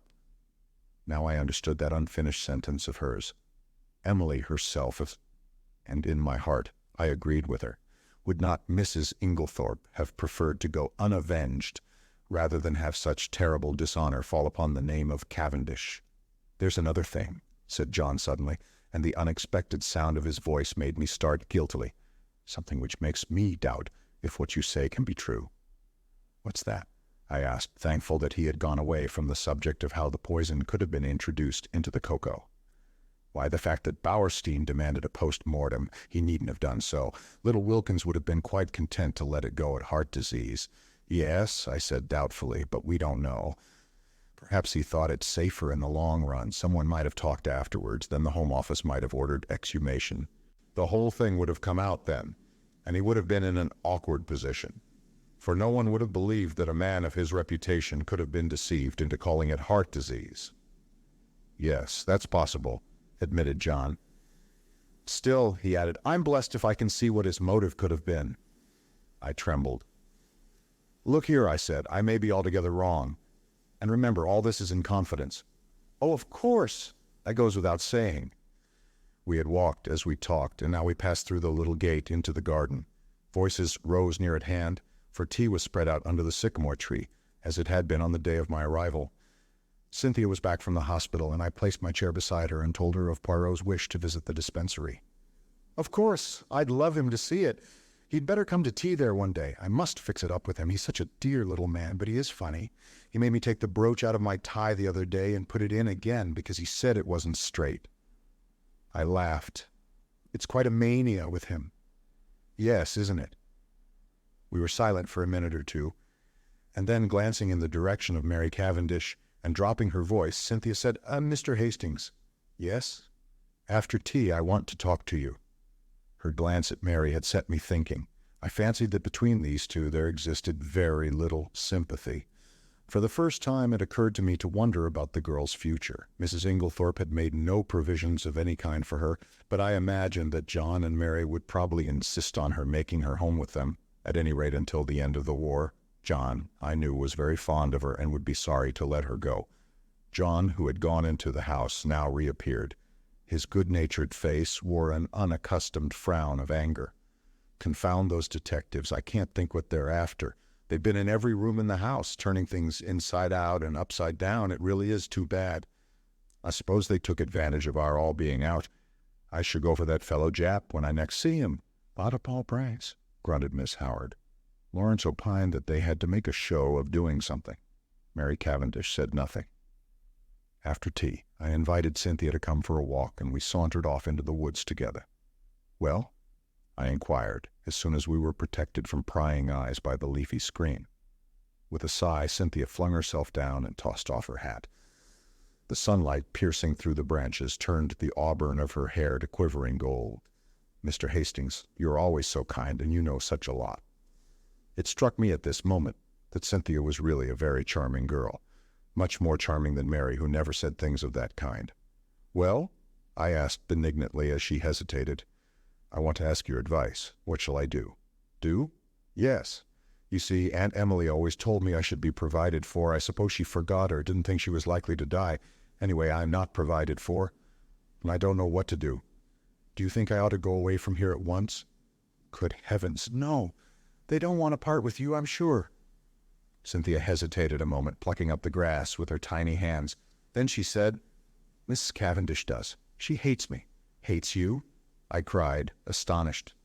Cynthia nodded. Yes, I don't know why, but she can't bear me, and he can't either. There, I know you're wrong, I said warmly. On the contrary, John is very fond of you. Oh yes, John, I meant Lawrence. Not, of course, that I care whether Lawrence hates me or not. Still, it's rather horrid when no one loves you, isn't it? But they do, Cynthia dear, I said earnestly. I'm sure you are mistaken. Look, there is John and Miss Howard. Cynthia nodded rather gloomily. Yes, John likes me, I think, and of course, Evie, for all her gruff ways, wouldn't be unkind to a fly, but Lawrence never speaks to me if he can help it, and Mary can hardly bring herself to be civil to me. She wants Evie to stay on, is begging her to, but she doesn't want me, and I don't know what to do. Suddenly the poor child burst out crying. I don't know what possessed me. Her beauty, perhaps, as she sat there with the sunlight glinting down on her head. Perhaps the sense of relief at encountering someone who so obviously could have no connection with the tragedy. Perhaps honest pity for her youth and loneliness. Anyway, I leant forward, and taking her little hand, I said awkwardly, Marry me, Cynthia. Unwittingly, I had hit upon a sovereign remedy for her tears. She sat up at once, drew her hand away, and said with some asperity, Don't be silly. I was a little annoyed. I'm not being silly. I'm asking you to do me the honor of becoming my wife. To my intense surprise, Cynthia burst out laughing and called me a funny dear. It's perfectly sweet of you, she said, but you know you don't want to. Yes, I do. I've got... Never mind what you've got. You don't really want to, and I don't either.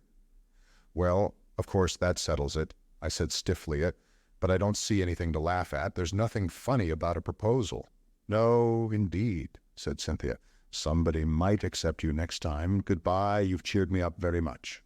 And with a final uncontrollable burst of merriment, she vanished through the trees. Thinking over the interview, it struck me as being profoundly unsatisfactory. It occurred to me suddenly that I would go down to the village and look up Bowerstein. Somebody ought to be keeping an eye on the fellow. At the same time, it would be wise to allay any suspicions he might have as to his being suspected. I remembered how Poirot had relied on my diplomacy. Accordingly, I went to the little house with the apartments card inserted in the window where I knew he lodged, and tapped on the door. An old woman came and opened it.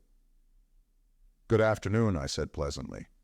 Is Dr. Bowerstein in? She stared at me. Haven't you heard? Heard what? About him. What about him? He's took. Took? Dead? No, took by the Perlis. By the police, I gasped. Do you mean they've arrested him? Yes, that's it. And I waited to hear no more, but tore up the village to find Poirot. Chapter 10. The Arrest. To my extreme annoyance, Poirot was not in, and the old Belgian who answered my knock informed me that he believed he had gone to London.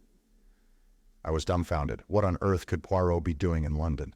Was it a sudden decision on his part, or had he already made up his mind when he parted from me a few hours earlier?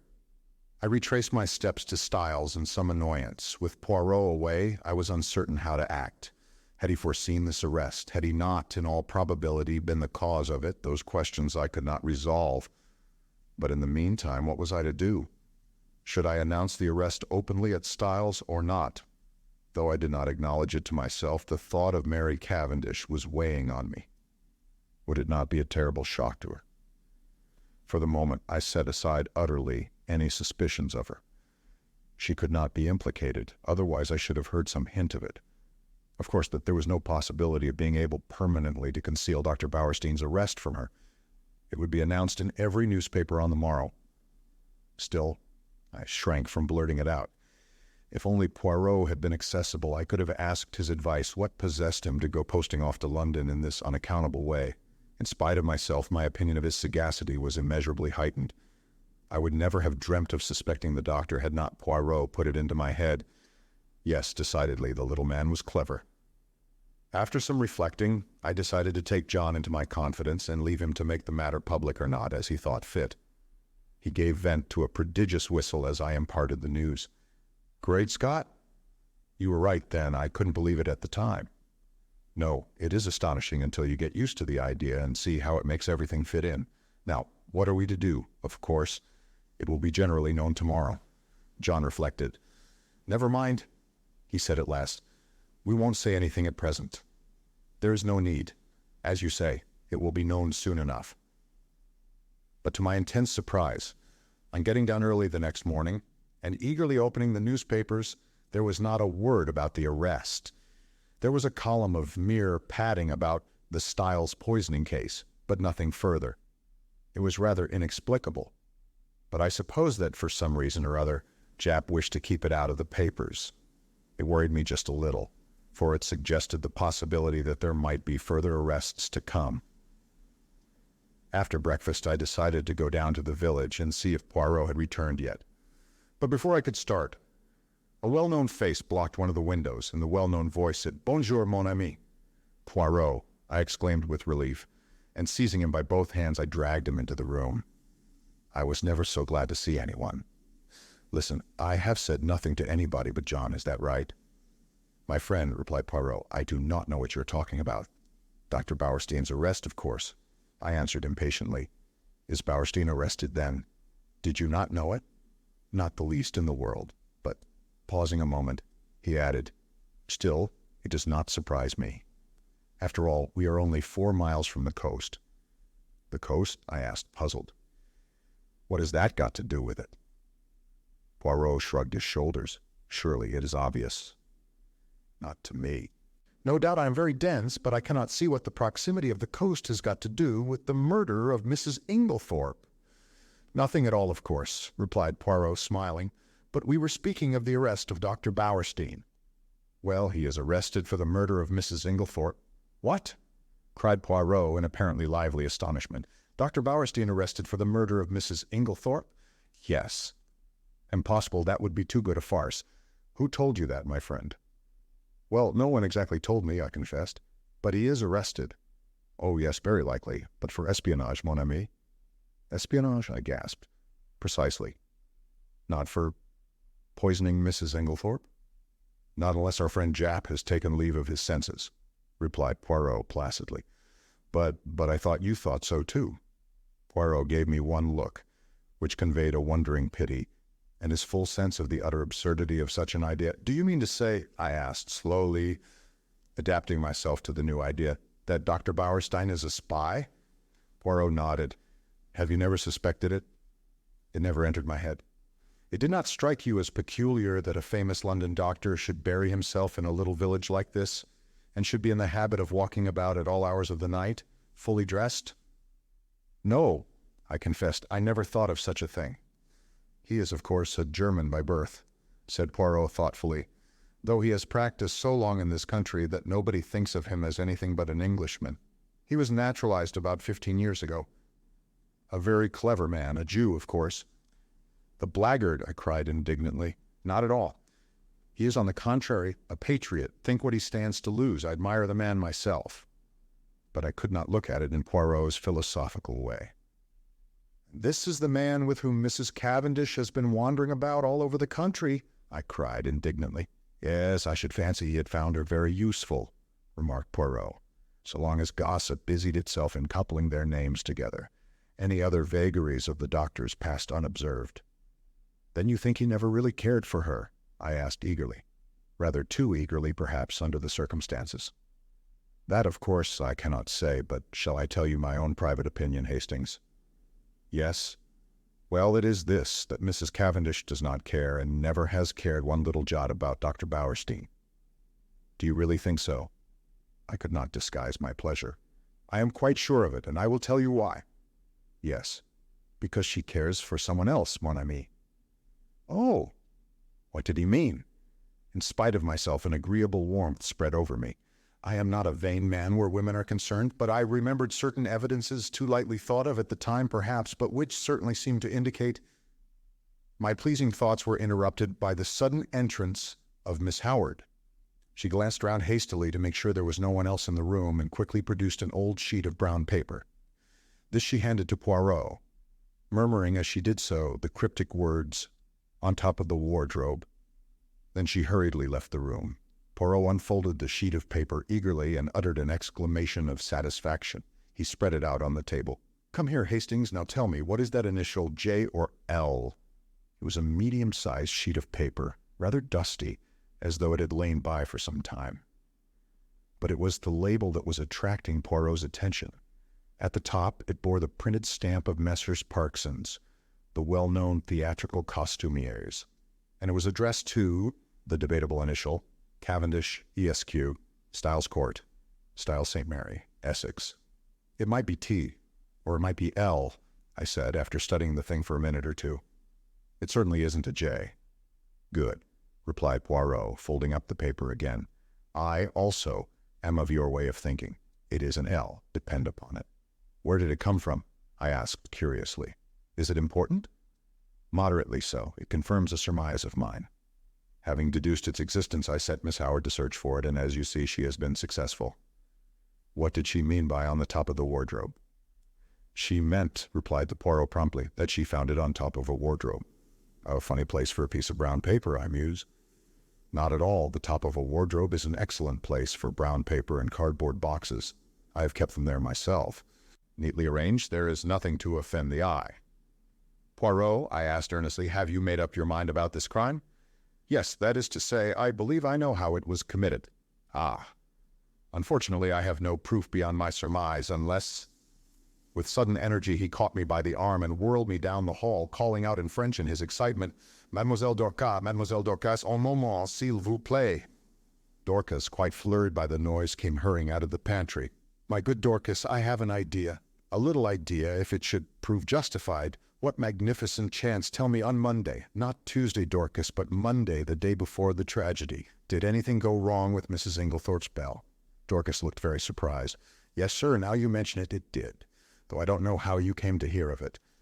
A mouse or some such must have nibbled the wire through. The man came and put it right on Tuesday morning." With a long-drawn exclamation of ecstasy, Poirot led the way back to the morning room. "See you, one should not ask for outside proof. No, reason should be enough, but the flesh is weak. It is consolation to find that one is on the right track. Ah, my friend, I am like a giant refreshed. I run, I leap." And in very truth, run and leap he did, gambolling wildly down the stretch of lawn outside the long window. "What is your remarkable little friend doing?" asked a voice behind me, and I turned to find Mary Cavendish at my elbow. She smiled, and so did I. "What is it all about?" "Really, I can't tell you. He asked Dorcas some question about a bell, and appeared so delighted with her answer that he's capering about, as you see." Mary laughed. "How ridiculous! He's going out of the gate. Isn't he coming back today?" "I don't know. I've given up trying to guess what he'll do next." "Is he quite mad, Mr. Hastings?" "I honestly don't know. Sometimes I feel sure he is as mad as a hatter. And then, just as he is at his maddest, I find there is method in his madness." "I see." In spite of her laugh, Mary was looking thoughtful this morning. She seemed grave, almost sad. It occurred to me that it would be a good opportunity to tackle her on the subject of Cynthia. I began rather tactfully, I thought, but I had not gone far before she stopped me, authoritatively. "You are an excellent advocate, I have no doubt, Mr. Hastings, but in this case your talents are quite thrown away. Cynthia will run no risk of encountering any unkindness from me." I began to stammer feebly that I hoped she hadn't thought, but again she stopped me. and her words were so unexpected that they quite drove Cynthia and her troubles out of my mind. "Mr. Hastings," she said, "do you think I and my husband are happy together?" I was considerably taken aback and murmured something about its not being my business to think anything of the sort. "Well," she said quietly, "whether it is your business or not, I will tell you that we are not happy." I said nothing, for I saw that she had not finished. She began slowly, walking up and down the room, her head a little bent, and that slim, supple figure of hers swaying gently as she walked. She stopped suddenly and looked up at me. "You don't know anything about me, do you?" she asked. "Where I come from, who I was before I married John? Anything, in fact? Well, I will tell you. I will make a father confessor of you. You are kind, I think. Yes, I am sure you are kind." Somehow I was not quite as elated as I might have been. I remembered that Cynthia had begun her confidences in much the same way. Besides, a father confessor should be elderly. It is not at all the role for a young man.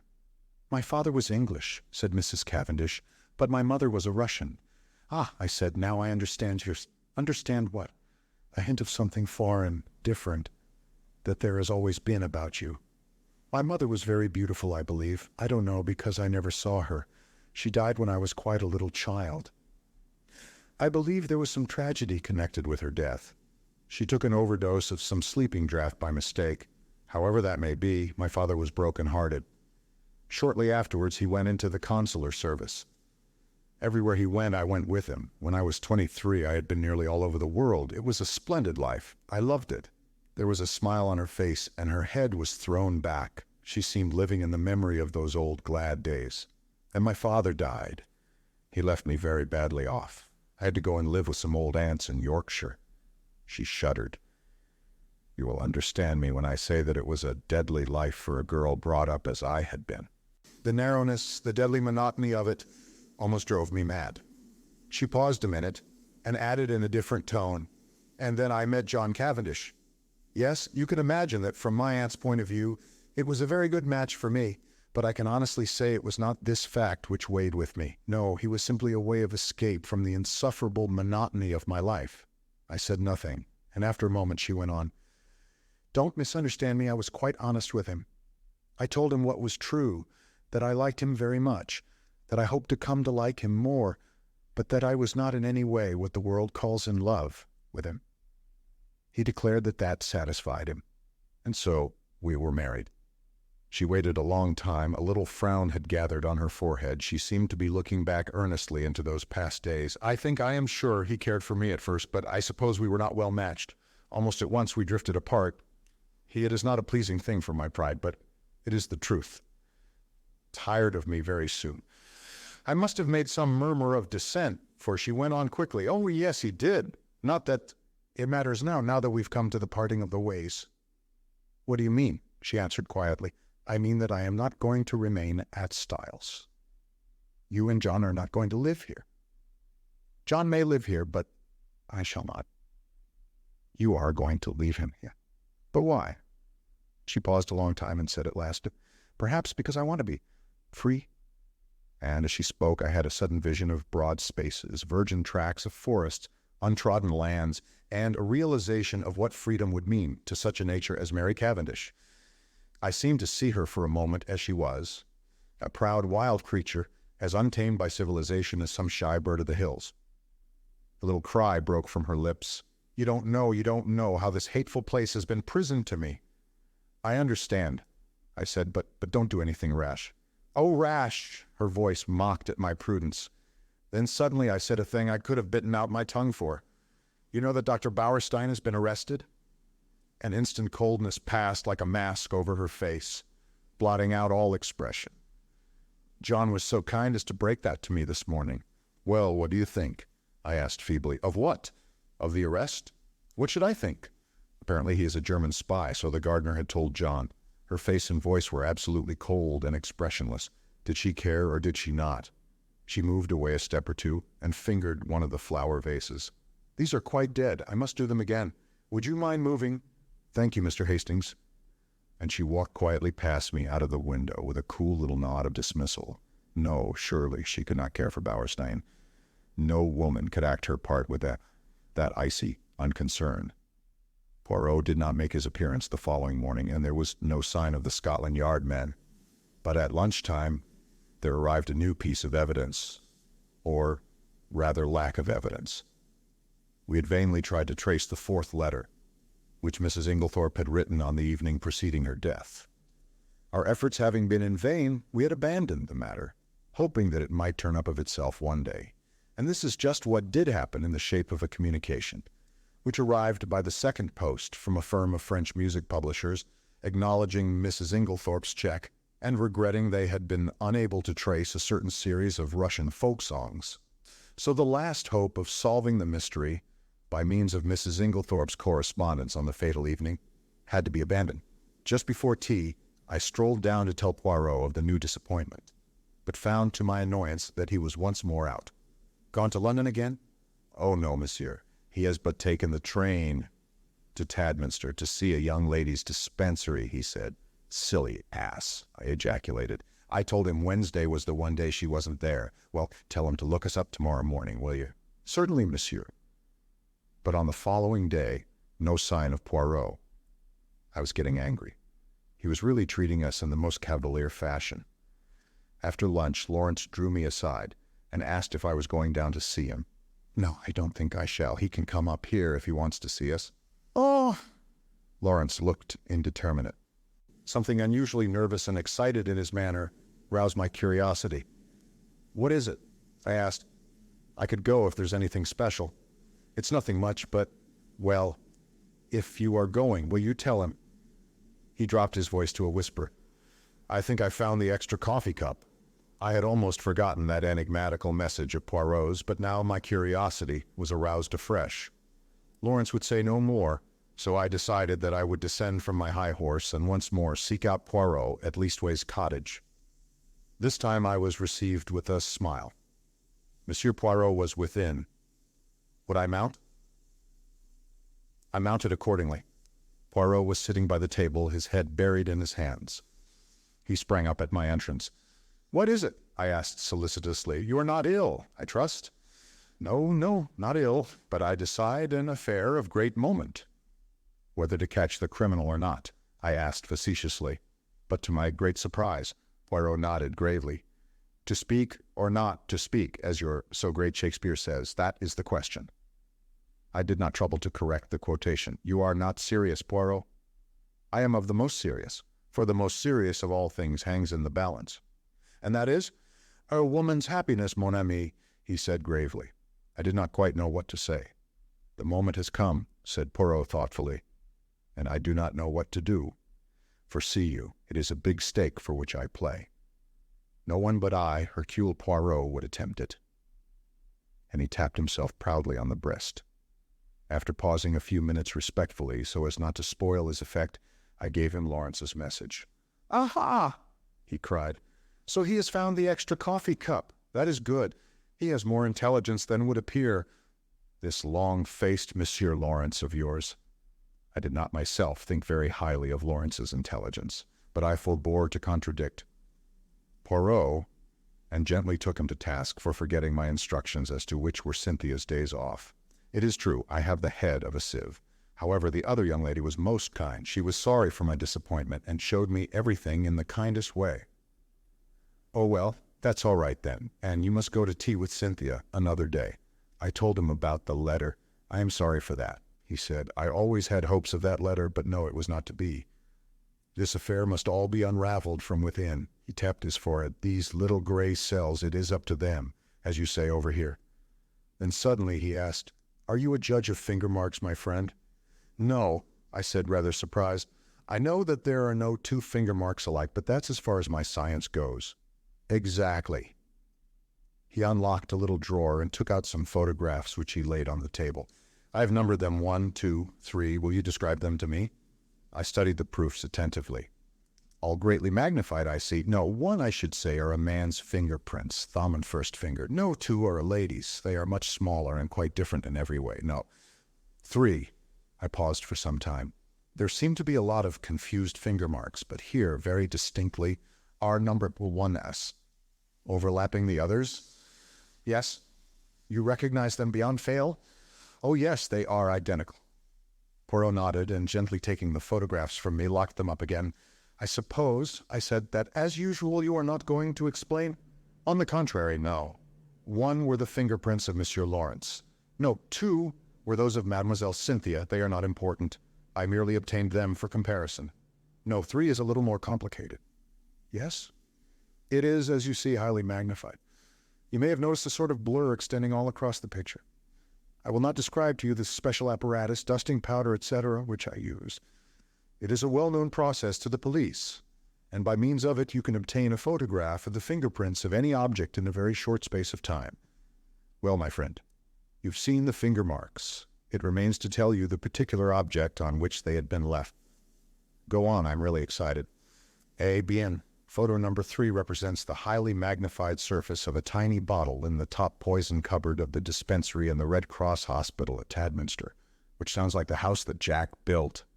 Good heavens, I exclaimed. But what were Lawrence Cavendish's finger marks doing on it? He never went near the poison cupboard the day we were there. Oh yes, he did. Impossible. We were all together the whole time. Poirot shook his head. No, my friend, there was a moment when you were not all together. There was a moment when you could not have been all together, or it would not have been necessary to call to Monsieur Lawrence to come and join you on the balcony. I'd forgotten that, I admitted. But it was only for a moment. Long enough. Long enough for what? Poirot's smile became rather enigmatical. Long enough for a gentleman who had once studied medicine to gratify a very natural interest and curiosity. Our eyes met.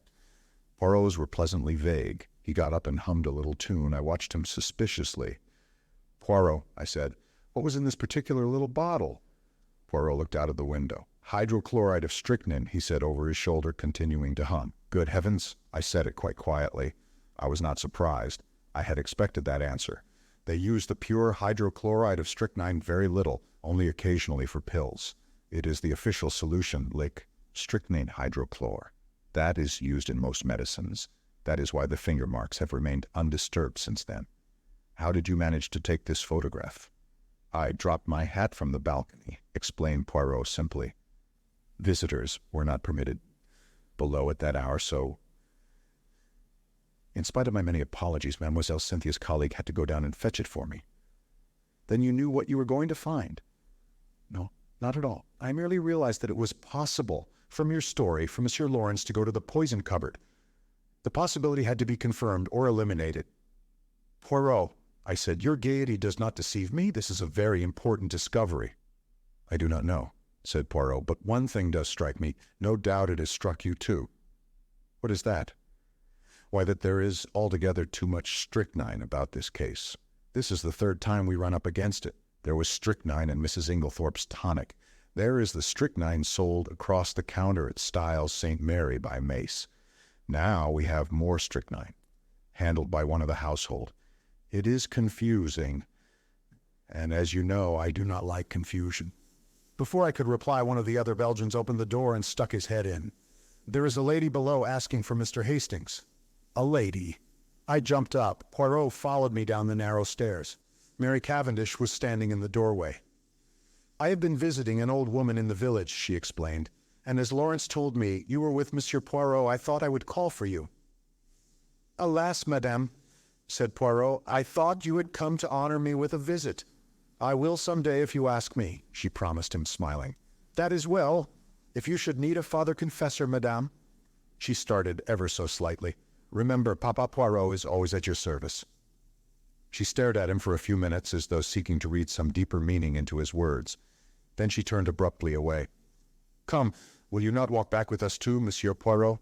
Enchanted, madame. All the way to Styles, Mary talked fast and feverishly. It struck me that in some way she was nervous of Poirot's eyes. The weather had broken, and the sharp wind was almost autumnal in its shrewishness.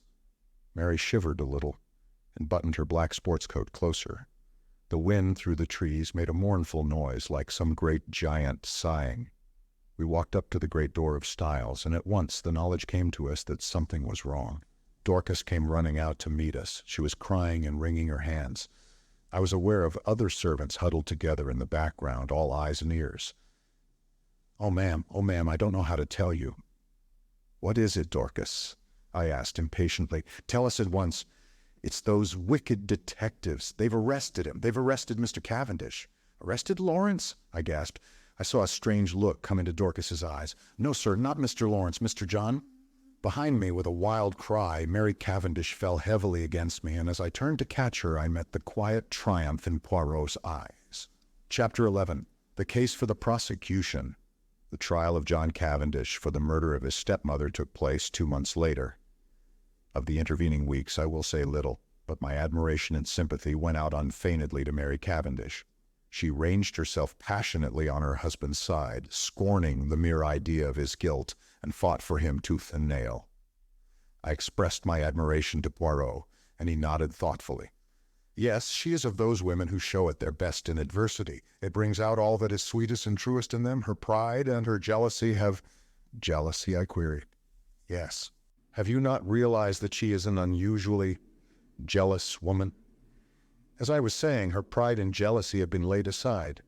She thinks of nothing but her husband, and the terrible fate that is hanging over him." He spoke very feelingly, and I looked at him earnestly, remembering that last afternoon when he had been deliberating whether or not to speak. With his tenderness for a woman's happiness, I felt glad that the decision had been taken out of his hands.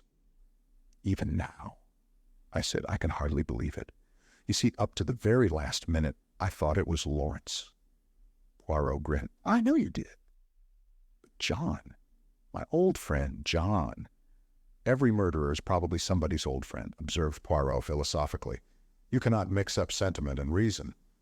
I must say I think you might have given me a hint. Perhaps, mon ami, I did not do so just because he was your old friend." I was rather disconcerted by this, remembering how I had busily passed on to John what I believed to be Poirot's views concerning Bauerstein. He, by the way, had been acquitted of the charge brought against him. Nevertheless, although he had been too clever for them this time and the charge of espionage could not be brought home to him, his wings were pretty well clipped for the future. I asked Poirot whether he thought John would be condemned. To my intense surprise, he replied that on the contrary, he was extremely likely to be acquitted. "But Poirot," I protested. "Oh, my friend, have I not said to you all along that I have no proofs? It is one thing to know that a man is guilty. It is quite another matter to prove him so. And in this case, there is terribly little evidence. That is the whole trouble. I, Hercule Poirot, know, but I lack the last link in my chain. And unless I can find that missing link—" He shook his head gravely. "When did you first suspect John Cavendish?" I asked after a minute or two. "Did you not suspect him at all?" "No, indeed." "Not after that fragment of conversation you overheard between Mrs. Cavendish and her mother-in-law, and her subsequent lack of frankness at the inquest?" "No." "Did you not put 2 and 2 together and reflect that if it was not Alfred Inglethorp who was quarreling with his wife, and you remember, he strenuously denied it at the inquest, it must be either Lawrence or John. Now, if it was Lawrence, Mary Cavendish's conduct was just as inexplicable, but if, on the other hand, it was John, the whole thing was explained quite naturally." "So," I cried, a light breaking in upon me, "it was John who quarreled with his mother that afternoon?" "Exactly. And you have known this all along?" "Certainly. Mrs. Cavendish's behavior could only be explained that way." "And yet you say he may be acquitted?" Poirot shrugged his shoulders. "Certainly I do. At the police court proceedings we shall hear the case for the prosecution. But in all probability his solicitors will advise him to reserve his defense. That will be sprung upon us at the trial. And, by the way, I have a word of caution to give you, my friend. I must not appear in the case." "What?" "No, officially I have nothing to do with it. Until I have found that last link in my chain, I must remain behind the scenes. Mrs. Cavendish must think I am working for her husband, not against him." "I say, that's playing it a bit low down," I protested. "Not at all. We have to deal with a most clever and unscrupulous man, and we must use any means in our power, otherwise he will slip through our fingers. That is why I have been careful to remain in the background. All the discoveries have been made by Jap, and Jap will take all the credit. If I am called upon to give evidence at all," he smiled broadly, "it will probably be as a witness for the defense." I could hardly believe my ears. "It is quite en règle," continued Poirot. Strangely enough, I can give evidence that will demolish one contention of the prosecution. Which one? The one that relates to the destruction of the will. John Cavendish did not destroy that will. Poirot was a true prophet. I will not go into the details of the police court proceedings, as it involves many tiresome repetitions. I will merely state baldly that John Cavendish reserved his defense and was duly committed for trial. September found us all in London. Mary took a house in Kensington, Poirot being included in the family party. I myself had been given a job at the War Office, so was able to see them continually. As the weeks went by, the state of Poirot's nerves grew worse and worse. That last link he talked about was still lacking. Privately, I hoped it might remain so, for what happiness could there be for Mary if John were not acquitted? On September 15th, John Cavendish appeared in the dock at the Old Bailey, charged with the willful murder of Emily Agnes Inglethorp, and pleaded not guilty. Sir Ernest Heavyweather, the famous K.C., had been engaged to defend him. Mr. Phillips, K.C., opened the case for the Crown. The murder, he said, was a most premeditated and cold-blooded one. It was neither more nor less than the deliberate poisoning of a fond and trusting woman by the stepson to whom she had been more than a mother. Ever since his boyhood, she had supported him. He and his wife had lived at Styles Court in every luxury, surrounded by her care and attention. She had been their kind and generous benefactress. He proposed to call witnesses to show how the prisoner, a profligate and spendthrift, had been at the end of his financial tether, and had also been carrying on an intrigue with a certain Mrs. Raikes, a neighboring farmer's wife. This having come to his stepmother's ears, she taxed him with it on the afternoon before her death, and a quarrel ensued, part of which was overheard. On the previous day, the prisoner had purchased strychnine at the village chemist's shop, wearing a disguise by means of which he hoped to throw the onus of the crime upon another man, to wit, Mrs. Inglethorp's husband, of whom he had been bitterly jealous. Luckily for Mr. Inglethorp, he had been able to produce an unimpeachable alibi. On the afternoon of July 17th, continued counsel, immediately after the quarrel with her son, Mrs. Inglethorp made a new will. This will was found destroyed in the grate of her bedroom the following morning, but evidence had come to light which showed that it had been drawn up in favor of her husband. Deceased had already made a will in his favor before her marriage, but, and Mr. Phillips wagged an expressive forefinger, the prisoner was not aware of that. What had induced the deceased to make a fresh will with the old one still extant, he could not say. She was an old lady and might possibly have forgotten the former one. Or this seemed to him more likely, she may have had an idea that it was revoked by her marriage, as there had been some conversation on the subject. Ladies were not always very well versed in legal knowledge. She had, about a year before, executed a will in favor of the prisoner. He would call evidence to show that it was the prisoner who ultimately handed his stepmother her coffee on the fatal night. Later in the evening, he had sought admission to her room, on which occasion, no doubt, he found an opportunity of destroying the will, which, as far as he knew, would render the one in his favor valid. The prisoner had been arrested in consequence of the discovery, in his room, by Detective Inspector Japp, a most brilliant officer, of the identical phial of strychnine, which had been sold at the village chemist's to the supposed Mr. Inglethorp on the day before the murder. It would be for the jury to decide whether or not these damning facts constituted an overwhelming proof of the prisoner's guilt, and subtly implying that a jury which did not so decide was quite unthinkable. Mr. Phillips sat down and wiped his forehead. The first witnesses for the prosecution were mostly those who had been called at the inquest, the medical evidence being again taken first. Sir Ernest Heavyweather, who was famous all over England for the unscrupulous manner in which he bullied witnesses, only asked 2 questions. "I take it, Dr. Bauerstein, that strychnine as a drug acts quickly?" "Yes." "And that you are unable to account for the delay in this case?" "Yes." "Thank you." Mr. Mace identified the phial handed him by counsel as that sold by him to Mr. Inglethorp. Pressed, he admitted that he only knew Mr. Inglethorp by sight. He had never spoken to him. The witness was not cross-examined. Alfred Inglethorp was called, and denied having purchased the poison. He also denied having quarreled with his wife. Various witnesses testified to the accuracy of these statements. The The gardener's evidence as to the witnessing of the will was taken, and then Dorcas was called. Dorcas, faithful to her young gentleman, denied strenuously that it could have been John's voice she heard, and resolutely declared, in the teeth of everything, that it was Mr. Inglethorp who had been in the boudoir with her mistress.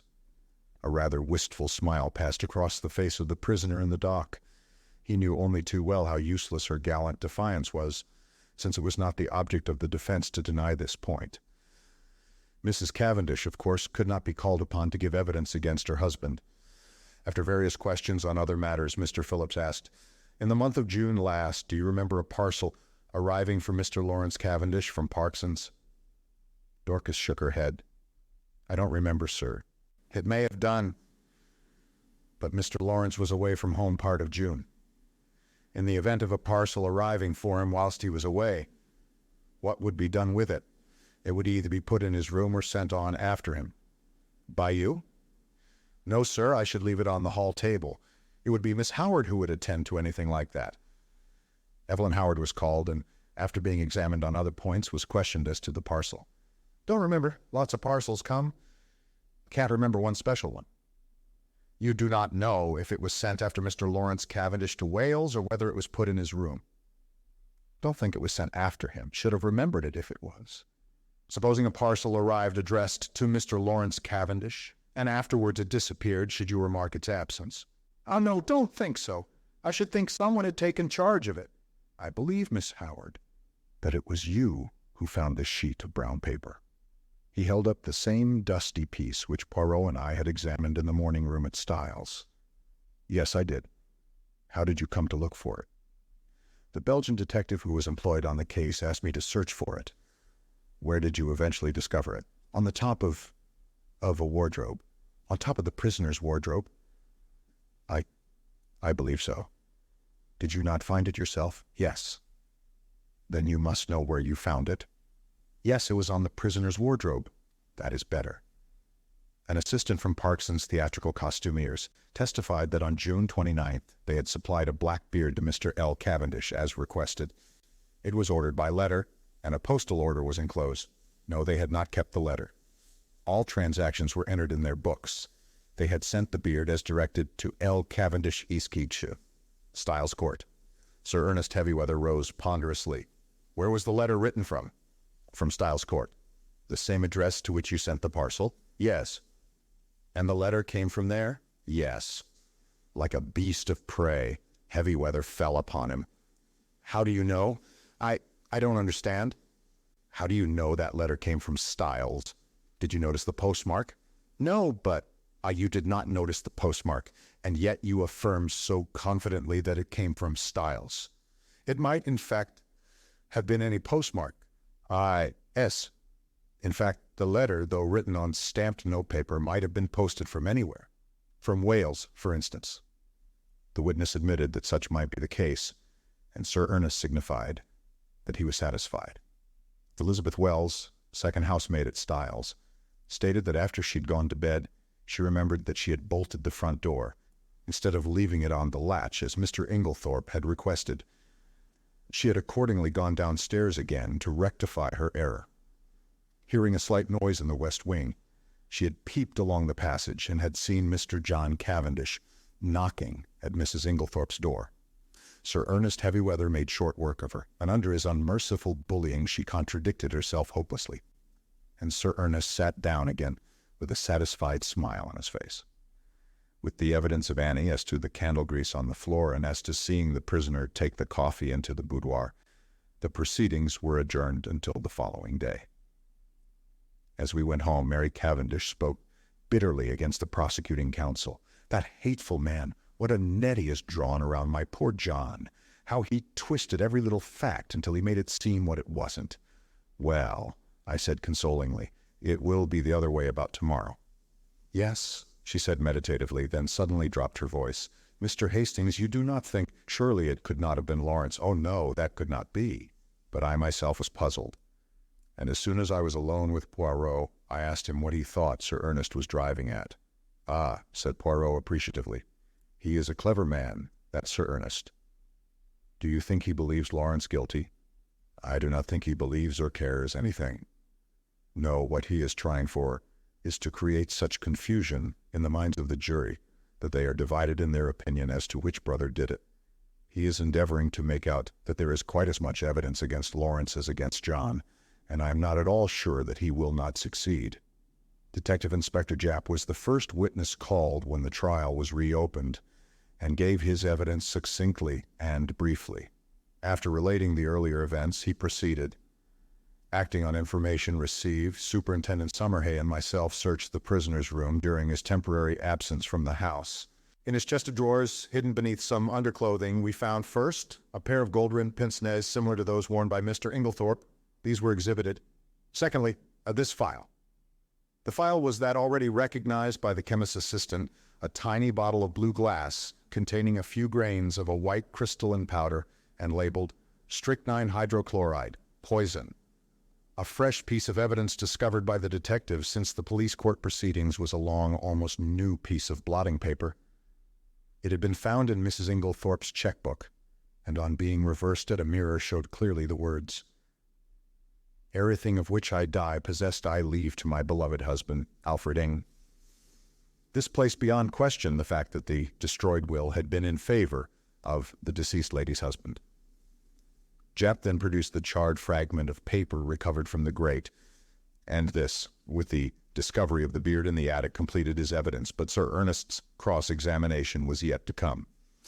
"What day was it when you searched the prisoner's room?" "Tuesday, the 24th of July.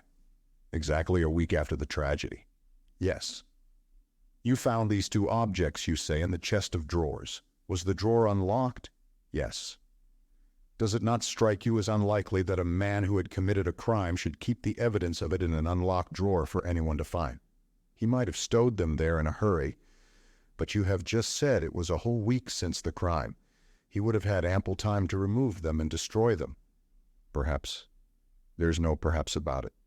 Would he or would he not have had plenty of time to remove and destroy them?" "Yes." "Was the pile of underclothes under which the things were hidden heavy or light?" "Heavy-ish. In other words, it was winter underclothing.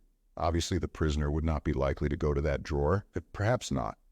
Kindly answer my question. Would the prisoner in the hottest week of a hot summer be likely to go to a drawer containing winter underclothing? Yes or no?"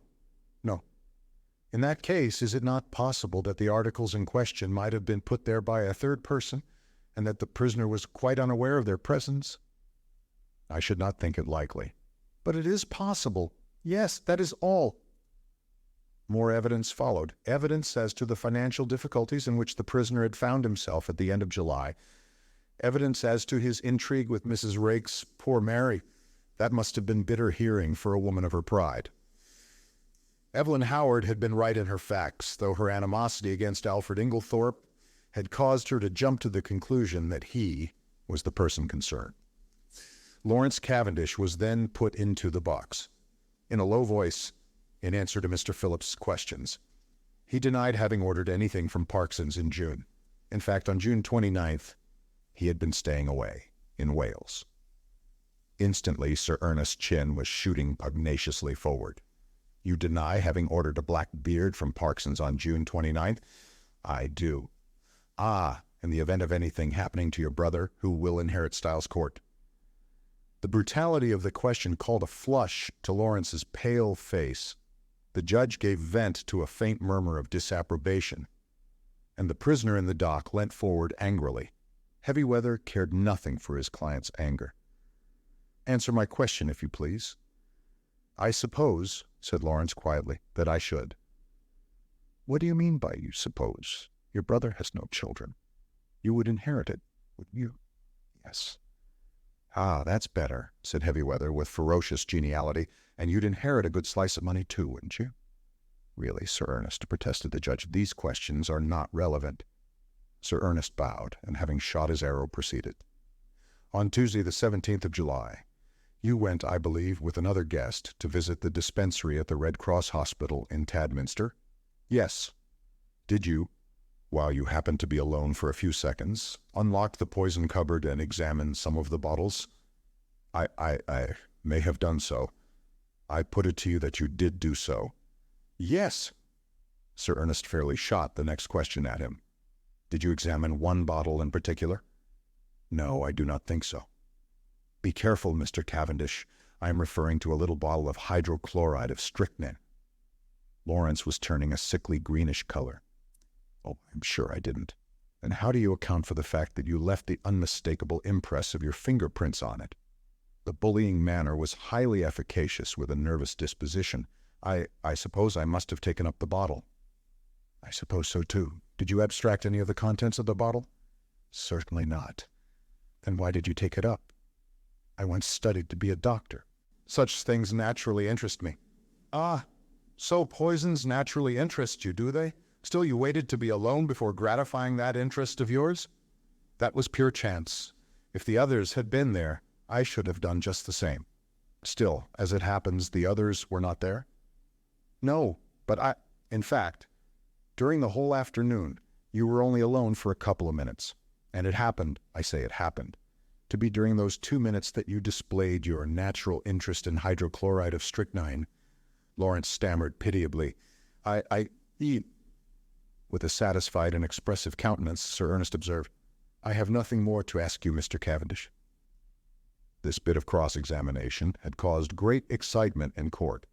The heads of the many fashionably attired women present were busily laid together, and their whispers became so loud that the judge angrily threatened to have the court cleared if there was not immediate silence. There was little more evidence. The handwriting experts were called upon for their opinion of the signature of Alfred Inglethorp in the chemist's poison register. They all declared unanimously that it was certainly not his handwriting, and gave it as their view that it might be that of the prisoner disguised. Cross-examined, they admitted that it might be the prisoner's handwriting cleverly counterfeited. Sir Ernest Heavywether's speech in opening the case for the defense was not a long one, but it was backed by the full force of his emphatic manner. Never, he said, in the course of his long experience, had he known a charge of murder rest on slighter evidence.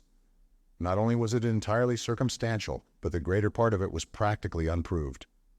Let them take the testimony they had heard and sift it impartially. The strychnine had been found in a drawer in the prisoner's room. That drawer was an unlocked one, as he had pointed out, and he submitted that there was no evidence to prove that it was the prisoner who had concealed the poison there. It was, in fact, a wicked and malicious attempt on the part of some third person to fix the crime on the prisoner. The prosecution had been unable to produce a shred of evidence in support of their contention that it was the prisoner who ordered the Blackbeard from Parkson's. The quarrel which had taken place between prisoner and his stepmother was freely admitted, but both it and his financial embarrassments had been grossly exaggerated. His learned friend, Sir Ernest nodded carelessly at Mr. Phillips, had stated that if the prisoner were an innocent man, he would have come forward at the inquest to explain that it was he, and not Mr. Inglethorp, who had been the participator in the quarrel. He thought the facts had been misrepresented. What had actually occurred was this. The prisoner, returning to the house on Tuesday evening, had been authoritatively told that there had been a violent quarrel between Mr. and Mrs. Inglethorp. No suspicion had entered the prisoner's head that anyone could possibly have mistaken his voice for that of Mr. Inglethorp. He naturally concluded that his stepmother had had 2 quarrels.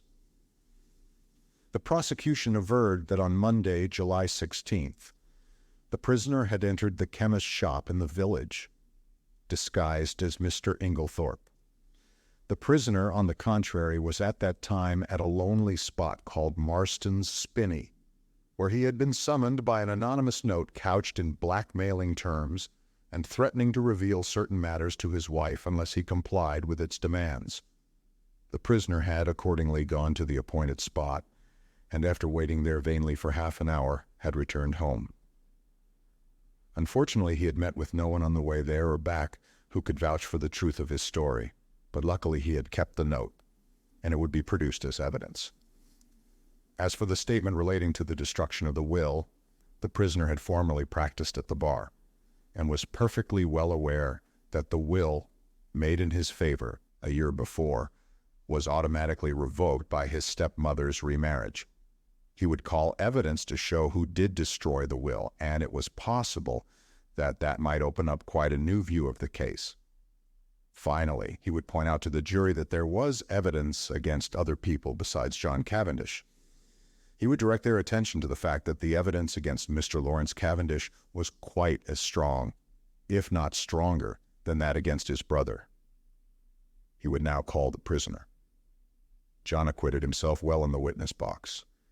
Under Sir Ernest's skillful handling, he told his tale credibly and well. The anonymous note received by him was produced and handed to the jury to examine. The readiness with which he admitted his financial difficulties and the disagreement with his stepmother lent value to his denials. At the close of his examination, he paused and said, "I should like to make one thing clear. I utterly reject and disapprove of Sir Ernest Heavywether's insinuations against my brother. My brother, I am convinced, had no more to do with the crime than I have." Sir Ernest merely smiled, and noted with a sharp eye that John's protest had produced a very favorable impression on the jury. Then the cross-examination began. "I understand you to say that it never entered your head that the witnesses at the inquest could possibly have mistaken your voice for that of Mr. Inglethorp. Is not that very surprising?" "No, I don't think so. I was told there had been a quarrel between my mother and Mr. Inglethorp, and it never occurred to me that such was not really the case. Not when the servant Dorcas repeated certain fragments of the conversation, fragments which you must have recognized." "I did not recognize them." "Your memory must be unusually short." "No, but we were both angry, and, I think, said more than we meant. I paid very little attention to my mother's actual words." Mr. Phillips's incredulous sniff was a triumph of forensic skill. He passed on to the subject of the note. "You have produced this note very opportunely. Tell me, is there nothing familiar about the handwriting of it?" "Not that I know of." "Do you not think that it bears a marked resemblance to your own handwriting, carelessly disguised?" "No, I do not think so." "I put it to you that it is your own handwriting." "No." "I put it to you that, anxious to prove an alibi, you conceived the idea of a fictitious and rather incredible appointment, and wrote this note yourself in order to bear out your statement." "No." "Is it not a fact that at the time you claim to have been waiting about at a solitary and unfrequented spot, you were really in the chemist's shop in Styles, St. Mary, where you purchased strychnine in the name of Alfred Inglethorp?" "No, that is a lie."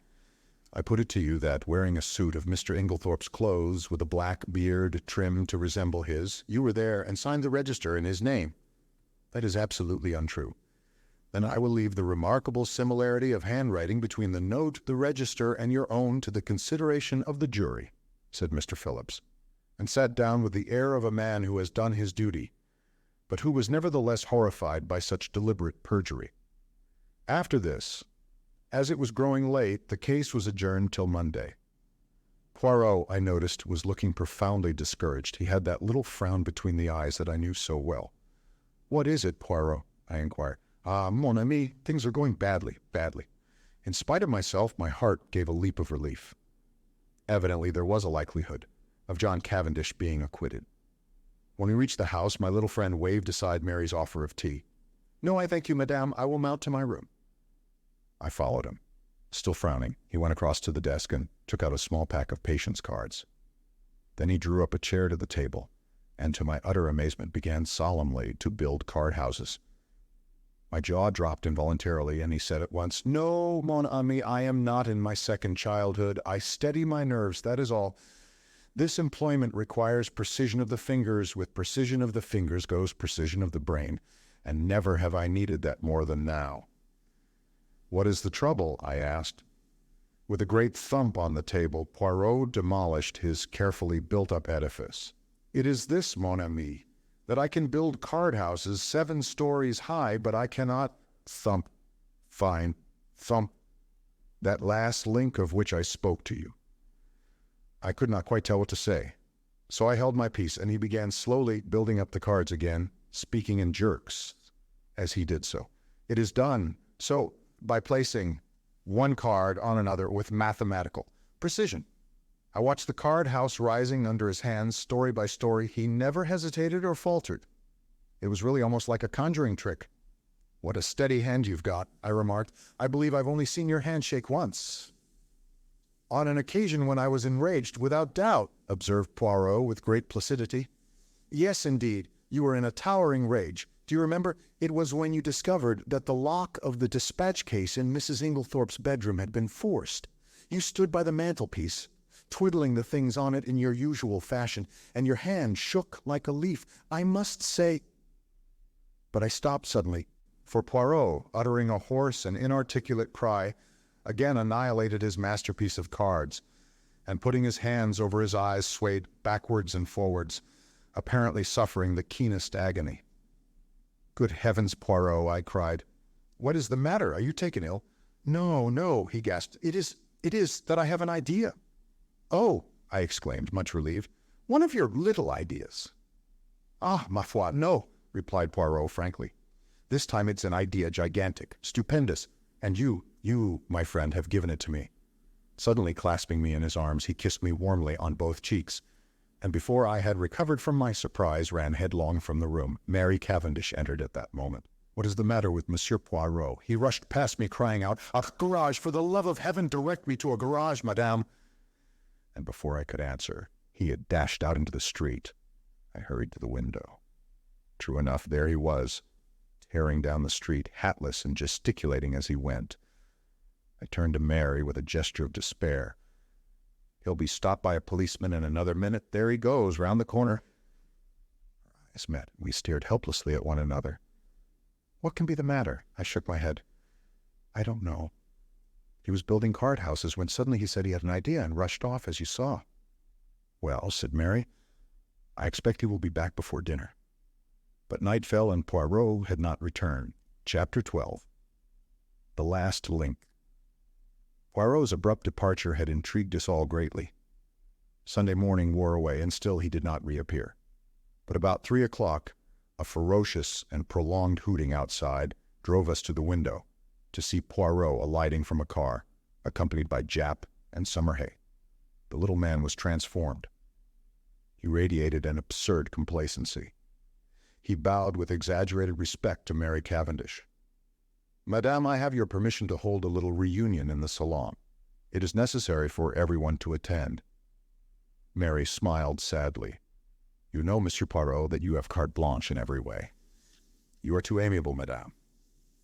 Still beaming, Poirot marshaled us all into the drawing-room, bringing forward chairs as he did so. "Miss Howard, here, Mademoiselle Cynthia, Monsieur Lawrence, the good Dorcas, and Annie. Bien. We must delay our proceedings a few minutes until Mr. Inglethorp arrives. I have sent him a note." Miss Howard rose immediately from her seat. "If that man comes into the house, I leave it." "No, no," Poirot went up to her and pleaded in a low voice. Finally, Miss Howard consented to return to her chair. A few minutes later, Alfred Inglethorp entered the room. The company once assembled, Poirot rose from his seat with the air of a popular lecturer and bowed politely to his audience. "Messieurs, mesdames, as you all know, I was called in by Monsieur John Cavendish to investigate this case. I at once examined the bedroom of the deceased, which, by the advice of the doctors, had been kept locked and was consequently exactly as it had been when the tragedy occurred. I found, first, a fragment of green material, second, a stain on the carpet near the window, still damp, thirdly, an empty box of bromide powders. To take the fragment of green material first, I found it caught in the bolt of the communicating door between that room and the adjoining one occupied by Mademoiselle Cynthia. I handed the fragment over to the police, who did not consider it of much importance, nor did they recognize it for what it was, a piece torn from a green land armlet. There was a little stir of excitement. Now, there was only one person at Styles who worked on the land, Mrs. Cavendish. Therefore, it must have been Mrs. Cavendish who entered the deceased's room through the door communicating with Mademoiselle Cynthia's room. "But that door was bolted on the inside," I cried. "When I examined the room, yes. But in the first place, we have only her word for it, since it was she who tried that particular door and reported it fastened. In the ensuing confusion, she would have had ample opportunity to shoot the bolt across." I took an early opportunity of verifying my conjectures. To begin with, the fragment corresponds exactly with a tear in Mrs. Cavendish's armlet. Also at the inquest, Mrs. Cavendish declared that she had heard from her own room the fall of the table by the bed. I took an early opportunity of testing that statement by stationing my friend Monsieur Hastings in the left wing of the building, just outside Mrs. Cavendish's door. I myself, in company with the police, went to the deceased's room, and whilst there I apparently accidentally knocked over the table in question, but found that, as I had expected, Monsieur Hastings had heard no sound at all. This confirmed my belief that Mrs. Cavendish was not speaking the truth when she declared that she had been dressing in her room at the time of the tragedy. In fact, I was convinced that, far from having been in her own room, Mrs. Cavendish was actually in the deceased's room when the alarm was given. I shot a quick glance at Mary. She was very pale, but smiling. I proceeded to reason on that assumption. Mrs. Cavendish is in her mother-in-law's room. We will say that she is seeking for something and has not yet found it. Suddenly, Mrs. Inglethorp awakens and is seized with an alarming paroxysm. She flings out her arm, overturning the bed table, and then pulls desperately at the bell. Mrs. Cavendish, startled, drops her candle, scattering the grease on the carpet. She picks it up and retreats quickly to Mademoiselle Cynthia's room, closing the door behind her. She hurries out into the passage, for the servants must not find her where she is. But it is too late. Already footsteps are echoing along the gallery which connects the two wings. What can she do? Quick as thought, she hurries back to the young girl's room and starts shaking her awake. The hastily aroused household come trooping down the passage. They are all busily battering at Mrs. Inglethorp's door. It occurs to nobody that Mrs. Cavendish has not arrived with the rest, but, and this is significant, I can find no one who saw her come from the other wing. He looked at Mary Cavendish. Am I right, madam? She bowed her head. Quite right, monsieur. You understand that if I had thought I would do my husband any good by revealing these facts, I would have done so. But it did not seem to me to bear upon the question of his guilt or innocence. In a sense, that is correct, madame. But it cleared my mind of many misconceptions and left me free to see other facts in their true significance. The will? Cried Lawrence. Then it was you, Mary, who destroyed the will. She shook her head, and Poirot shook his also. No, he said quietly. There is only one person who could possibly have destroyed that will, Mrs. Inglethorp herself. Impossible, I exclaimed. She had only made it out that very afternoon. Nevertheless, mon ami, it was Mrs. Inglethorp, because in no other way can you account for the fact that on one of the hottest days of the year, Mrs. Inglethorp ordered a fire to be lighted in her room. I gave a gasp. What idiots we had been never to think of that fire as being incongruous. Poirot was continuing. The temperature on that day, messieurs, was 80 degrees in the shade, yet Mrs. Inglethorp ordered a fire. Why? Because she wished to destroy something, and could think of no other way. You'll remember that, in consequence of the war economics practiced at Styles, no waste paper was thrown away. There was therefore no means of destroying a thick document such as a will. The moment I heard of a fire being lighted in Mrs. Inglethorp's room, I leaped to the conclusion that it was to destroy some important document, possibly a will. So, the discovery of the charred fragment in the grate was no surprise to me. I did not, of course, know at the time that the will in question had only been made this afternoon, and I will admit that when I learnt that fact, I fell into a grievous error. I came to the conclusion that Mrs. Inglethorp's determination to destroy her will arose as a direct consequence of the quarrel she had that afternoon, and that therefore the quarrel took place after, and not before the making of the will. Here, as we know, I was wrong, and I was forced to abandon that idea. I faced the problem from a new standpoint. Now at 4 o'clock, Dorcas overheard her mistress saying angrily, "You need not think that any fear of publicity or scandal between husband and wife will deter me." I conjectured, and conjectured rightly, that these words were addressed not to her husband, but to Mr. John Cavendish. At 5 o'clock, an hour later, she uses almost the same words, but the standpoint is different. She admits to Dorcas, "I don't know what to do. Scandal between husband and wife is a dreadful thing." At 4 o'clock, she has been angry, but completely mistress of herself. At 5 o'clock, she is in violent distress and speaks of having had a great shock. Looking at the matter psychologically, I drew one deduction which I was convinced was correct. The second scandal she spoke of was not the same as the first, and it concerned herself. Let us reconstruct. At 4 o'clock, Mrs. Inglethorp quarrels with her son and threatens to denounce him to his wife, who, by the way, overheard the greater part of the conversation. At 4:30, Mrs. Inglethorp, in consequence of a conversation on the validity of wills, makes a will in favor of her husband, which the two gardeners witness. At 5 o'clock, Dorcas finds her mistress in a state of considerable agitation, with a slip of paper, a letter, Dorcas thinks, in her hand. And it is then that she orders the fire in her room to be lighted. Presumably then, between 4:30 and 5 o'clock, something has occurred to occasion a complete revolution of feeling, since she is now as anxious to destroy the will as she was before to make it. What was that something? As far as we know, she was quite alone during that half hour. Nobody entered or left that boudoir. What then occasioned this sudden change of sentiment? One can only guess, but I believe my guess to be correct. Mrs. Inglethorp had no stamps in her desk. We know this because later she asked Dorcas to bring her some. Now, in the opposite corner of the room stood her husband's desk, locked. She was anxious to find some stamps, and according to my theory, she tried her own keys in the desk. That one of them fitted, I know. She therefore opened the desk, and in searching for the stamps, she came across something else, that slip of paper which Dorcas saw in her hand, and which assuredly was never meant for Mrs. Inglethorp's eyes. On the other hand, Mrs. Cavendish believed that the slip of paper to which her mother-in-law clung so tenaciously was a written proof of her own husband's infidelity. She demanded it from Mrs. Inglethorp, who assured her, quite truly, that it had nothing to do with that matter. Mrs. Cavendish did not believe her. She thought that Mrs. Inglethorp was shielding her stepson. Now, Mrs. Cavendish is a very resolute woman, and behind her mask of reserve she was madly jealous of her husband.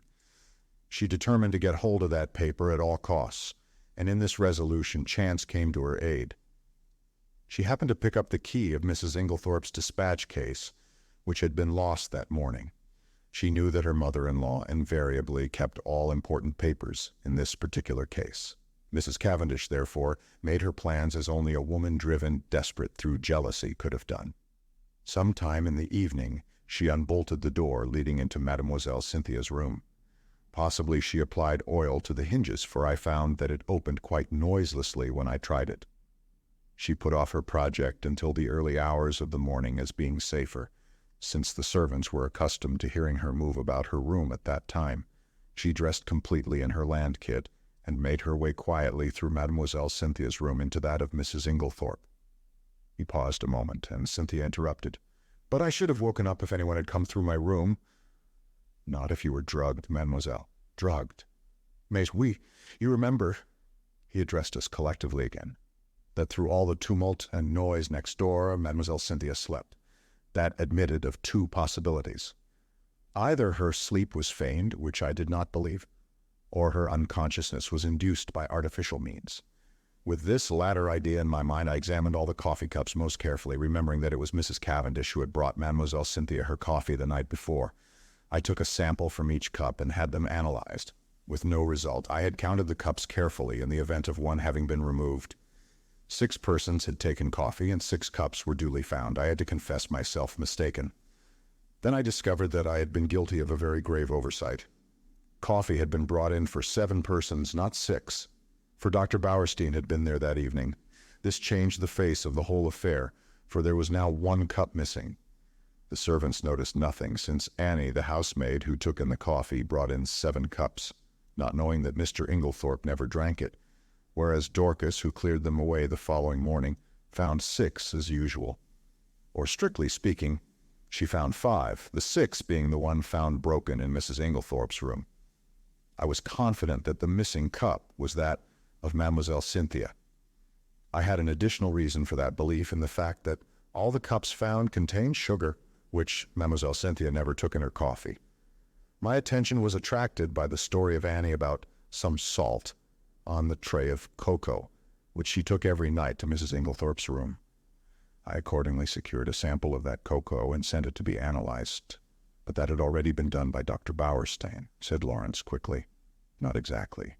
The analyst was asked by him to report whether strychnine was or was not present. He did not have it tested as I did for a narcotic." "For a narcotic?" "Yes. Here's the analyst's report. Mrs. Cavendish administered a safe but effectual narcotic to both misses. Inglethorp and Mademoiselle Cynthia, and it is possible that she had a mauvaise quart d'oeuvre in consequence. Imagine her feelings when her mother-in-law is suddenly taken ill and dies, and immediately after she hears the word poison. She has believed that the sleeping draught she administered was perfectly harmless, but there is no doubt that for one terrible moment she must have feared that Mrs. Inglethorp's death lay at her door. She is seized with panic, and under its influence, she hurries downstairs and quickly drops the coffee cup and saucer used by Mademoiselle Cynthia into a large brass vase, where it is discovered later by Monsieur Lawrence. The remains of the cocoa she dare not touch. Too many eyes are upon her. Guess at her relief when strychnine is mentioned, and she discovers that after all the tragedy is not her doing. We are now able to account for the symptoms of strychnine poisoning being so long in making their appearance. A narcotic taken with strychnine will delay the action of the poison for some hours. Poirot paused. Mary looked up at him, the color slowly rising in her face. "All you have said is quite true, Monsieur Poirot. It was the most awful hour of my life. I shall never forget it. But you are wonderful. I understand now what I meant when I told you that you could safely confess to Papa Poirot, eh? But you would not trust me." "I see everything now," said Lawrence. "The drugged cocoa, taken on top of the poisoned coffee, amply accounts for the delay." "Exactly. But was the coffee poisoned, or was it not? We come to a little difficulty here, since Mrs. Inglethorp never drank it." "What?" The cry of surprise was universal.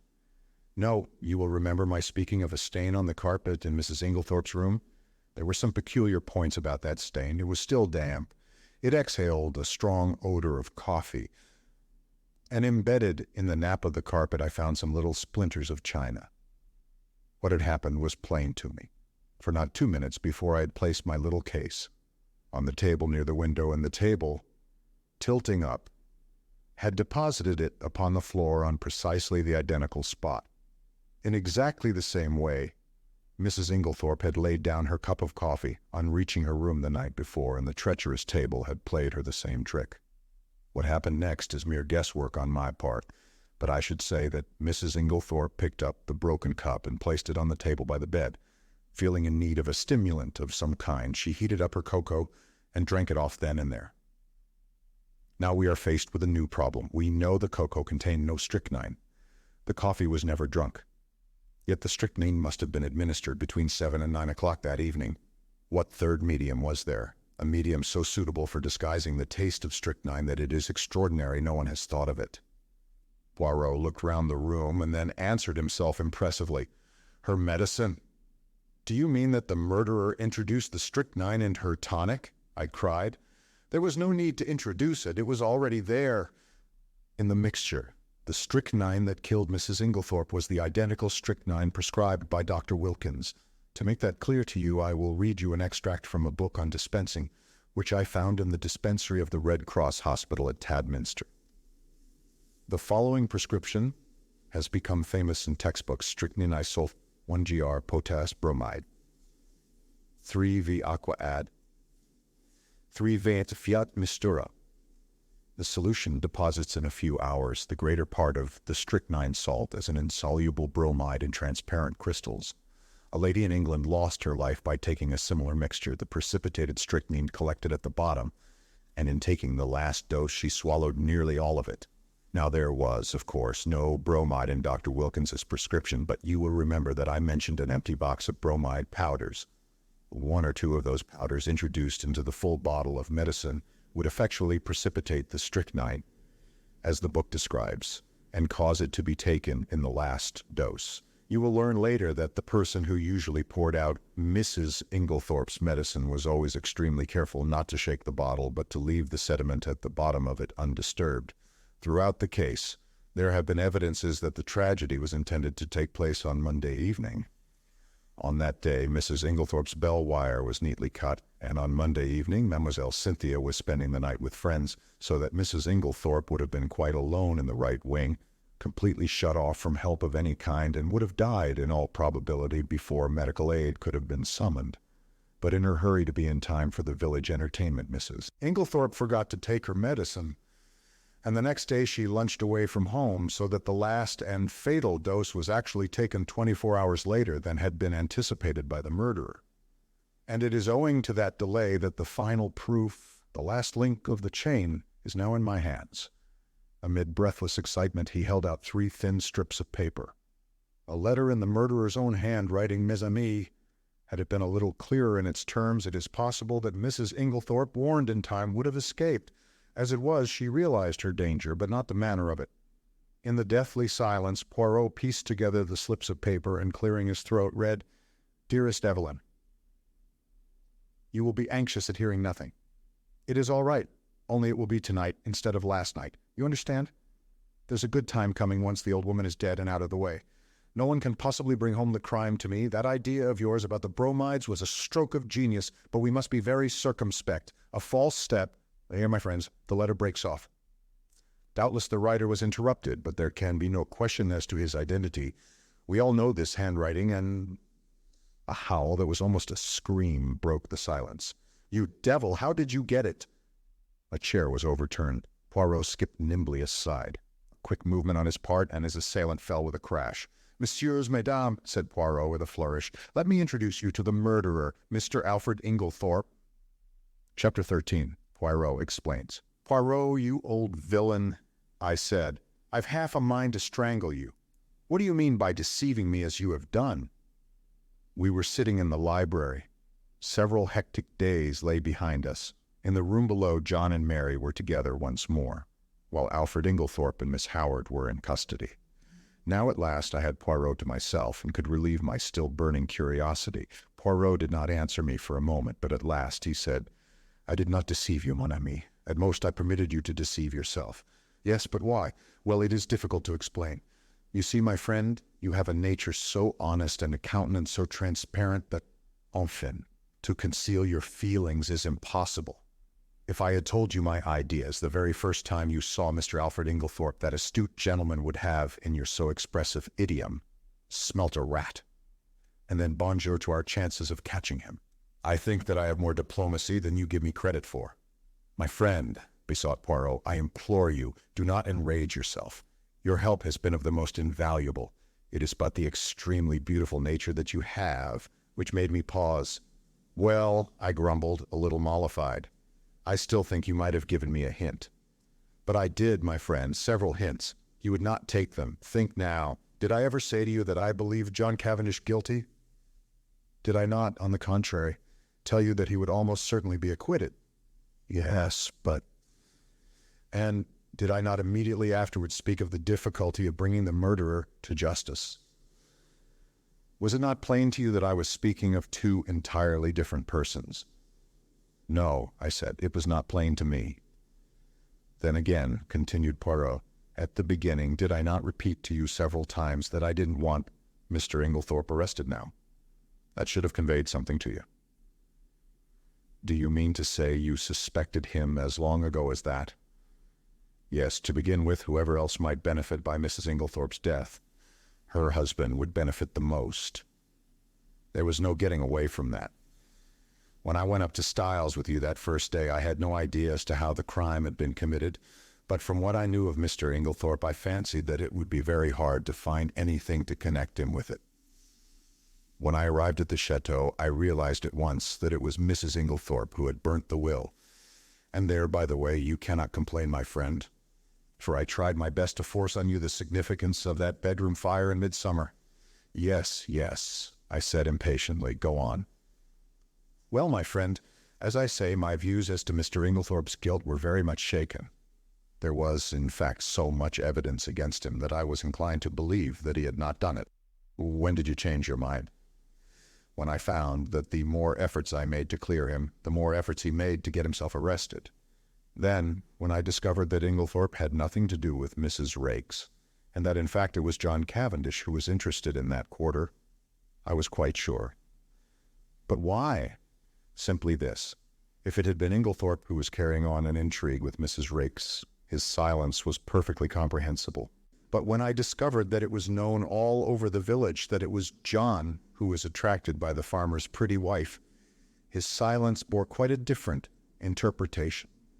It was nonsense to pretend that he was afraid of the scandal, as no possible scandal could attach to him.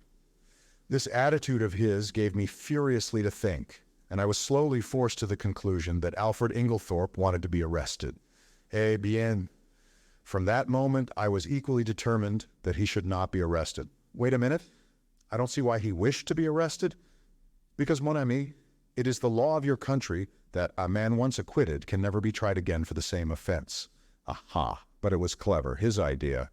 Assuredly, he is a man of method. See here, he knew that in his position he was bound to be suspected, so he conceived the exceedingly clever idea of preparing a lot of manufactured evidence against himself. He wished to be arrested. He would then produce his irreproachable alibi, and hey presto, he was safe for life. But I still don't see how he managed to prove his alibi, and yet go to the chemist's shop.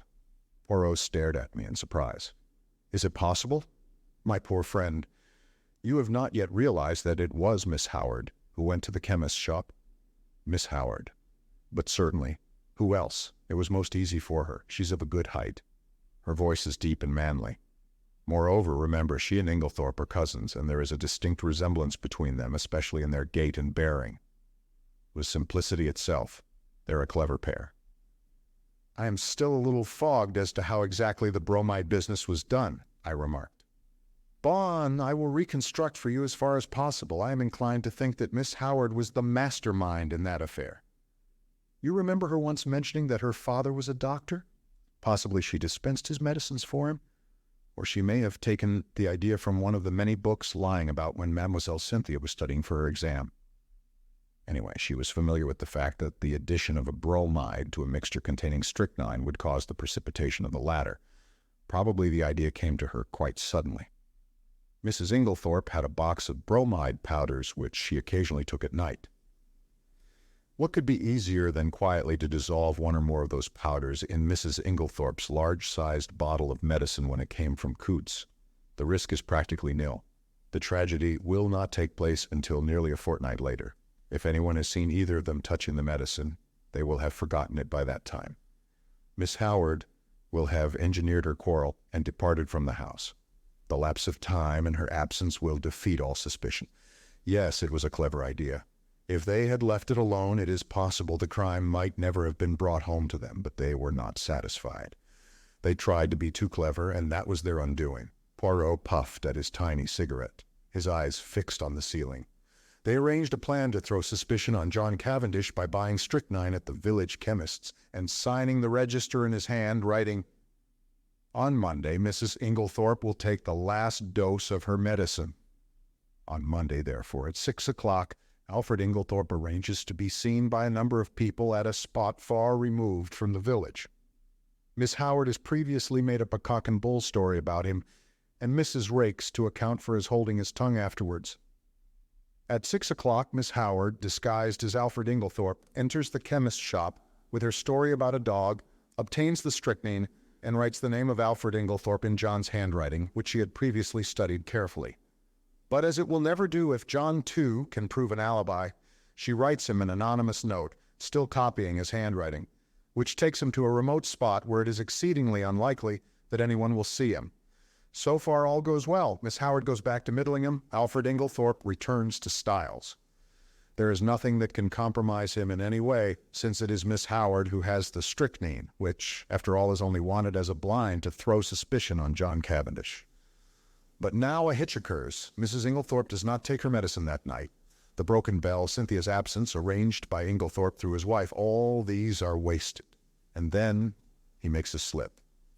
Mrs. Inglethorp is out, and he sits down to write to his accomplice, who, he fears, may be in a panic at the non-success of their plan.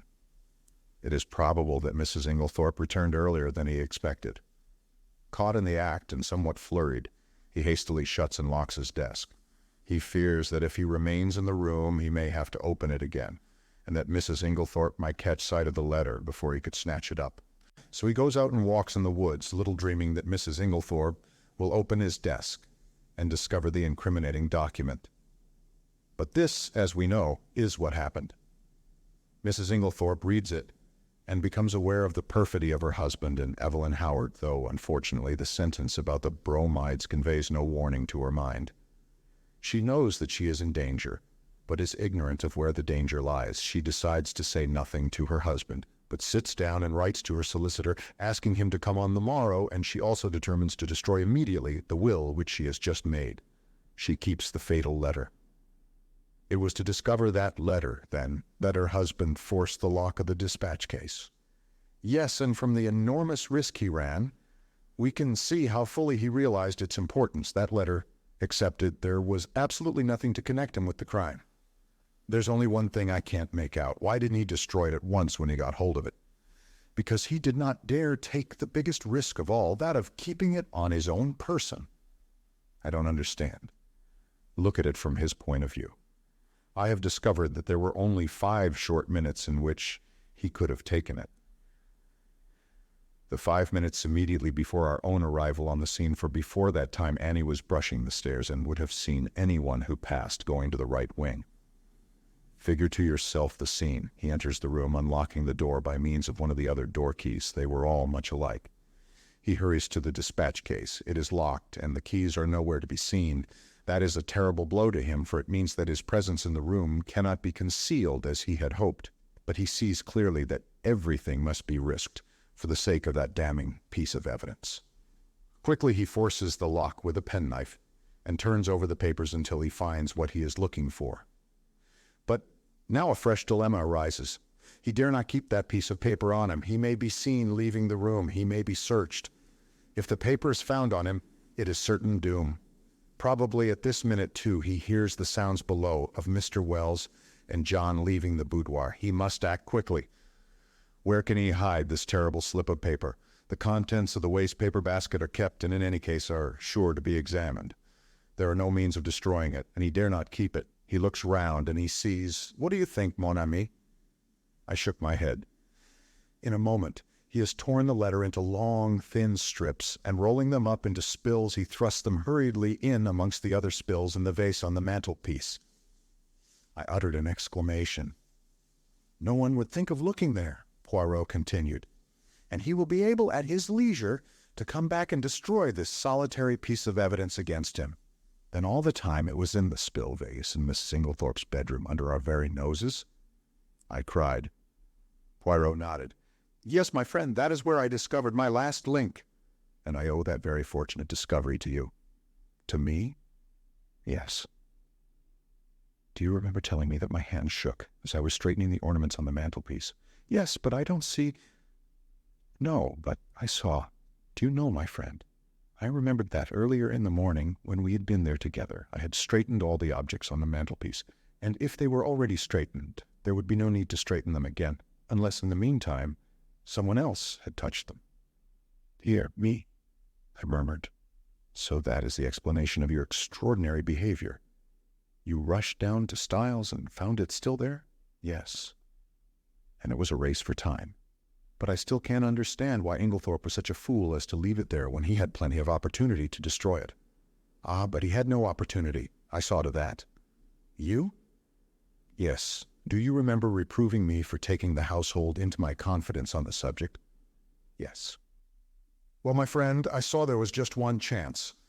I was not sure then if Inglethorp was the criminal or not, but if he was, I reasoned that he would not have the paper on him, but would have hidden it somewhere, and by enlisting the sympathy of the household, I could effectually prevent his destroying it. He was already under suspicion, and by making the matter public, I secured the services of about 10 amateur detectives, who would be watching him unceasingly, and being himself aware of their watchfulness, he would not dare seek further to destroy the document. He was therefore forced to depart from the house, leaving it in the spill vase. But surely Miss Howard had ample opportunities of aiding him. Yes, but Miss Howard did not know of the paper's existence. In accordance with their prearranged plan, she never spoke to Alfred Inglethorp. They were supposed to be deadly enemies, and until John Cavendish was safely convicted, they neither of them dared risk a meeting. Of course, I had a watch kept on Mr. Inglethorp, hoping that sooner or later he would lead me to the hiding place. But he was too clever to take any chances. The paper was safe where it was, since no one had thought of looking there in the first week. It was not likely they would do so afterwards. But for your lucky remark, we might never have been able to bring him to justice. I understand that now. But when did you first begin to suspect Miss Howard? When I discovered that she had told a lie at the inquest about the letter she had received from Mrs. Inglethorp. And why, what was there to lie about? You saw that letter? Do you recall its general appearance? Yes, more or less. You will recollect, then, that Mrs. Inglethorp wrote a very distinctive hand and left large clear spaces between her words. But if you look at the date at the top of the letter, you will notice that July 17th is quite different in this respect. Do you see what I mean? No, I confessed. I don't. You do not see that that letter was not written on the 17th, but on the 7th, the day after Miss Howard's departure. The one was written in before the 7th to turn it into the 17th. But why? That is exactly what I asked myself. Why does Miss Howard suppress the letter written on the 17th and produce this faked one instead? Because she did not wish to show the letter of the 17th. Why? Again. And at once a suspicion dawned in my mind. You will remember my saying that it was wise to beware of people who were not telling you the truth. And yet, I cried indignantly, after that, you gave me 2 reasons why Miss Howard could not have committed the crime. And very good reasons, too, replied Poirot. For a long time they were a stumbling block to me until I remembered a very significant fact, that she and Alfred Inglethorp were cousins. She could not have committed the crime single-handed, but the reasons against that did not debar her from being an accomplice. And then there was that rather over-vehement hatred of hers. It concealed a very opposite emotion. There was undoubtedly a tie of passion between them long before he came to Styles. They had already arranged their infamous plot that he should marry this rich, but rather foolish old lady, induce her to make a will leaving her money to him, and then gain their ends by a very cleverly conceived crime. If all had gone as they planned, they would probably have left England and lived together on their poor victim's money. They are a very astute and unscrupulous pair. While suspicion was to be directed against him, she would be making quiet preparations for a very different denouement. She arrives from Middlingham with all the compromising items in her possession. No suspicion attaches to her. No notice is paid to her coming and going in the house. She hides the strychnine and glasses in John's room. She puts the beard in the attic. She will see to it that sooner or later they are duly discovered. I don't quite see why they tried to fix the blame on John, I remarked. It would have been much easier for them to bring the crime home to Lawrence. Yes, but that was mere chance. All the evidence against him arose out of pure accident. It must, in fact, have been distinctly annoying to the pair of schemers. His manner was unfortunate, I observed thoughtfully. Yes, you realize, of course, what was at the back of that. No. You did not understand that he believed Mademoiselle Cynthia guilty of the crime? No, I exclaimed, astonished. Impossible. Not at all. I myself nearly had the same idea. It was in my mind when I asked Mr. Wells that first question about the will. Then there were the bromide powders which she had made up, and her clever male impersonations as Dorcas recounted them to us. There was really more evidence against her than anyone else. You're joking, Poirot. No. Shall I tell you what made Monsieur Lawrence turn so pale when he first entered his mother's room on the fatal night? It was because, whilst his mother lay there, obviously poisoned, he saw over your shoulder that the door into Mademoiselle Cynthia's room was unbolted. But he declared that he saw it bolted, I cried. Exactly, said Poirot dryly. And that was just what confirmed my suspicion that it was not. He was shielding Mademoiselle Cynthia. But why should he shield her? Because he's in love with her. I laughed. There, Poirot, you are quite wrong. I happen to know for a fact that far from being in love with her, he positively dislikes her. Who told you that, mon ami? Cynthia herself, la pauvre petite, and she was concerned. She said that she did not mind at all. Then she certainly did mind very much, remarked Poirot. They are like that, les femmes. What you say about Lawrence is a great surprise to me, I said. But why? It was most obvious. Did not Monsieur Lawrence make the sour face every time Mademoiselle Cynthia spoke and laughed with his brother? He had taken it into his long head that Mademoiselle Cynthia was in love with Monsieur John. When he entered his mother's room and saw her obviously poisoned, he jumped to the conclusion that Mademoiselle Cynthia knew something about the matter. He was nearly driven desperate. First he crushed the coffee cup to powder under his feet, remembering that she had gone up with his mother the night before, and he determined that there should be no chance of testing its contents. Thenceforward he strenuously, and quite uselessly, upheld the theory of death from natural causes. And what about the extra coffee cup? I was fairly certain that it was Mrs. Cavendish who had hidden it, but I had to make sure. Monsieur Lawrence did not know at all what I meant, but on reflection he came to the conclusion that if he could find an extra coffee cup anywhere, his lady love would be cleared of suspicion, and he was perfectly right. One thing more. What did Mrs. Inglethorp mean by her dying words? They were, of course, an accusation against her husband. "Dear me, Poirot," I said with a sigh, "I think you have explained everything. I'm glad it has all ended so happily. Even John and his wife are reconciled. Thanks to me." "How do you mean, thanks to you?" "My dear friend, do you not realize that it was simply and solely the trial which has brought them together again? That John Cavendish still loved his wife, I was convinced. Also that she was equally in love with him, but that they had drifted very far apart. It all arose from a misunderstanding. She married him without love. He knew it. He is a sensitive man in his way. He would not force himself upon her if she did not want him. And, as he withdrew, her love awoke. But they are both unusually proud, and their pride held them inexorably apart. He drifted into an entanglement with Mrs. Raikes, and she deliberately cultivated the friendship of Dr. Bauerstein. Do you remember the day of John Cavendish's arrest, when you found me deliberating over a big decision?" "Yes, I quite understood your distress." "Pardon me, mon ami, but you did not understand it in the least. I was trying to decide whether or not I would clear John Cavendish at once. I could have cleared him, though it might have meant a failure to convict the real criminals. They were entirely in the dark as to my real attitude up to the very last moment, which partly accounts for my success." "Do you mean that you could have saved John Cavendish from being brought to trial?" "Yes, my friend, but I eventually decided in favor of a woman's happiness. Nothing but the great danger through which they have passed could have brought these two proud souls together again." I looked at Poirot in silent amazement. The colossal cheek of the little man. Who on earth but Poirot would have thought of a trial for murder as a restorer of conjugal happiness? "I perceive your thoughts, mon ami," said Poirot, smiling at me.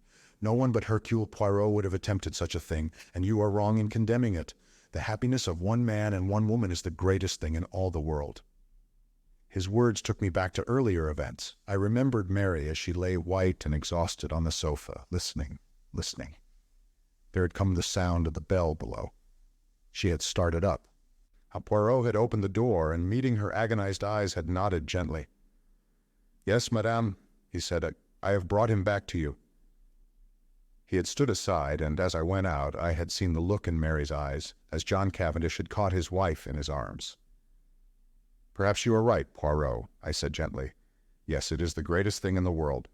Suddenly there was a tap at the door, and Cynthia peeped in. I only—" "Come in," I said, springing up. She came in, but did not sit down. "I only wanted to tell you something." "Yes."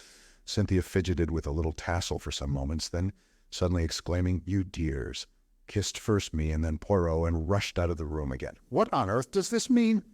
I asked, surprised. It was very nice to be kissed by Cynthia, but the publicity of the salute rather impaired the pleasure. "It means that she has discovered Monsieur Lawrence does not dislike her as much as she thought," replied Poirot philosophically, "but here he is." Lawrence at that moment passed the door. "Monsieur Lawrence," called Poirot, "we must congratulate you, is it not so?" Lawrence blushed and then smiled awkwardly.